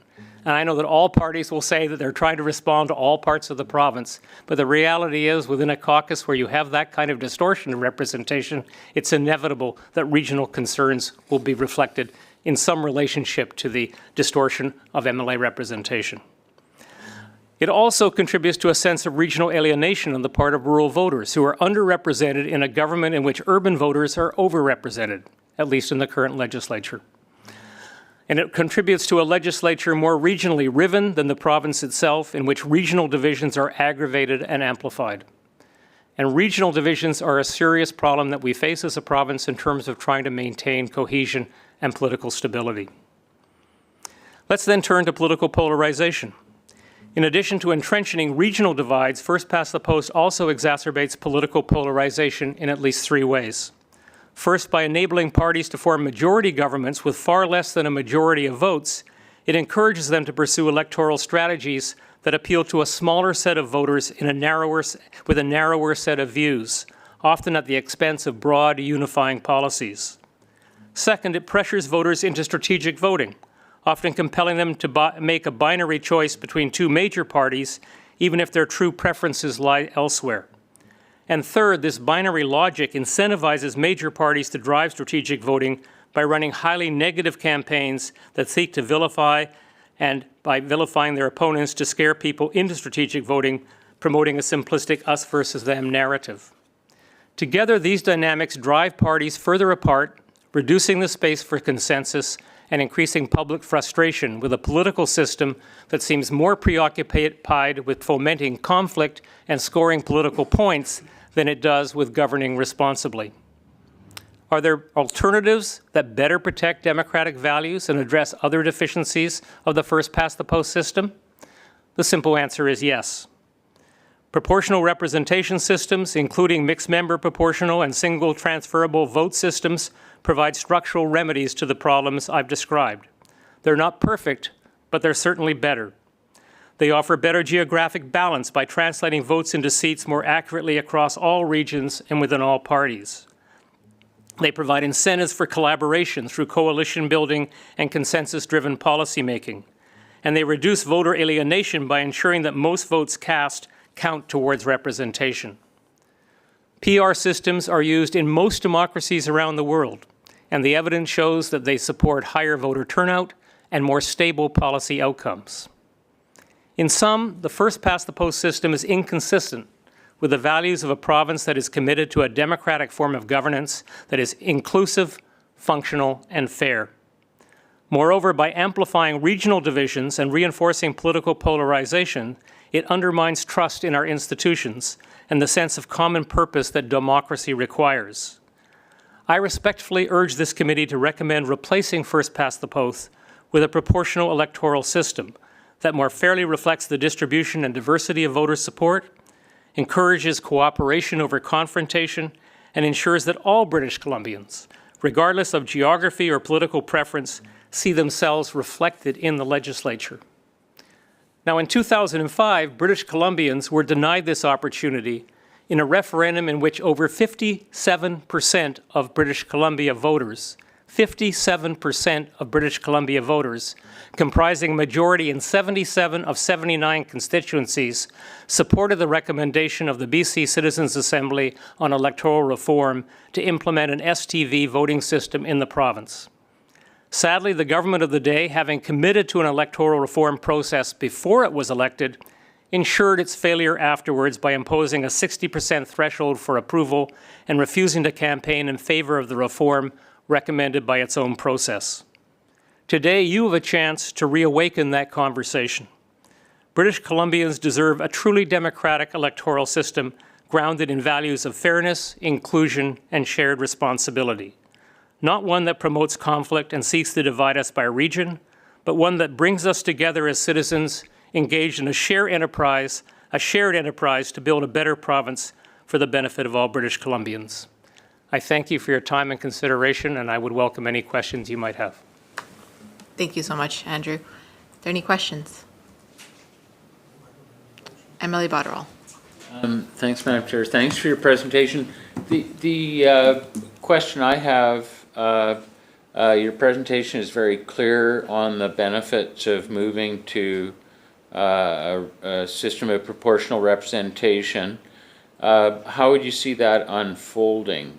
We've heard everything from have another referendum to implement proportional representation, then have a referendum after a couple elections to have a citizens' assembly and make the recommendations citizens' assembly binding on the government to implement. Do you have any thoughts about, say we decide to recommend, what the trajectory might look like over the next couple of years?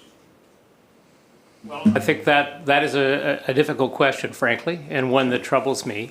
It's hard to come back to the electorate after you've gone through a serious process like the Citizens' Assembly, and the subsequent referendum, I think, suffered as a result. The most recent one suffered as well because some exotic options were provided that I think muddied the waters. But I think the answer is this.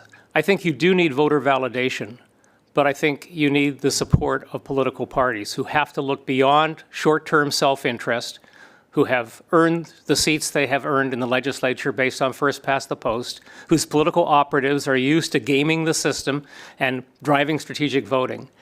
It's going to take leadership. And if all of the major and minor political parties in the legislature said, look, we agree that the Zurn system is not acceptable. We cannot simply allow wasted votes to be thrown in the trash can to the extent they are, people to be disenfranchised, regional divisions to be exacerbated, polarization to be fomented.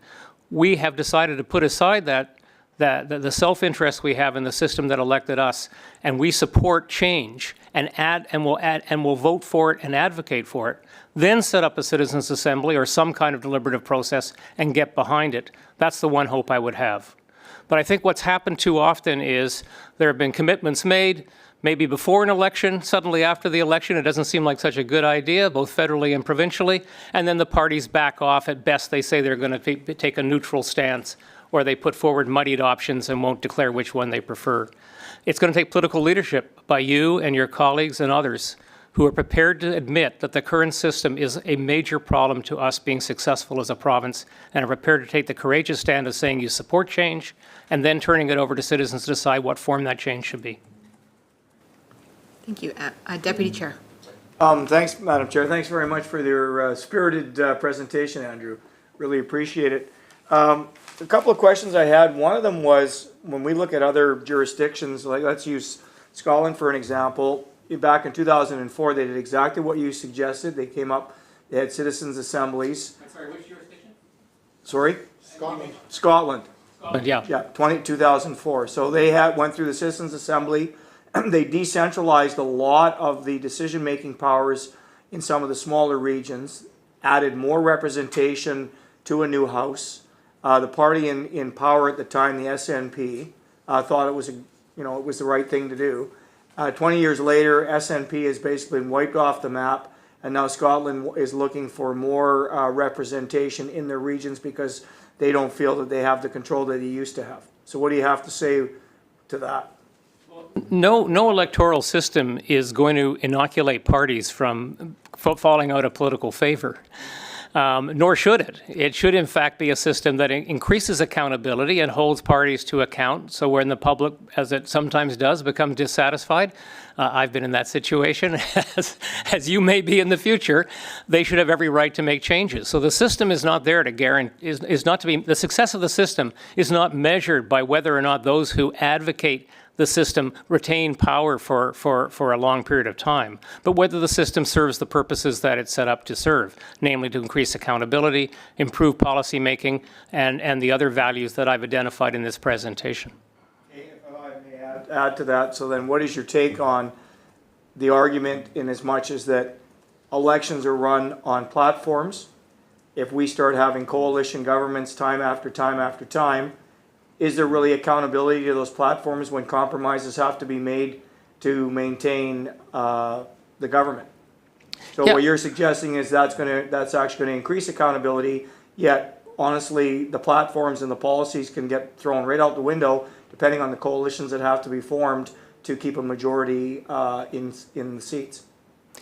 No, I think in proportional systems, it's true. There are very frequently the necessity for coalitions that require trade-offs to be made. But those trade-offs are made in a more transparent way often than the trade-offs that are made in majority governments that are elected by a minority of citizens. And we in Canada, of course, have minority governments which have operated in that way as well. So I think the question here is transparency. If we have coalitions that are formed in which policies are traded off in order to try to find a ground that represents the views of more people in the province, I see that as advancing accountability. If I am a party get elected with 40% or less support and I hold to my positions, I don't think I'm being accountable to the majority of electors in the province. If I'm elected with that 40% and I have to compromise that 40% to get the support of a party that got 20%, we now have a policy that both parties believe can appeal to 60% of the province. That, I think, is a far more accountable result than that of holding to the 40% and being accountable only to them. Well, yeah, I'm just, if I may, you're stretching the assumptions where if the threshold is only 5%, now you're expropriating it to 20%, but I get your point. Thank you. No, I'm saying that we have very commonly, it's uncommon for a government to get elected with a majority of votes. It's much more common for a government to be elected with a majority with a minority of votes. So the views that they are representing are a minority in the province. And yes, they may hold to their positions in a way that satisfies that minority. But what's that to say about the majority in the province who didn't vote for those positions? That's not accountability. That's a very strained and distorted view of accountability. Much more accountable to require the party that got the 40% to have to be able to bend a little bit to show that it can accommodate the views of that 60% or 55% that voted against them. I appreciate that, but at the same time, we've also discussed about more free votes in this House. You've experienced it yourself. Is that a possibility where if you were elected under a banner and your constituents are dead against something and you don't have to toe the party line and it's not a non-confidence vote, in other words, allowing more flexibility in the way we run this place and not have the opportunity to have a non-confidence vote anytime leadership would decide, do you think that would help? Well, I don't see, I think the issue of free votes in the legislature is a different issue altogether. There's ample room for allowing or disallowing free votes in either system. I could go on about my views on parliamentary reform as well, and you and I might end up agreeing about a lot of stuff. I think there's far too much power in the executive in parliamentary systems traditionally, and we should look at ways in which members of Parliament or members of the legislature have more say, and free votes may be one instrument for that. But I don't think that cuts one way or the other in terms of the electoral system we're talking about here. Emily Botterill. Thanks very much, Madam Chair. A couple questions. One is concern about that have been raised by some presenters about proportional representation in Europe leading to the advance of extreme parties, and your views on that would be helpful. And then the second part is a question would be, and sometimes I get accused of asking a leading question, but given that you're an esteemed former Attorney General and a lawyer, I feel no compunction at all in resisting the temptation. But isn't it true that voters in a proportional representation system would understand when they look at the platforms of parties that there very well could be a need to build a coalition where not everything in the platform gets done? No, I think that's true. I mean, I think we often made the mistake of evaluating proportional systems through the lens of a first-past-the-post system. A lot will change if we go to a proportional system in voting patterns, in expectations, and in understanding. So I think you're absolutely right. People, when they vote in a proportional system, will know that in all likelihood the party they're voting for will not be able to rule as a majority by itself. It'll have to seek the support of others, and that's more likely. It's not impossible, of course, as we know even in this province and federally, not impossible that that's the case even under a first-past-the-post system, but more likely to be consistently the case. But it's also one of the reasons there's more policy consistency under a proportional system. But a proportional system, you have to keep the center will have sway. Whether it's a party that leans one way or the other, the center will tend to have more sway. So there's more policy consistency. In a first-past-the-post system, when you go from one party that has 40% of the vote on one end of the political spectrum, and I don't like to use the word ideological, it's cultural as much as political these days, to a party that holds 40% on the other side, you're going to get much more radical swings in policy. If you require that middle 20% to have to be there to support one or the other of those two voting blocks, you're more likely to have that center produce a more consistent and stable policy outcome. Now, the first question you asked, again, I don't want to pretend. Proportional systems will not prevent extremism. There are certain things you should build into a proportional system to prevent very small parties with extreme views from controlling the agenda. I mean, I know those who oppose proportional representation like to trot out Israel or Italy in the past and that kind of thing. And the person who spoke before me talked about the kinds of thresholds that most PR systems build in to prevent that. But the reality is, under a proportional system, there's nothing to stop extreme parties from running and trying to seek voter support, as there isn't under first-past-the-post system. But as I say, under a proportional system, you're more likely to have some gravitational pull from the center, even if those parties gain a significant share of the vote. Whereas in a first-past-the-post system, you can see how two parties at one end of a political spectrum could get together and pursue an agenda that's more likely to be much more extreme, even though it commands only 40% of the popular vote. All right, that's all the questions. Thank you so much, Andrew, for being here this afternoon and for all your service to our province. Thank you so much. It's nice to be back in Douglas for a room. Come by anytime. All right, next up we have Shareth Hiramagalore. Can you hear us? Yes. Lennox. Wonderful. We can hear you. Before you get started, just a reminder that you'll have 5 minutes for your presentation, followed by 5 minutes for questions. So please get started when you're ready. Good afternoon, Madam Chair and committee members. My name is Shareth Hiramagalore. I'm an immigrant and to Canada, and I currently live in Burnaby. I do not come here as a political scientist. In fact, I have a doctorate in computer science, so I come here as an ordinary citizen to see how we can improve our electoral system. Today, I'm here to plead before you a case for reforming our electoral system, and I urge the committee to implement a fairer system, one that better reflects the choices of all British Columbians. I would leave the choice of a proportional representation system to experts, but any PR system, whether it's MMP, STV, rural, urban, would be far better choice than the first past the post system that we have. There have been experts, Fair Voting BC, Fair Vote Canada, and several others who have suggested excellent models that would work well with our province's rural urban differences by preserving the regional representation and adding a few top-up seats that would work very well for us. So before moving to Canada, I lived south of the border in the US for about 12 years, first for going to university and later for work. Looking back, those have been some of my formative years, and I've had the opportunity to see the political landscape south of the border transform, with people becoming more polarized.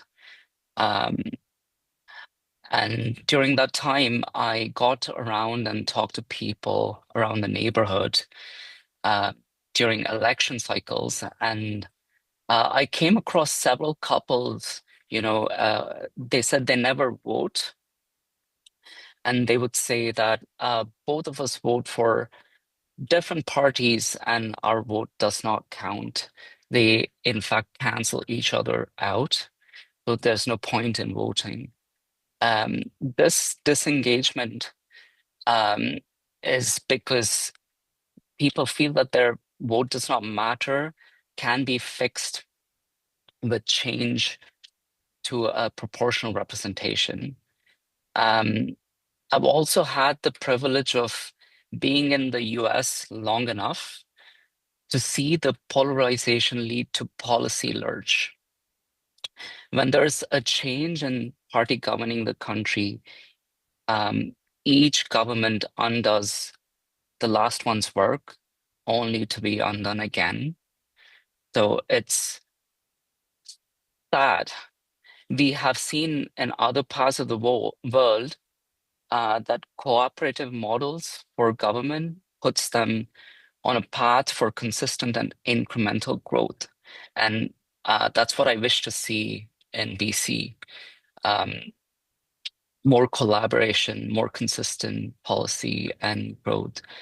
And before the federal elections this year, I spent time talking to several neighbors in Burnaby, in North Burnaby particularly, about the upcoming election.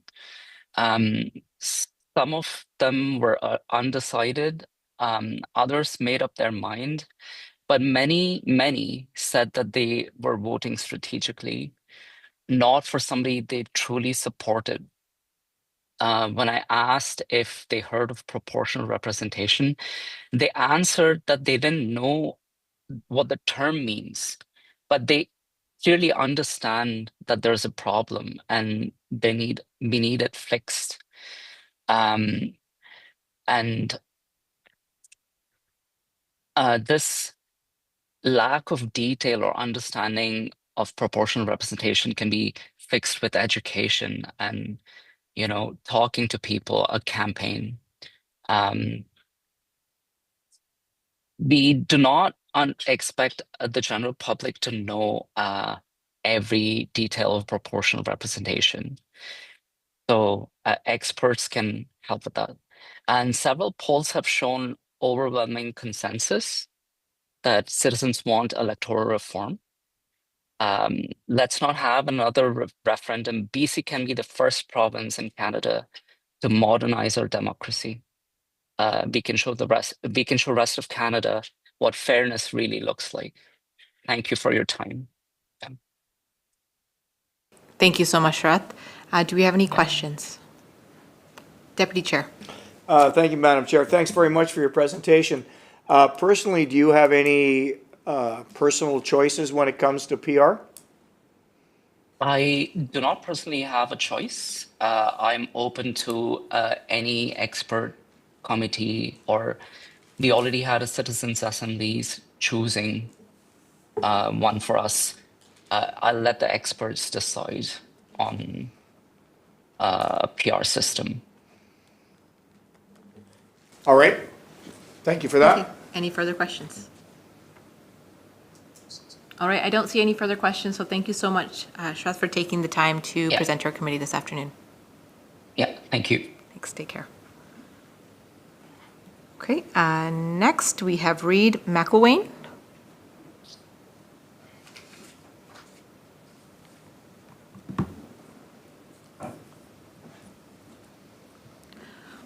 Welcome, Reid. Thank you for being here this afternoon. Just a reminder, you'll have 5 minutes for your presentation, followed by 5 minutes for questions. Please get started when you're ready. Hello and good afternoon. My name is Reid McElwain, and I want to thank the committee for the opportunity to be here today. I could introduce myself in a lot of different ways, but politically, I'm a nonpartisan young voter. I'm 27 years old. I was born and raised in Kamloops, and for the past 9 years, I've split my time between there and here in Victoria. I've voted in every federal, provincial, and municipal election I've been eligible for, both in Kamloops and here in the CRD. I'm a highly engaged and passionate voter, but I know that's not the norm among my peers. I'm here today to express my full support for electoral reform.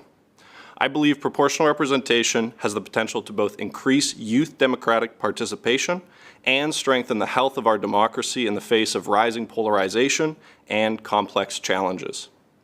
My engagement with politics began in 2015. I was 17 and it was a big year. The federal election in Canada, where the Liberals promised electoral reform, and the US primaries, where I was watching two very different visions of democracy play out. Even then, proportional representation just made sense to me.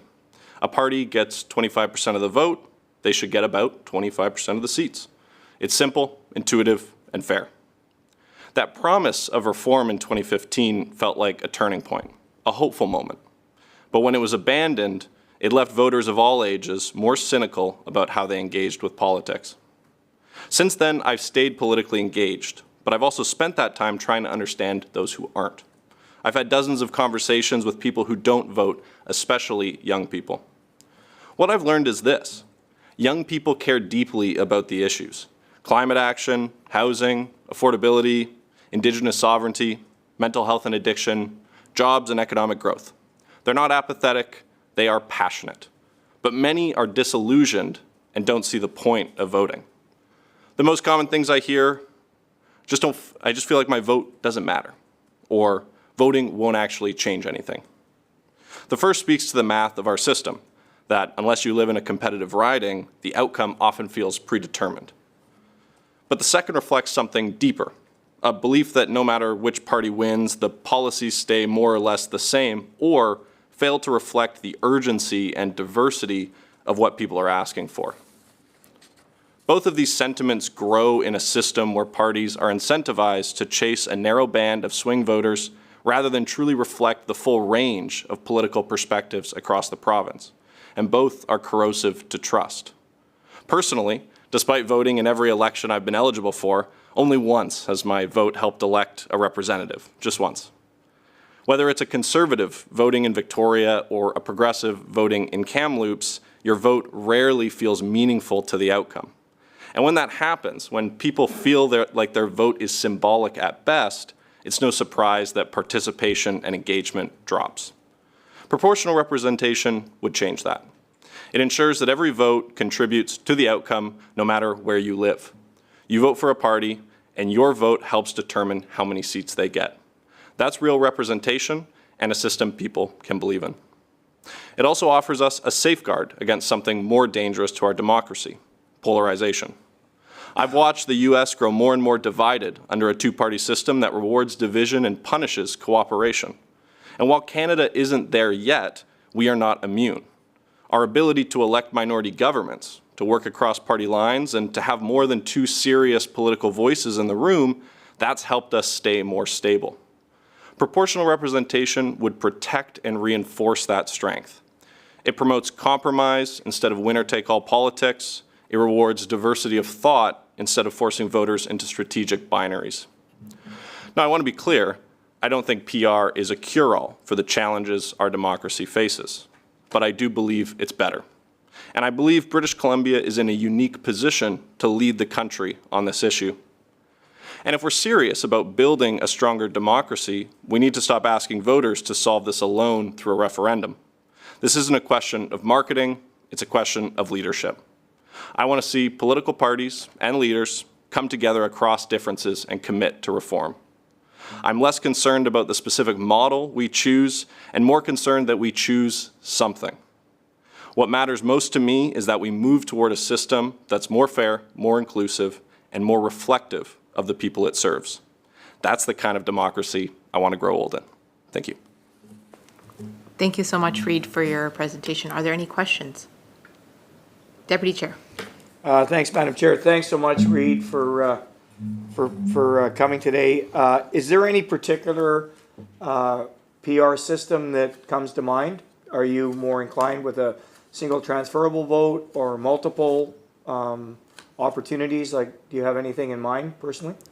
I truly don't have a ton of preference. I think for me it comes down to the outcomes. I think it's about how you sell it to people, honestly. You know, again, being from the interior, I know how important local representation is to people. And so I think there's got to be compromises in whichever system you go with, that you're making sure that people still feel they have that representation, that it's something they can understand and they can get behind.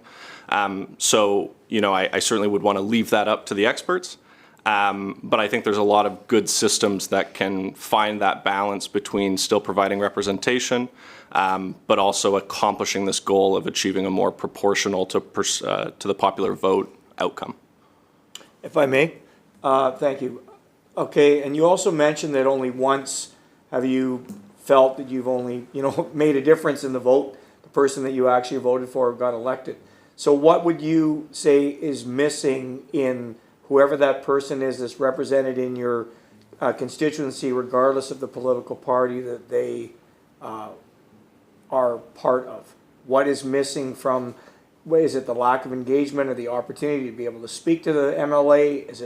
Is it just total thoughts and ideology or party policy? What has stopped you from believing that that person may be the best candidate, but it didn't support that party? Well, so maybe just to clarify my point, when I'm saying that my vote only helped elect a representative once, it's just that it was only one time that I voted for the winner. Those other times I still voted happily and proudly for the candidate who I thought would do the best job, but often walked into that voting booth knowing that they were not going to win. Still felt it was important because I do feel that in a first past the post system, that raw vote count total matters. And so, if I show up for any party, hopefully that maybe convinces them to put more resources into that riding in the future. So, and that's the kind of persuasive argument I make to peers and to other young people who feel this way. But, at the end of the day, people I think want to be able to see that outcome when they vote, and myself included. Good, thank you. Any further questions? Don't see any. Thank you, Reid, for being here this afternoon and making the time to present to us. Thank you so much. Thank you. Yeah, good presentation, Reid. Thanks. Thank you. Okay, next up we have Tom Mitchell.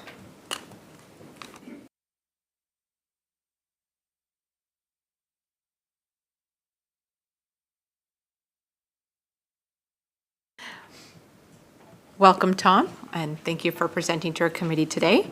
As you get started, just a reminder that you'll have 5 minutes for your presentation, followed by 5 minutes for questions.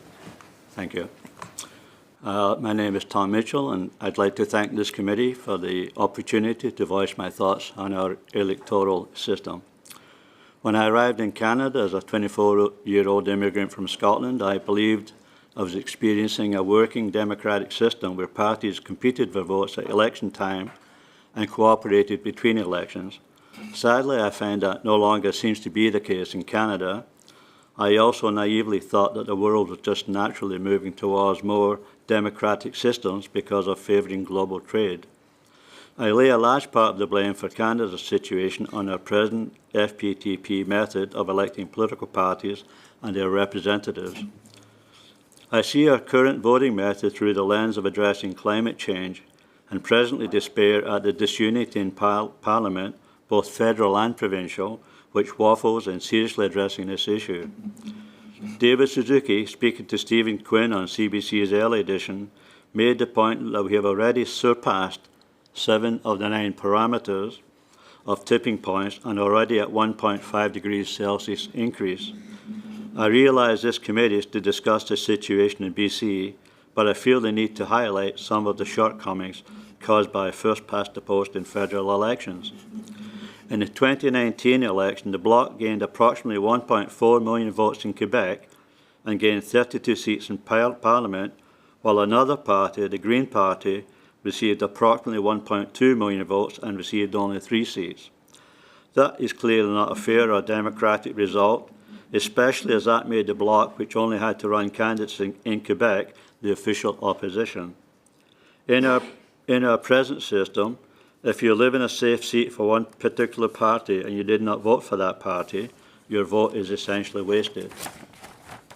Alternatively, under a proportional representation system, every vote counts, and parties would no longer gain false majority results where they win the majority of seats without a true accounting.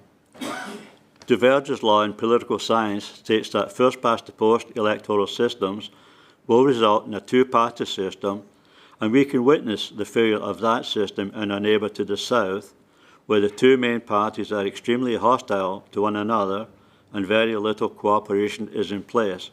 Some extremists even speak of a possible civil war. Clearly, that's not a direction we want to follow.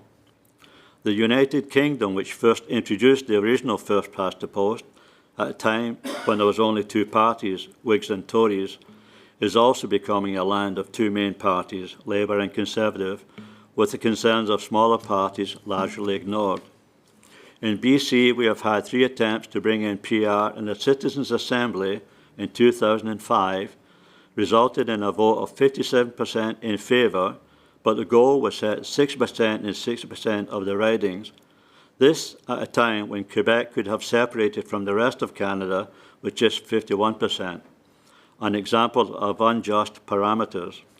Under first-past-the-post, parties will form an alliance with other parties when necessary, but are likely to abandon these cooperative effects when politically expedient.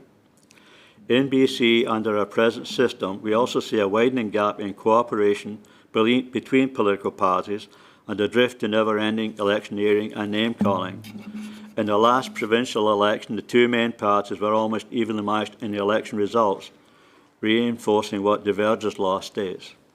Under first-past-the-post, it is very, very unlikely that any single ruling party would bring in the possible hard but necessary measures needed to address climate change, in fear of facing a public and business backlash aimed solely at them, with an almost certain negative result for them in the next election.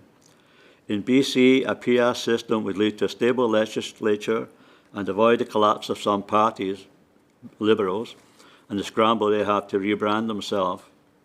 My choice of system would be MMP, such as New Zealand has adopted.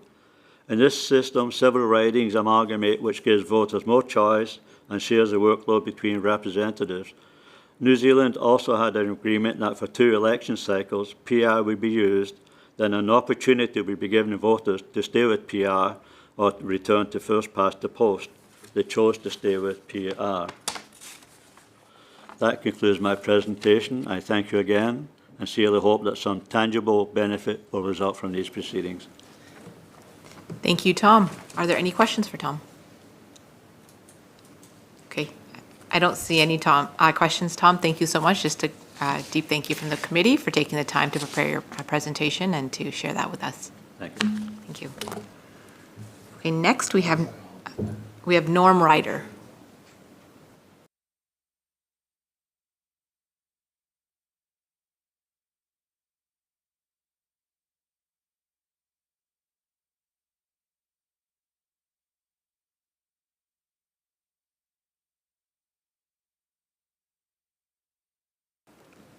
Welcome, Norm. Thank you for joining us today. Indy, I guess in full disclosure, even though my MLA has just left the room, I should mention that he is safe, actually, in that sense. And well, I have no criticism. How's that sound? But I will say that I guess everyone in the room probably somewhat agrees with what I thought was a very good summary of the problems that Andrew Petter presented a few minutes ago, that the current system is not working. We all know that. However, I disagree with his solution and I guess you could say everyone else's solution. We should return to how the original, the Westminster model of Parliament worked and actually was in BC until, depending, 1905 to 1912. And I think that really is better, that so much now is being devoted to what the party thinks, or the leader, the cult of the leader as I refer to it. I had one leader actually tell me that he doesn't get to do what he wants because the board of directors tells him what to do. So that, to me, doesn't make a lot of sense. That I also, at that point, wonder why we have MLAs. Why shouldn't we just let the board of directors appoint the local representative in the constituency and they can do whatever constituency work? None of that seems to make a lot of sense to me, especially when you go into the ballot box and you've got, do I vote for the person that will be the best premier, the party politics I like the best, or the local representative that I feel will represent me the best and work hardest for me? Well, the answer is we should only be voting for the local representative that we feel would work the hardest and the best for us. And when they get into the legislature, well, with 2 of the last 3 elections that it's taken probably 2 weeks to determine who was actually going to be the premier of the province. So instead, why not elect everyone as independents? They can go back to the original, choose who they want as the leader, which is the basis for competence of the House. It's not the competence of the political party that happens to be sitting in the big seat. We'd have, at that point, the elected representatives would have more of impetus to represent the people and work for the people in their individual riding. And they'd be, well, so much more responsive. And to that end, I'd like to see political parties banned. Now, some people may say, well, I need the party to get me elected. Seems to me if a candidate cannot get enough people to follow them and support them to do the work to get elected, they failed in the pre-qualification round to be a leader.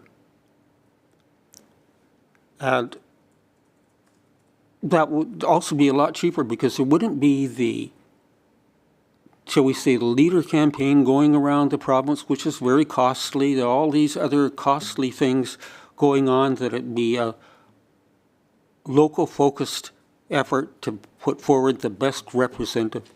And it's not necessarily the one that has, you agree with their policies, it's the one that will represent and work for me in the legislature, in the constituency, the best. I could probably go on a lot longer, but I think we'll leave it at that. Thank you, Norm. Thank you so much for your presentation. There's a question for the Deputy Chair. Thanks very much, Norm. We've talked a little bit, or actually at length, about if we were going to be, implementing a PR system of any form, how we would get that information out to the public. And one of the things that came out of these discussions was the fact that, municipally, a lot of our cities and towns operate very similar to what you're suggesting. There isn't slates. You have 6 or 8 councillors that are allowed basically free votes, on any given time. And you have the flexibility as an electorate to be able to choose up to 8 different times for 8 separate candidates, say, in, let's use Kamloops for an example.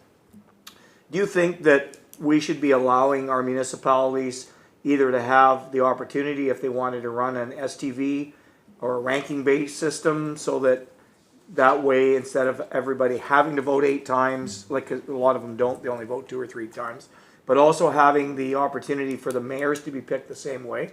Because we can argue in many of our regions, we have mayors that are sitting with less than 30% of the total vote of the voters that have voted. Do you think that that's an effective way of informing the public of other alternative ways other than first past the post?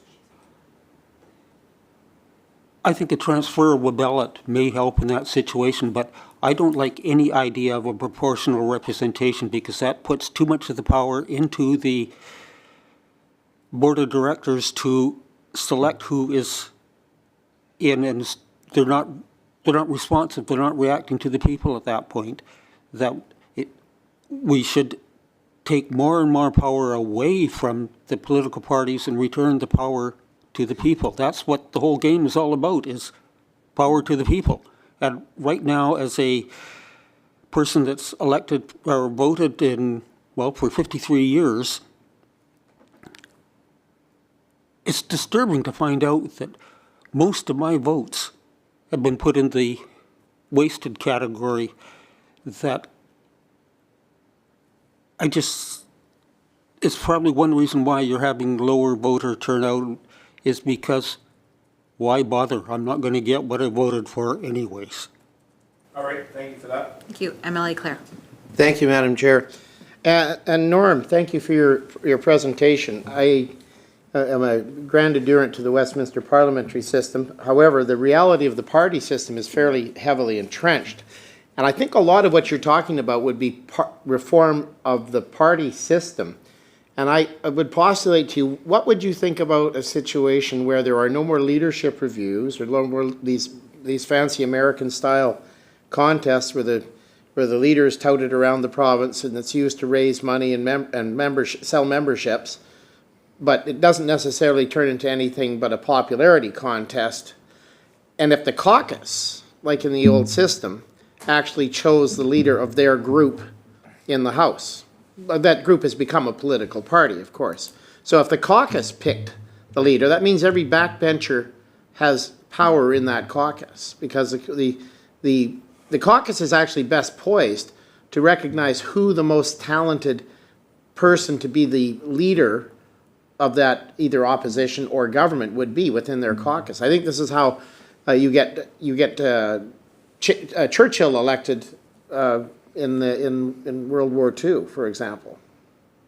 Well, first of all, I think there should be a leadership review every day. To be quite honest, that yeah, not workable, but we'll skip that. But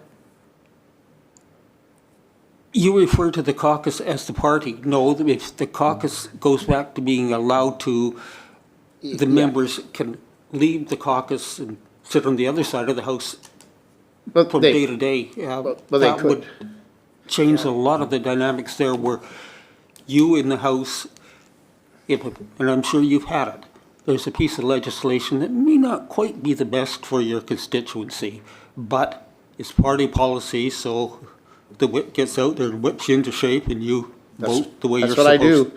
That's what I do. Okay, all right. And that's, shall we say, that doesn't work properly. You're not representing your constituency. You're representing what the party wants to the people. Yeah. Turn it around. Represent the people. Okay. Well, thank you very much, Norm. It's a very interesting perspective. Yeah, I like it.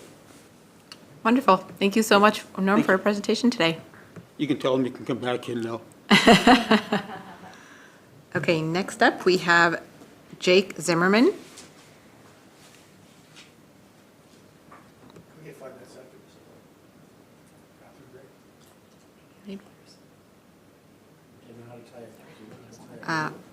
Welcome, Jake. Thank you for joining us and our committee this afternoon. Just before you get started, a reminder that you'll have 5 minutes to present, followed by 5 minutes for questions, so please get started when you're ready. All right. Hello, my name is Jake Zimmerman Simmons.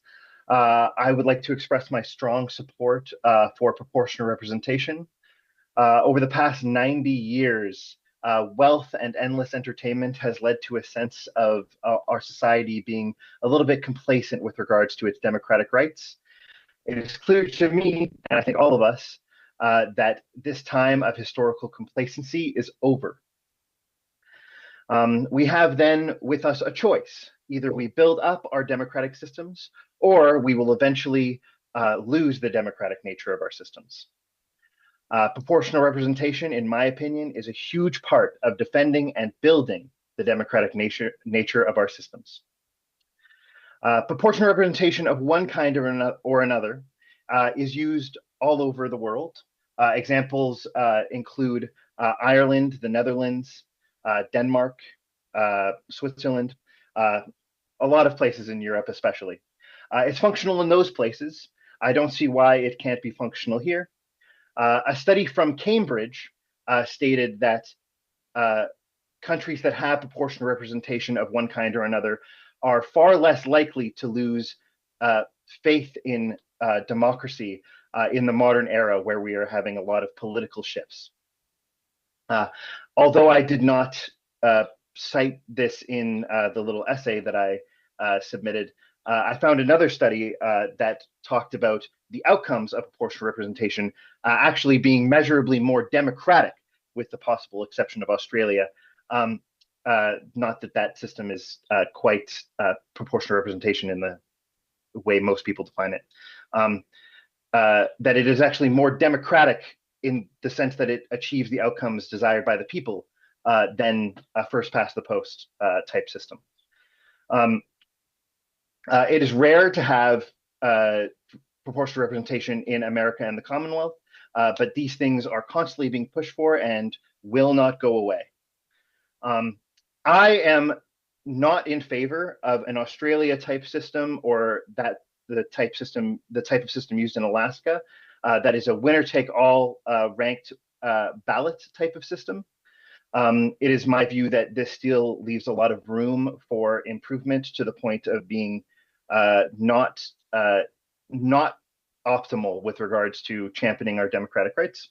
A mixed member proportional type system I like more. I like that it has the philosophy that people vote for the party instead of I like that it recognizes that people tend to vote for the party instead of for individuals. However, I am still in favor of a more single transferable vote type system, a little bit more like Ireland, where there are larger districts, and in those districts you have proportional representation as well. So I am not a huge fan of referendums. Referendums, I feel, in the past have failed British Columbians. I think that referendums have a issue that, for a bureaucratic issue like proportional representation, it's far easier for negative polarization to affect this issue than other issues that are maybe a little bit more naturally hopeful. It's far easier for people who don't think about this very much to champion the scary change or destruction of our systems, as opposed to how proportional representation could benefit our systems. And that's a very important aspect to this conversation. And I think that for that reason, I would much rather it be the case that legislatures got together and enacted proportional representation without a referendum.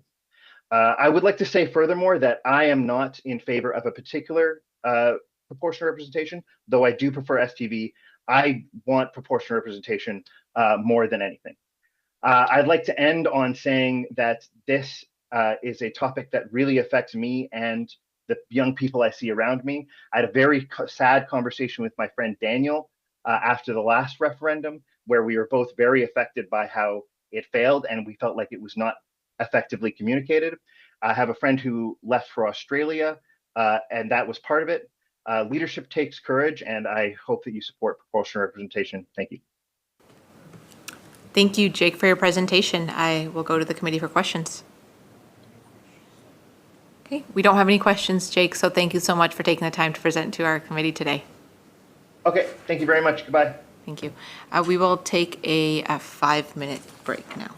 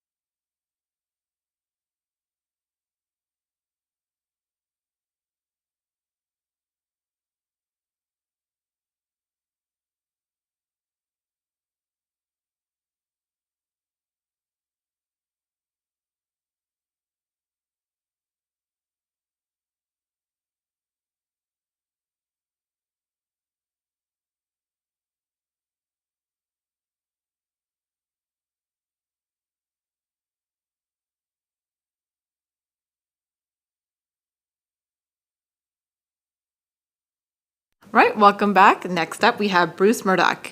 Welcome, Bruce. Thank you for presenting to our committee this afternoon. As soon as you're ready, please go ahead. You'll have 5 minutes for your presentation, followed by 5 minutes for questions. Okay, well, thanks very much. Yes, my name is Bruce Murdoch. I'm calling in from the traditional territory of the Ktunaxa Nation in the city of Cranbrook. In the last 3 years, I've been a financial agent in campaigns 3 times. And what I want to do today is mainly address some of the ways that we can improve democracy by reforming campaign and party regulations, which tend to skewer against the democratic principles. So first of all, I'm coming from the point of view that I see that quality democracy is best achieved when the legislature looks like us. In other words, the diversity of society is matched in the legislature so that we are governed by the broad spectrum. And sure enough, in the voting mechanics system, we have a serious deficit in democracy with the first past the post system. 35 to 40% of the people are represented in government nowadays. But if we did move to PR, it would go to 50 to 60%, which is a nice improvement, but it's not the full answer to fully democratizing our governing system. So what I believe we need to do is in order to make the legislature look more like us, we need to encourage more small parties, independents, new parties, so that we can see the full spectrum in the legislature. And so we need a deep reform of election and party rules to open the door for more independents and new parties and small parties. 2 of my experiences with campaign, the financial campaign, was in municipal elections. And when I went through that, I thought the rules were pretty good. But then when I did a provincial campaign last fall, I was horrified that just how skewed the rules were against small parties and independents. I was working for a small party, and we ran into a number of difficulties that wouldn't have been run into by the larger entrenched parties. So I believe that the rules are heavily skewed against independents and small parties. And so I just want to give a few ideas as to where some of these problems lie and what we can do to fix it. I mean, we definitely need PR, proportional representation, but we need to change some of these other rules. And so, for instance, to change or end public financing for political parties during a campaign. So right now, you need to achieve 10% of the vote to get a campaign rebate. And that very much disadvantages new and smaller parties and independents. And it makes it hard for fresh voices to enter the political arena. So I think I'd like to see as well after the election, I know there is a per vote allowance given to parties, and I'd like to see that changed as well so that it's not skewed against the small groups. I'd like to see lower campaign spending limits. Excessive campaign spending fuels identity politics and drowns out substantive policy debate. So I'd like to see tighter limits per electoral district and per contributor to level the playing field. No need for massive spending now with websites that can give us all kinds of detail as to what the platforms are. I'd like to see during a campaign a banning of paid advertising of party names. This would shift the focus away from party branding towards policy discussion and candidate quality as well. I'd also like to see party names removed from ballots, encouraging voters to choose candidates based on merit, not just on party affiliation, but foster a more thoughtful and representative democracy. And then finally, I'd like to change the audit threshold. Right now, if you collect more than $10,000, you need to spend $4,500 on an audit, and we got caught with that sort of in a negative position with a small party this year. So in summary, while PR is a good step forward, the root of Canada's democratic deficit really lies in the structure and incentives of the party system itself, and addressing these deeper issues is essential for building a democracy that truly reflects and serves all Canadians. And so I'd like to see a much more open system for independents, and we're going to see extremes, but that is how our society looks. So I'd like to see these rules changed. So that's all I have. Thank you, Bruce. I'll go to the committee for any questions. Deputy Chair. Thanks, Madam Chair, and thanks very much, Bruce, for your presentation. Do you think that most people in your riding know the names of the candidates that are actually on the ballot and what they represent? If they know that Bruce, Ward, and Sheldon are on the ballot this time, would they actually know what our stances are, what our platforms are? Wouldn't you think that having some form of party identification would help in that information process? Well, I think that the candidates themselves should present the platform of the party, and they're quite capable of doing that. Every candidate typically has a website. They're out talking to people. Yeah, they're totally able to express the platform of their own party, or if they're independent, their own platforms. And so I just don't see any advantage. Most people will tend to just vote party, and they don't look at the candidate, and they don't look at the quality of the candidate and what they can deliver for people in the riding. Thank you. MLA Clare. Thank you, Bruce, for your presentation. I ran as an independent in 2015, and I ran as a conservative in 2024. And I found that running as a conservative was much more effective because the party recognition, party platform, and all of that was a considerably large support. And what I found in both elections was that people were voting for party over person. The person itself affects a very small percentage of the vote.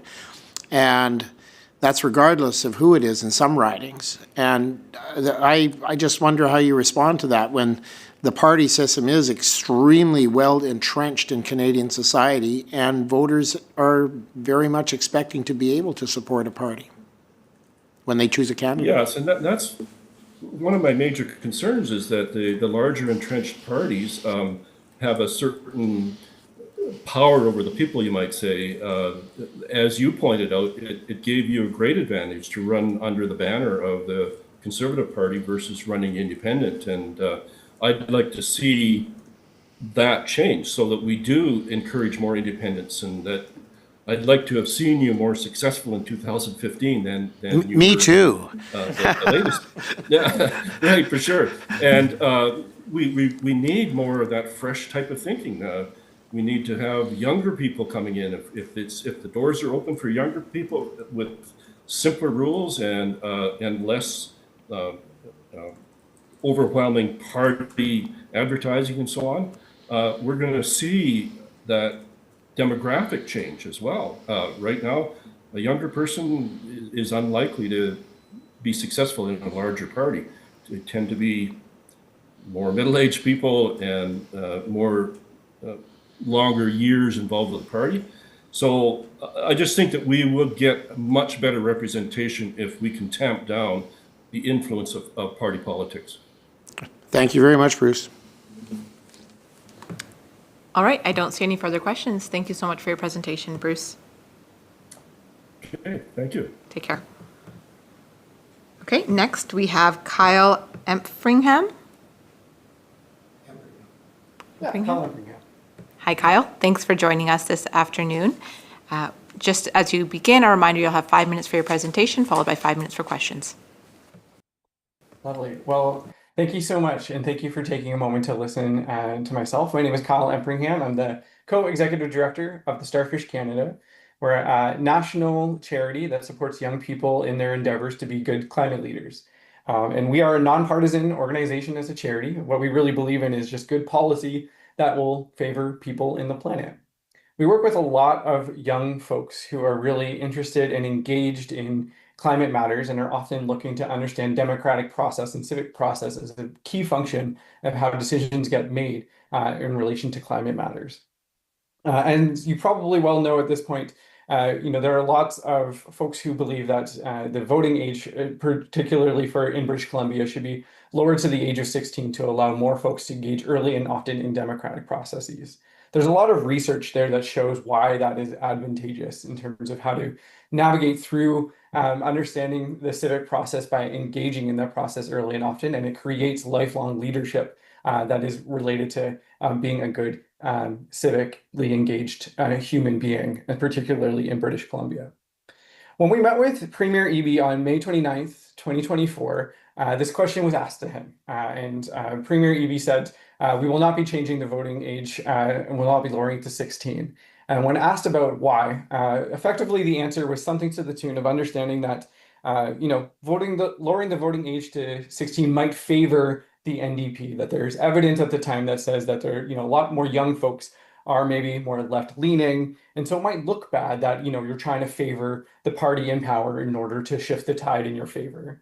While that's understood, it's clear that new research, especially from the last federal election, shows that if just young folks had voted in the last federal election, that we actually would have a conservative minority. So it kind of shows and debunks this myth that lowering the voting age to 16 is something that maybe favors one particular party over another. It's actually, and young people just understand and are indicative of the time and the pressures that we're maybe facing, recognizing that there is climate and affordability crises that are intermixed at this point. We can't forget about the climate as young folks are scrambling to figure out costs of living, how to afford a home. And so by the nature of what is so important to young folks, my recommendation for this committee is to consider lowering the voting age to 16, to recognize that there are young climate leaders that are so passionate, so engaged in this work, and they want to be able to have a voice in how we elect our civil servants to be able to do really incredible things. I'll yield the rest of my time. Thank you so much for the opportunity. Thank you so much, Kyle. Are there any questions from the committee? MLA Clare. Thank you, Madam Chair. Thank you for your presentation, Kyle. Now, you said that climate matters are nonpartisan, or that your position is nonpartisan. Have you found that there are different political positions on climate matters within the Canadian political spectrum and in British Columbia's political spectrum? Yes, absolutely. I think the nature of what we've seen and witnessed through young folks is, particularly as folks are maybe engaging in different ways civically, young folks are a diverse group of people. So there are certainly young folks who are thinking about it from, a maybe more conservationist or advocate-oriented lens. But there's also young folks who are looking to be climate leaders as business leaders and thinking about how we understand our finance systems as a strong component of the nature of the work that we do. So, of course, I'm speaking in broad terms because there's so many young folks under the youth climate umbrella that are really interested and engaged in this work. But I think it would be a misnomer to say that maybe those young folks who take left-leaning ideologies care substantially more about climate than those who maybe follow right-leaning ideologies. What we have found, and what a lot of research has shown, is that many folks, despite agnostic, of what the political spectrum may look like for each folks, everyone cares about it. There's just different ways in which we care about it. And I think that's what's so important and really is why it's so important to think about how we lower the voting age to allow those voices to be a part of our civic processes. Okay, thank you. Deputy Chair. Thanks, Madam Chair. Thanks, Kyle, very much for your presentation. Just having a quick look at the website. So I don't disagree with you that, are lowering the voting age to 16. I voted in my first election in 18, and I've voted in every single election ever since. So I'm quite sure that, after taking Social Studies 10 when I was 16, I'm sure I would have been up to speed just as much as I would have been when I was 18. Do you think that the younger group, when we talk about proportional representation as a opportunity to hear more voices in the room, do those individuals understand compromising?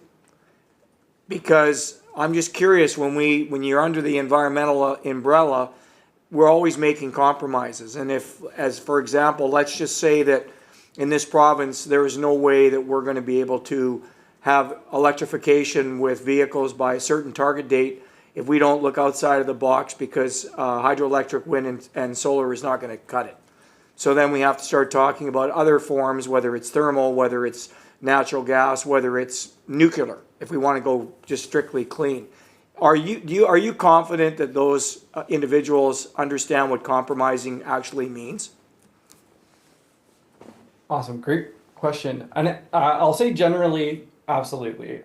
I think the nature of what youth climate leadership often looks like, maybe sometimes by how it's portrayed in certain contexts or spaces, or potentially media, just really depends on the nature of it, is that sometimes there is young folks who have really strong opinions about, like, as you're mentioning, like we need to divest from fossil fuels right away in order to meet climate targets. There are, of course, folks who are young folks and not young folks who believe in that sentiment. I would say that there's a lot more of the majority of folks who understand that there are just transitions to be made, that in order to actually create a clean economy, that we need to be able to navigate through that stepwise, not in drastic black and white sort of scenarios.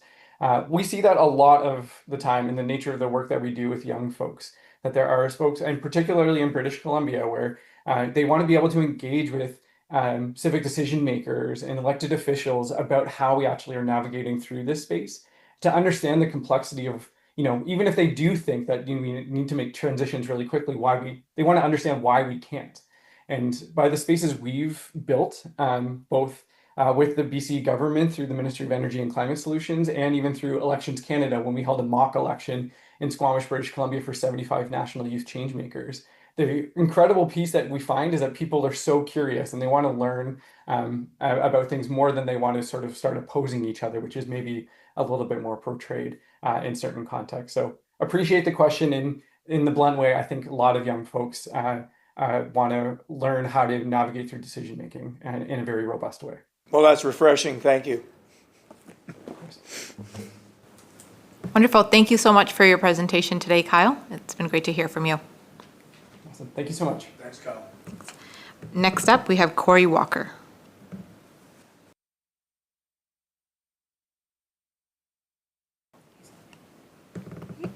Welcome, Corey. Thank you for presenting to our committee this afternoon. As you begin, just a reminder that you'll have 5 minutes for your presentation, followed by 5 minutes for questions. No problem. Thank you very much. Thank you, honorable committee members, for allowing me to speak briefly to you today. My name is Corey Walker. In my day job, I'm a chaplain for the Salvation Army, but in my private life, I'm a citizen of this fine province who is concerned about the inherent challenges that voters face when trying to participate in elections under our current first-past-the-post political system. Now, I want to preface my brief presentation today by acknowledging I'm not an expert in political science or elections. I'm sure you hear from many such people too, but I want to share my voice as a citizen who was actively engaged and voted in every provincial election since 2001, the first provincial election held after I reached legal voting age. My concern to present to you today is about what we call safe seats. I actually came across a blog by a writer named Maria Dobrinskaya from the Make Every Vote Count Society, who wrote a blog on the Sierra Club website back in 2018. I think it still holds true today. And what she says is that we have over 60 safe seats in the province in BC, and this is not a quote, I'm putting in my own words here, including my current riding at Peace River South and my former riding of many years, Prince George Mackenzie. In both those ridings, as in many others, the outcome of the election is pretty much guaranteed. Prior to the suspension of the BC United Party campaign in the past election, both these ridings elected BC United Party candidates large margin. In the 2024 election, both ridings elected BC Conservative Party candidates with similarly large margins. Since we have single-member ridings with a winner-takes-all system, people who vote for other parties in these and other safe ridings feel like their votes never count. In Peace River South, 3,101 people voted for somebody other than the winning candidate. People who consistently vote for BC NDP, BC Greens, or another party in these ridings consistently feel like their votes are wasted no matter who they vote for, because the same party or its successor is always going to win. And the same can be said for ridings like in Vancouver Island, for example, or a couple of ridings on our mainland that always elect the NDP. People who vote BC United or BC Conservatives will feel like their votes never count because it's always guaranteed it's going to be the same party, regardless of the candidate. In Peace River South last election, close to 8,000 registered voters did not vote. Some of these people likely wouldn't have voted regardless, that is true, but I suspect that if people felt their vote counted, they'd be more likely to participate. I don't have enough time to give an extensive presentation to you today, but I would argue that if we adopt some type of proportional representation system, such as the BC single transferable vote system recommended by the BC Citizens Assembly back in 2005, more people would feel like their vote would count and would be encouraged to come and vote. When MLAs know that their seat is safe, or know that no seat is safe, they're more inclined to vote how their constituents want them to vote instead of how their party wants them to vote. And that's because they need to support the electorate to keep their seat and to keep their job. This is true democracy. Right now, they basically vote along party lines regardless of how their constituents feel in many ridings, because they know they got like a 95% chance of winning the next election regardless of how they perform. We had a record number of independents running in the last provincial election, many of whom were well known to voters as they were former BC United MLAs. In Peace River South, 24.6% of voters voted for the independent candidate, yet none of those votes counted. People are afraid that a vote for an independent candidate will result in a party getting elected to government that they don't want. With proportional representation, independents will finally have a chance of getting elected, especially those who previously enjoyed strong support while running on a party ticket in the past. There have been times in the past when I liked the candidate who was running, but not their party. With proportional representation, multi-member ridings, I would have at least 2 votes. So I could vote both for the party I like and the candidate I like for another party. The first time I feel like my vote counted. To wrap things up, province-wide we had 59.4% voter turnout last election. This is higher than some previous elections, but still a huge number of eligible voters that didn't participate in the democratic process. That is sad given the people that have fought and died for our freedom. I feel that if we adopt some form of proportional representation, that we will get, not 100% ever, but we will get a higher voter turnout as people will feel like that their vote is counted and they won't feel like their vote's wasted. And I think that would encourage more people to participate in the electoral process and take advantage of their democratic rights and freedoms. Thank you. Thank you so much, Corey, for your presentation. Do we have any questions? No, we don't have any questions from the committee, Corey, so thank you again for your presentation and for taking the time out of your afternoon today. Bye. Thank you. Next up, we have Nadine McDonald.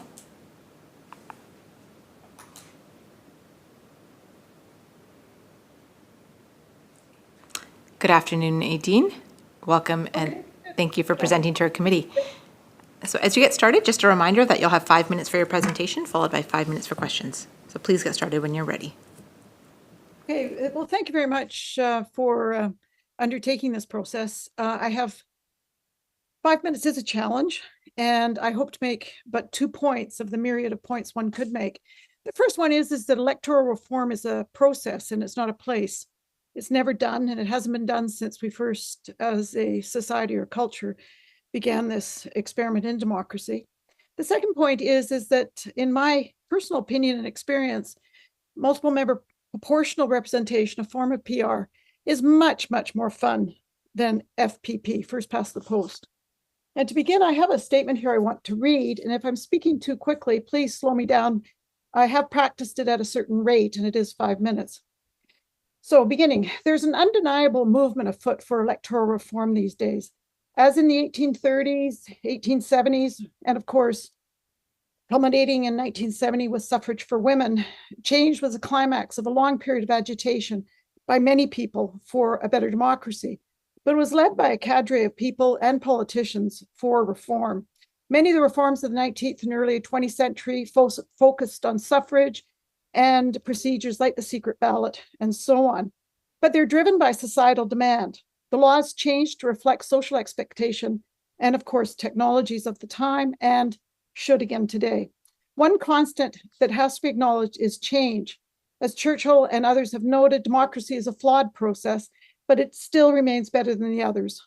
Electoral reform, in my opinion, is now needed. 60 to 70% of registered voters may have voted in the last provincial election, but this means 30 to 40% have sat out. And given the age profile of the voters, the numbers not voting will likely increase. With or without changing laws, the political process changes with every electoral cycle. And without electoral reform, without the energy put in by legislative and professional politicians into making the system better, participation, even interest in politics will continue to wither. As one politician noted, when thinking about proportional representation, it is important to compare PR to the alternative. The question is whether PR represents the needs of 2025 in a BC of 5 million people better than first past the post. critics may point to examples where PR seems to fail. I've read that some note that experiences such as the Weimar Republic or even Israel of modern day demonstrate the risks of PR. But why not also point out that 100 years later, Germany still uses proportional representation. In fact, they use MMP.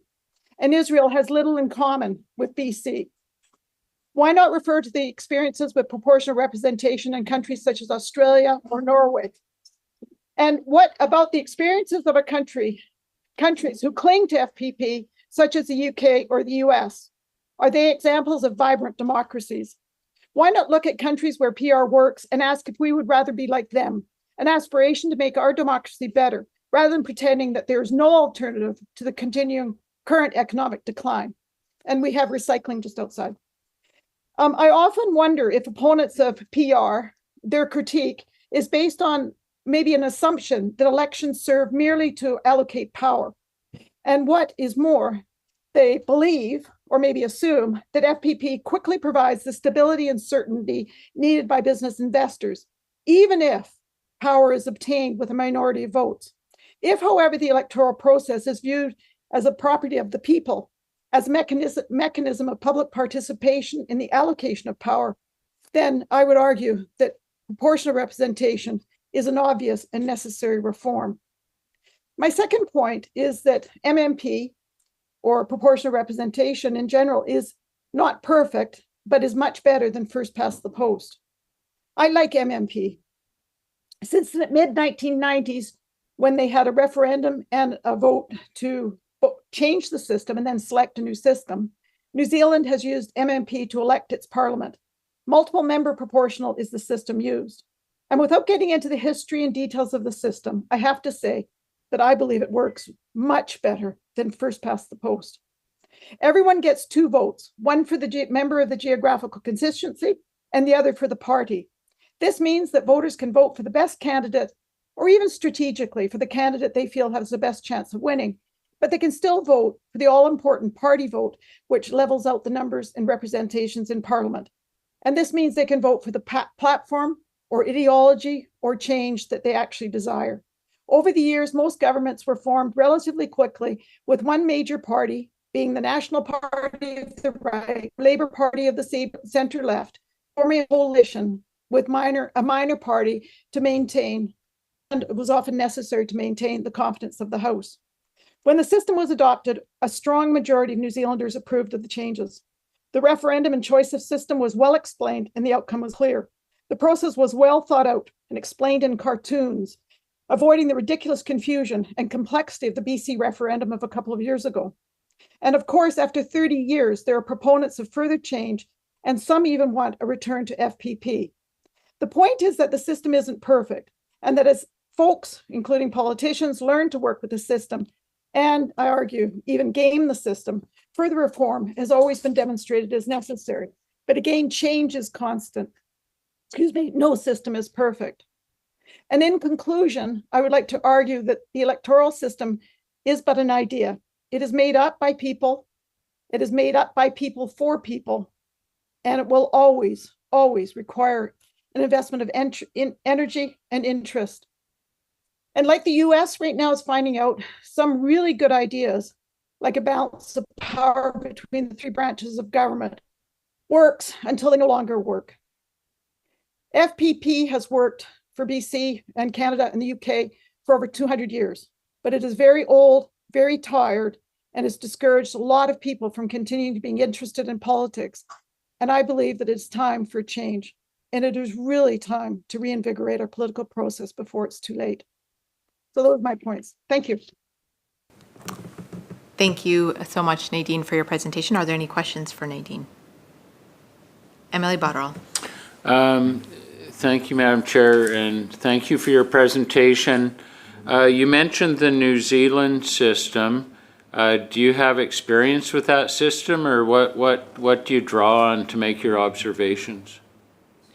I'm a lawyer by training, and in 1990 I went and did a Master's of Law in New Zealand, and they had a Labour government in the late 80s that was roundly defeated in the early 90s. And then in the 1990s, they had a very radical neoliberal government. And the changes were so horrendous. They abolished trade unions. They did immense damage to the social safety net. And by 1996, there was a group of people and quite a well-structured movement for electoral reform. And I was in New Zealand in the early 90s, and I taught at a law school down there when the motion began. I returned to British Columbia for a period of time, and then in later years, I've gone back to New Zealand. When I was there, I got citizenship and was able to vote whether or not I lived there. But I have been living on and off in New Zealand, and have voted in a number of these election cycles. And I was heavily involved in some electoral politics in BC in the 80s. And then in the 90s, I was very peripherally, peripherally involved in election practices there. And,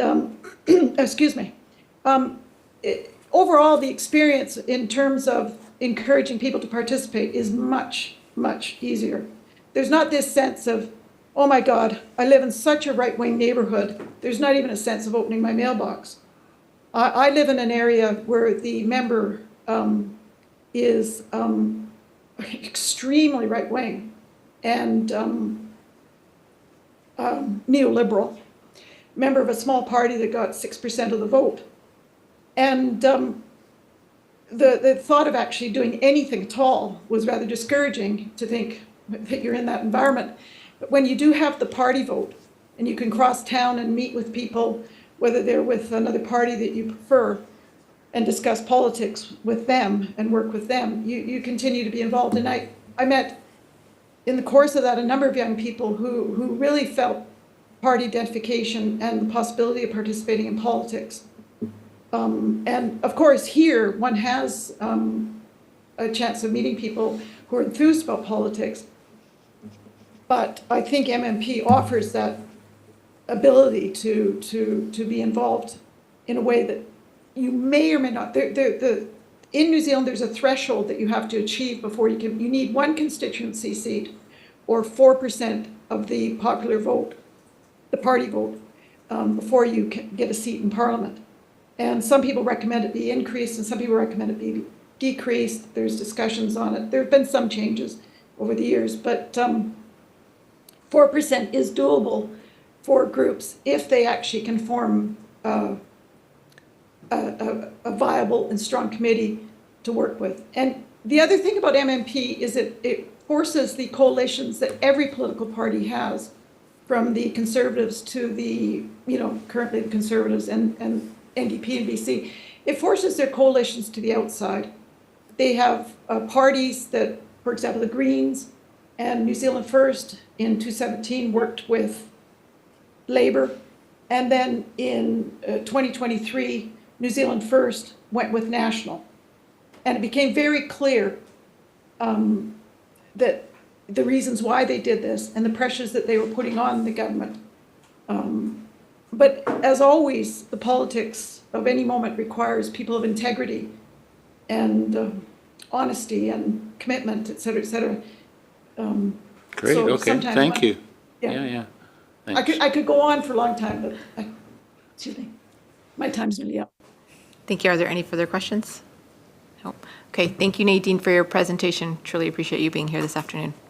Okay, well, thank you, and I really wish you well. Thank you. We will take a short break to 3:45.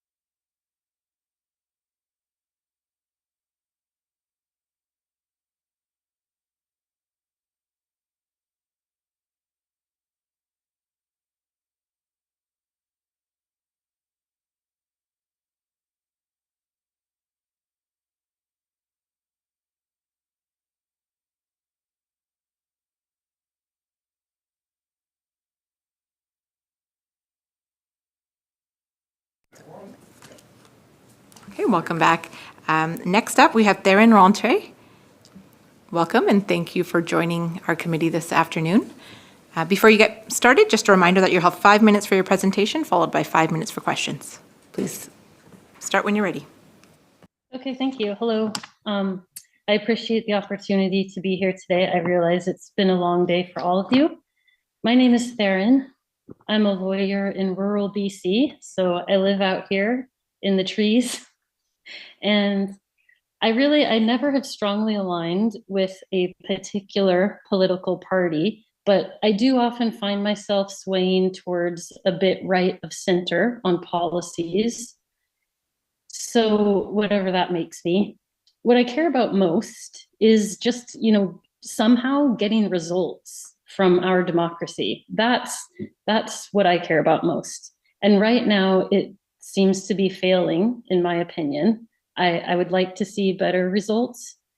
And for the purposes of this committee, I think the story from my life that really keeps coming up is just how disappointed I was as a young person when I realized strategic voting was something I needed to consider seriously. I was idealistic, I guess, but an elder of mine, a person I respect, urged me not to vote for the candidate that I really believed in, but to vote for someone that was more likely to just beat someone else. That was a disappointing reality. It was a shock to my system. It felt like a betrayal to me from everything I had been taught about democracy. And it felt like a betrayal to my own values as well. So, I believed that voting was supposed to be about sending someone that represents my values, who resonates with my values, and not just gaming the system. I still have a hope in that. And although that story started out for me 20 years ago, not much has changed. And I definitely do vote strategically these days. I, to some extent, no longer expect my values to be taken seriously, which makes me sad. I just instead try to avoid the worst case scenario.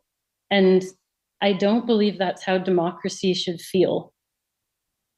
In our last election, because this is so disappointing to me, I decided to just go door to door in my community and talk to people about the voting system. So I visited hundreds of my neighbors' houses, not talking about any issue that I wanted to press on them, but just to discuss with them about how they feel about voting, how the voting system works, have a conversation about that. It felt good to have a conversation about something that we could all agree upon, because not one of my neighbors whose house I visited and who I talked to, not one of them said that they were happy with first past the post or with the winner take all system. It was something we could agree upon, that we would like a change, when today there's not a lot that we all agree upon anymore, or maybe there never has been. But what I've heard from people is we want a system that reflects our diversity as voters, and where decisions are made through dialogue instead of through adversarial power grabs. So I would be happy to see any form of proportional representation. I just really hope that you can collaborate to get this done, whatever form it is. I believe that you're taking it seriously, and I appreciate you for that, everybody on the committee. And another thing I'd like to put a plug in for is that according to Democracy Index, I think there's different democracy indexes online, but the World Population Review's Democracy Index looks at civil liberties and democratic participation in various democracies throughout the world. And the strongest democracies in the world all have proportional representation electoral systems. They don't all use the same one, but each of them, Norway, New Zealand, Sweden, Switzerland, Ireland, they use one that's appropriate for their country. Because proportional systems do lead to more stable economies, better climate policies, and more inclusive governance.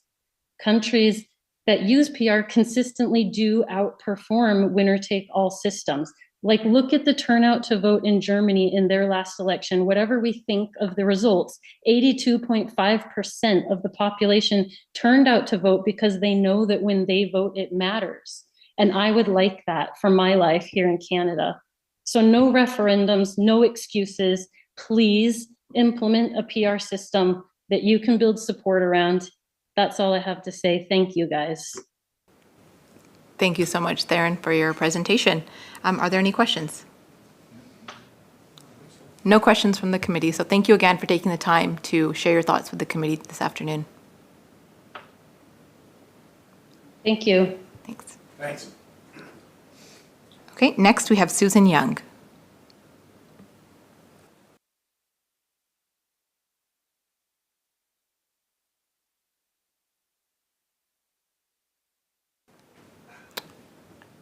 Hi, Susan. We just can't see you. If you could turn your camera on and unmute yourself. Okay, done. Perfect. Thank you so much, Susan, and thank you for being here this afternoon. As you begin, a reminder that you'll have 5 minutes for your presentation, followed by 5 minutes for questions. So go ahead when you're ready. Yes, thank you. And good afternoon, committee members. I am speaking to you from Vernon, in the unceded territory of the Okanagan Silks people, and I would thank you very much for the opportunity to present today. My presentation focuses on 2 questions that should be central to any discussion on electoral reform. First, what is the purpose of an electoral system? And second, which electoral system would best accomplish that purpose? In a representative democracy such as ours, it seems a no-brainer that the purpose of an electoral system is to produce a result in the legislature that accurately reflects the wishes of all voters. In other words, the percentage of votes cast for each party ought to equal as closely as possible the number of seats each party wins in the legislature. There can be no question that our current system fails at accurately translating votes into seats. All it takes is one vote to win a riding, one riding to win an election, and with that, government swings from one party and one set of voters to another. Voter minorities electing seat majorities, wrong winner elections with government being formed by parties who came second in vote count. This is neither representative nor democratic. Only one family of voting systems can fairly represent voters, and that is proportional representation, or PR. How proportionality is achieved is irrelevant as long as it meets certain criteria. What does matter is that conservatives in the Lower Mainland and the island, New Democrats in the interior and the north, and Greens across the province have their values and ideas represented in the legislature. I would note that ranked ballot in single-member ridings, commonly called alternative vote, is not a proportional system and would only exacerbate what is wrong with our existing voting system. Because no one size, or in this case, one form of proportional representation fits all, British Columbia's form of PR would certainly differ from those boogeymen, Israel or Italy or the Netherlands, that opponents of proportionality continually trot out. Based on previous recommendations, a made in BC system would include local representation, allow voters to vote for individual candidates, and require a minimum threshold of votes before a party could obtain legislature seats. Over 100 countries use some form of PR. These include 85% of OECD countries, whose members are generally regarded as developed countries with high income and successful economies and a very high human development index. Most of these countries have achieved PR through a negotiated multi-party agreement. There is no reason why this current government cannot do the same, and before the next election. COVID and Trump have shown us that we can achieve change quickly when we want to. Responding to previous committee questions on referenda, there should be none. Before, they are too easily manipulated by vested interests. Historically, there is a very low turnout and interest, and research shows they almost always favor the status quo. After, we know from the New Zealand experience that PR is a culture shift and takes time for parties to figure it out. If parties and politicians knew there would be a referendum in 2 or 3 or whatever number of elections, rather than make the effort to change, they would most likely sabotage the process. To conclude, I have voted in every election, provincial and federal, since age 18. I am now 74. I can count on the fingers of one hand the number of times the person I voted for won. I am tired of having no representation in our legislative bodies, tired of voting strategically for one candidate to block another. Most of all, I am tired of the vitriol and divisiveness that our current voting system rewards and perpetuates.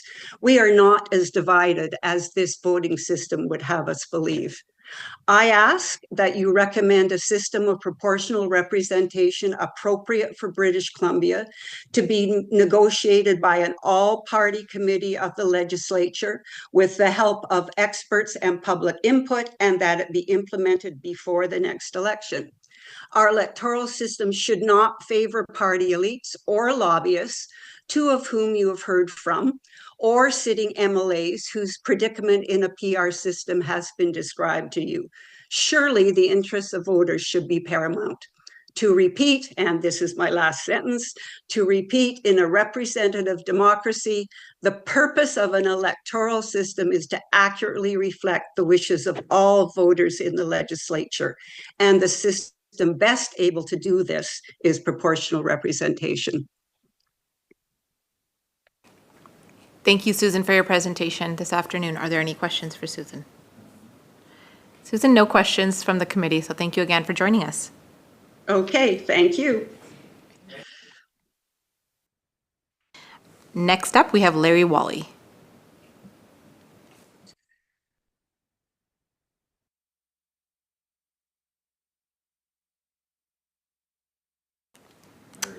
Hi, Larry.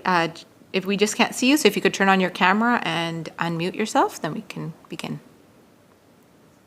Hi, Larry. Great to see you. Thank you for joining us this afternoon. So a reminder, you'll have 5 minutes for your presentation, followed by 5 minutes for questions. Once you are ready, please begin. Okay. I'm Larry Whaley, and I have no particular expertise in this subject whatsoever. So I was somewhat surprised when the notice came that I would be given this time to speak, and I want to say thank you for hearing me. What I want to offer today is, because I have no particular experience, I want to offer you my own point of view and how I came to the point of view that I have. There are 2 reasons why I support proportional representation. One is personal, and the other is political. The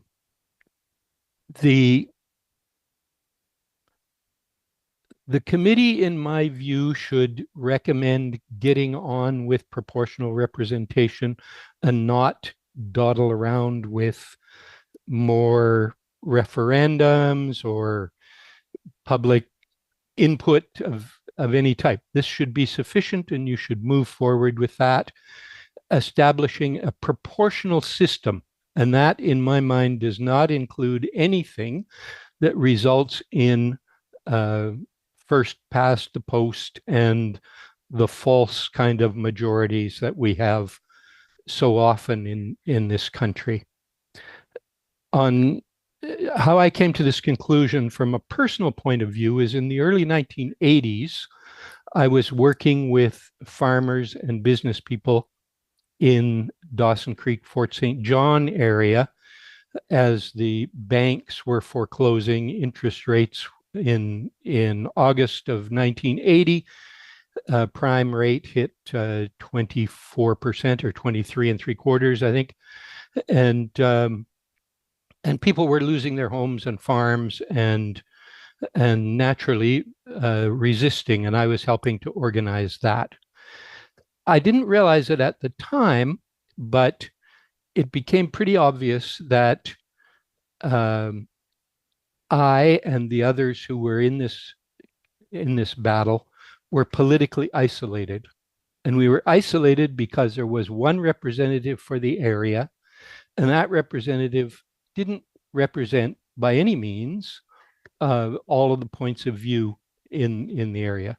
So I think that needs to be corrected. There needs to be some system where everybody can feel represented. And just to give you an example, to continue with that example as to how that changed for me, I moved from Dawson Creek, Fort St. John area over to the Edmonton area.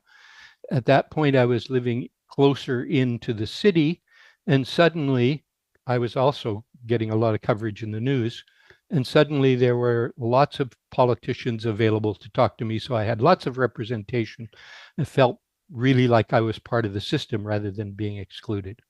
So that's my personal reason. The political reason is this. About the same time, there was a federal election. The issue was free trade, and the false majority that resulted, huge false majority that resulted, was of the party that supported free trade with the US. That, in my view, the majority of people did not support that. They voted for other political parties. In my view, that resulted in us heading down the path that we got us to where we are now, and why we're in the situation where the economics are governed by and threatened by the American president. We have to put ourselves in a position where the government actually represents the majority wish of the people and not leave it to, again, false majorities to make those decisions. So I think those are my reasons for supporting proportional representation. It's been a long time since I've done that. I hope you will get on with it and not leave government to dance around the subject anymore. Thank you, Larry, for your presentation this afternoon. Are there any questions welcome. for Larry? Larry, we don't have any questions from the committee, so thank you again for your time. Yeah, take care. Thank you. Bye. Bye. We'll take a short recess until the next presenter is ready.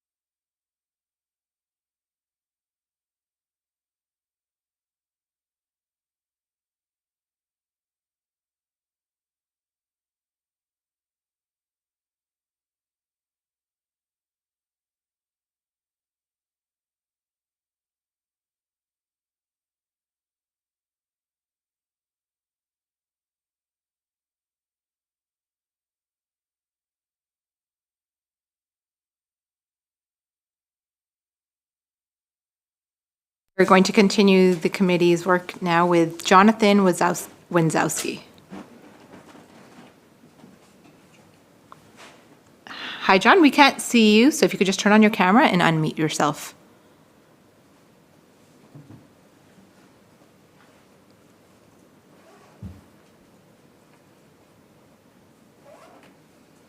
There we go. Hello. Hi, Jonathan. Thank you for joining us this afternoon. So before you begin, just a reminder that you'll have 5 minutes for your presentation, followed by 5 minutes for questions. So please Sounds good.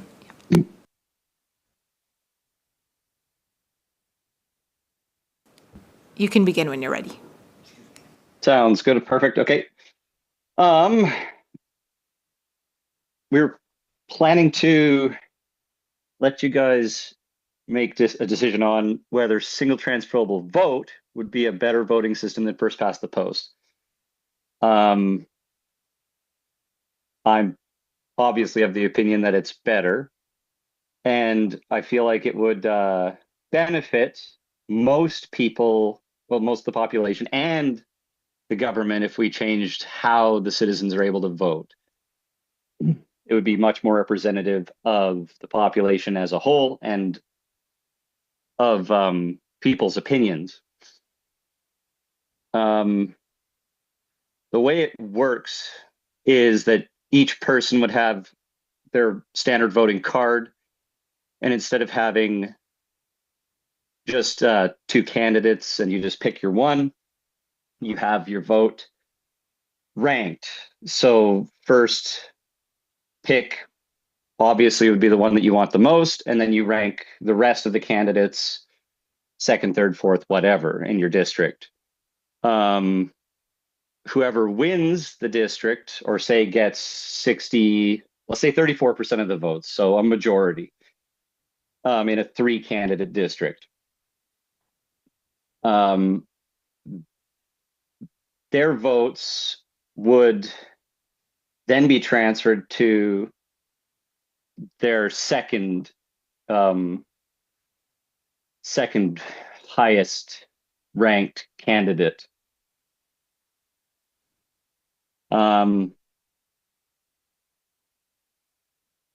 Yeah. Trying to think of where to go with that, but essentially this allows for a more representative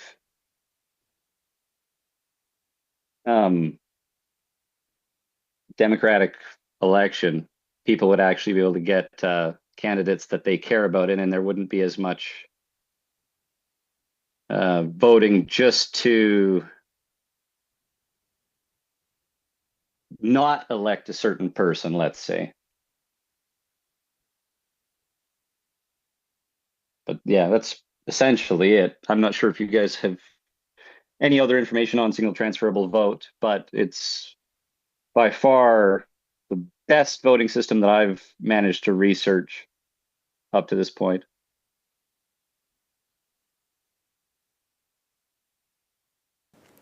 Okay, do you have any other, do you have any other thoughts on this?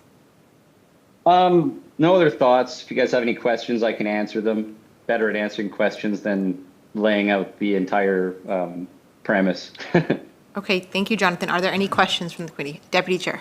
Thanks, Madam Chair. Thanks, Jonathan. We're talking about single transferable vote. There's other, proportional representation models out there. Is there any one that comes to mind that you would prefer? And the second part of the question is, there's different stages in how we can implement it. When we have the legislative power, we can, as a group, refer to the legislature. We can get input from a citizens' assembly or not. We can do it, or we can turn around and say the next election or the next 2 elections are going to be something different, and then we have the opportunity to go back. What would you prefer? I do think that's a good idea to kind of test out the system and possibly go back if people don't like it. And I think it is by far the most representative form of voting that we could have.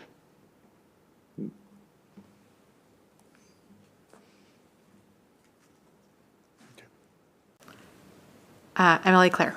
Thank you, Madam Chair. How do you feel about a bicameral House in addition to such a system, or as part of electoral reform, like putting since we have a unicameral House now, would you be interested in a bicameral one? What's bicameral? Oh, it means like a Senate or a House of Lords, like two provinces in Canada currently have the capability of doing, and the federal government has. We have a House of Commons and a Senate in the federal parliament, but in the British Columbia legislature, we only have a Commons, basically. Yeah, that would help with the representation. Okay. So. All right, thank you. Okay, I don't see any further questions, Jonathan. Thank you so much for. Okay, thank you guys. Being Have a here good today. day. Thank you.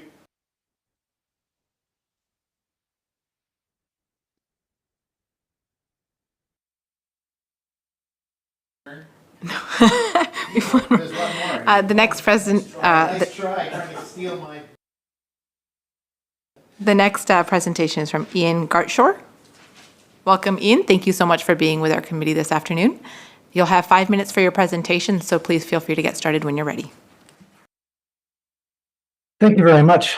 It's my honor to be able to sit and present to you today. My name's Ian Gardawore. I live in Nanaimo, British Columbia, and I've been involved politically probably most of my adult life. I just want to observe what is happening as a result of what I believe to be our first past the post system, which is, as I've experienced increasingly, is amount of anger and animosity being expressed toward people who have a different opinion. This is not the kind of the world I was young that I had in my younger years. This has been really escalating in the last probably 5-10 years, particularly the last 5 years. What is the cause of this? Well, I think there are many societal changes and difficulties that are going on that are contributing to this. But when I hear people say, you're voting for party X, why, you're actually voting for party Z. I hear that a lot. And you're wasting your vote by voting for party L.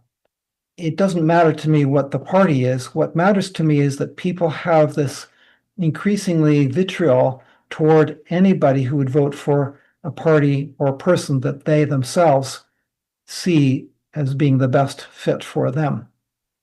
As a result of this, fewer and fewer people are actually turning out and voting. If you look at the number of people that are adults who are citizens in this province and compare that to the number of adults that show up and vote for a party or a person, that is coming closer and closer to 50%. This is not truly representative of the will of people. And I can tell you that because of this vitriol, because people are being told you're wasting your vote by voting for party L, that fewer people are actually bothering and participating in the political system, in the process of not only voting, but being involved in getting candidates elected and supporting their MLAs. As a result of this, I see a declining rate of turnout and also a declining rate of participation in the democratic process, which is far a superior system to any other that I've ever seen anywhere around the world. Most other countries who exercise a proportional representation where every vote does count, they have a much better chance of electing people who are a lot more closely aligned to their values, their hopes, their aspirations, what it is that they would like to see. And more importantly, those elected officials are more likely to work with others to come up with solutions that work for their jurisdiction, in this case, British Columbia. I yearn to have the opportunity to see people working together more rather than being so divisive. And the only hope I see for that we can, as a province, do is bring about proportional representation. Otherwise, my fear is that the wasted vote, so-called by voting for a party L or whoever it might be, is going to continue to drive the mandate and vitriol, and resulting in fewer and fewer people willing to even participate in the most minimal level, at the most minimal level. That is my concern. That's my hope. I encourage you to consider seriously this possibility of embracing proportional representation, because then every vote will count. There will be no wasted votes. In fact, I think the only wasted votes are those who don't actually vote, which is close to half the eligible adults in this province, many of whom are not registered. Thank you. Thank you, Ian, for presenting to our committee this afternoon. Are there any questions for Ian, Deputy Chair? Thank you, Madam Chair. Thanks very much, Ian. Just looking at the turnout, and you made a comment about voter turnout is going down. It's going down in other jurisdictions, even in Scotland, as an example of proportional representation. They've seen a fairly steady decline in their voter turnout. Ours has changed. Like if you go back to 2009, it was 55%. Then it ticked up a bit. Then it was 61% in 2017. 2020 was just under 54, and now we're just about up to 58.5. Do you honestly think that proportional representation will bring out more voters and more people engaged in the system? And on the second part of that question, if it doesn't encourage more people to vote, do you think that would be a failure? Thank you. I don't know your name, so I'm not who I'm responding to here. It's MLA Stamer. Thank you, Mr. Stamer. You're asking a very good question, and you got the stats right there in front of you.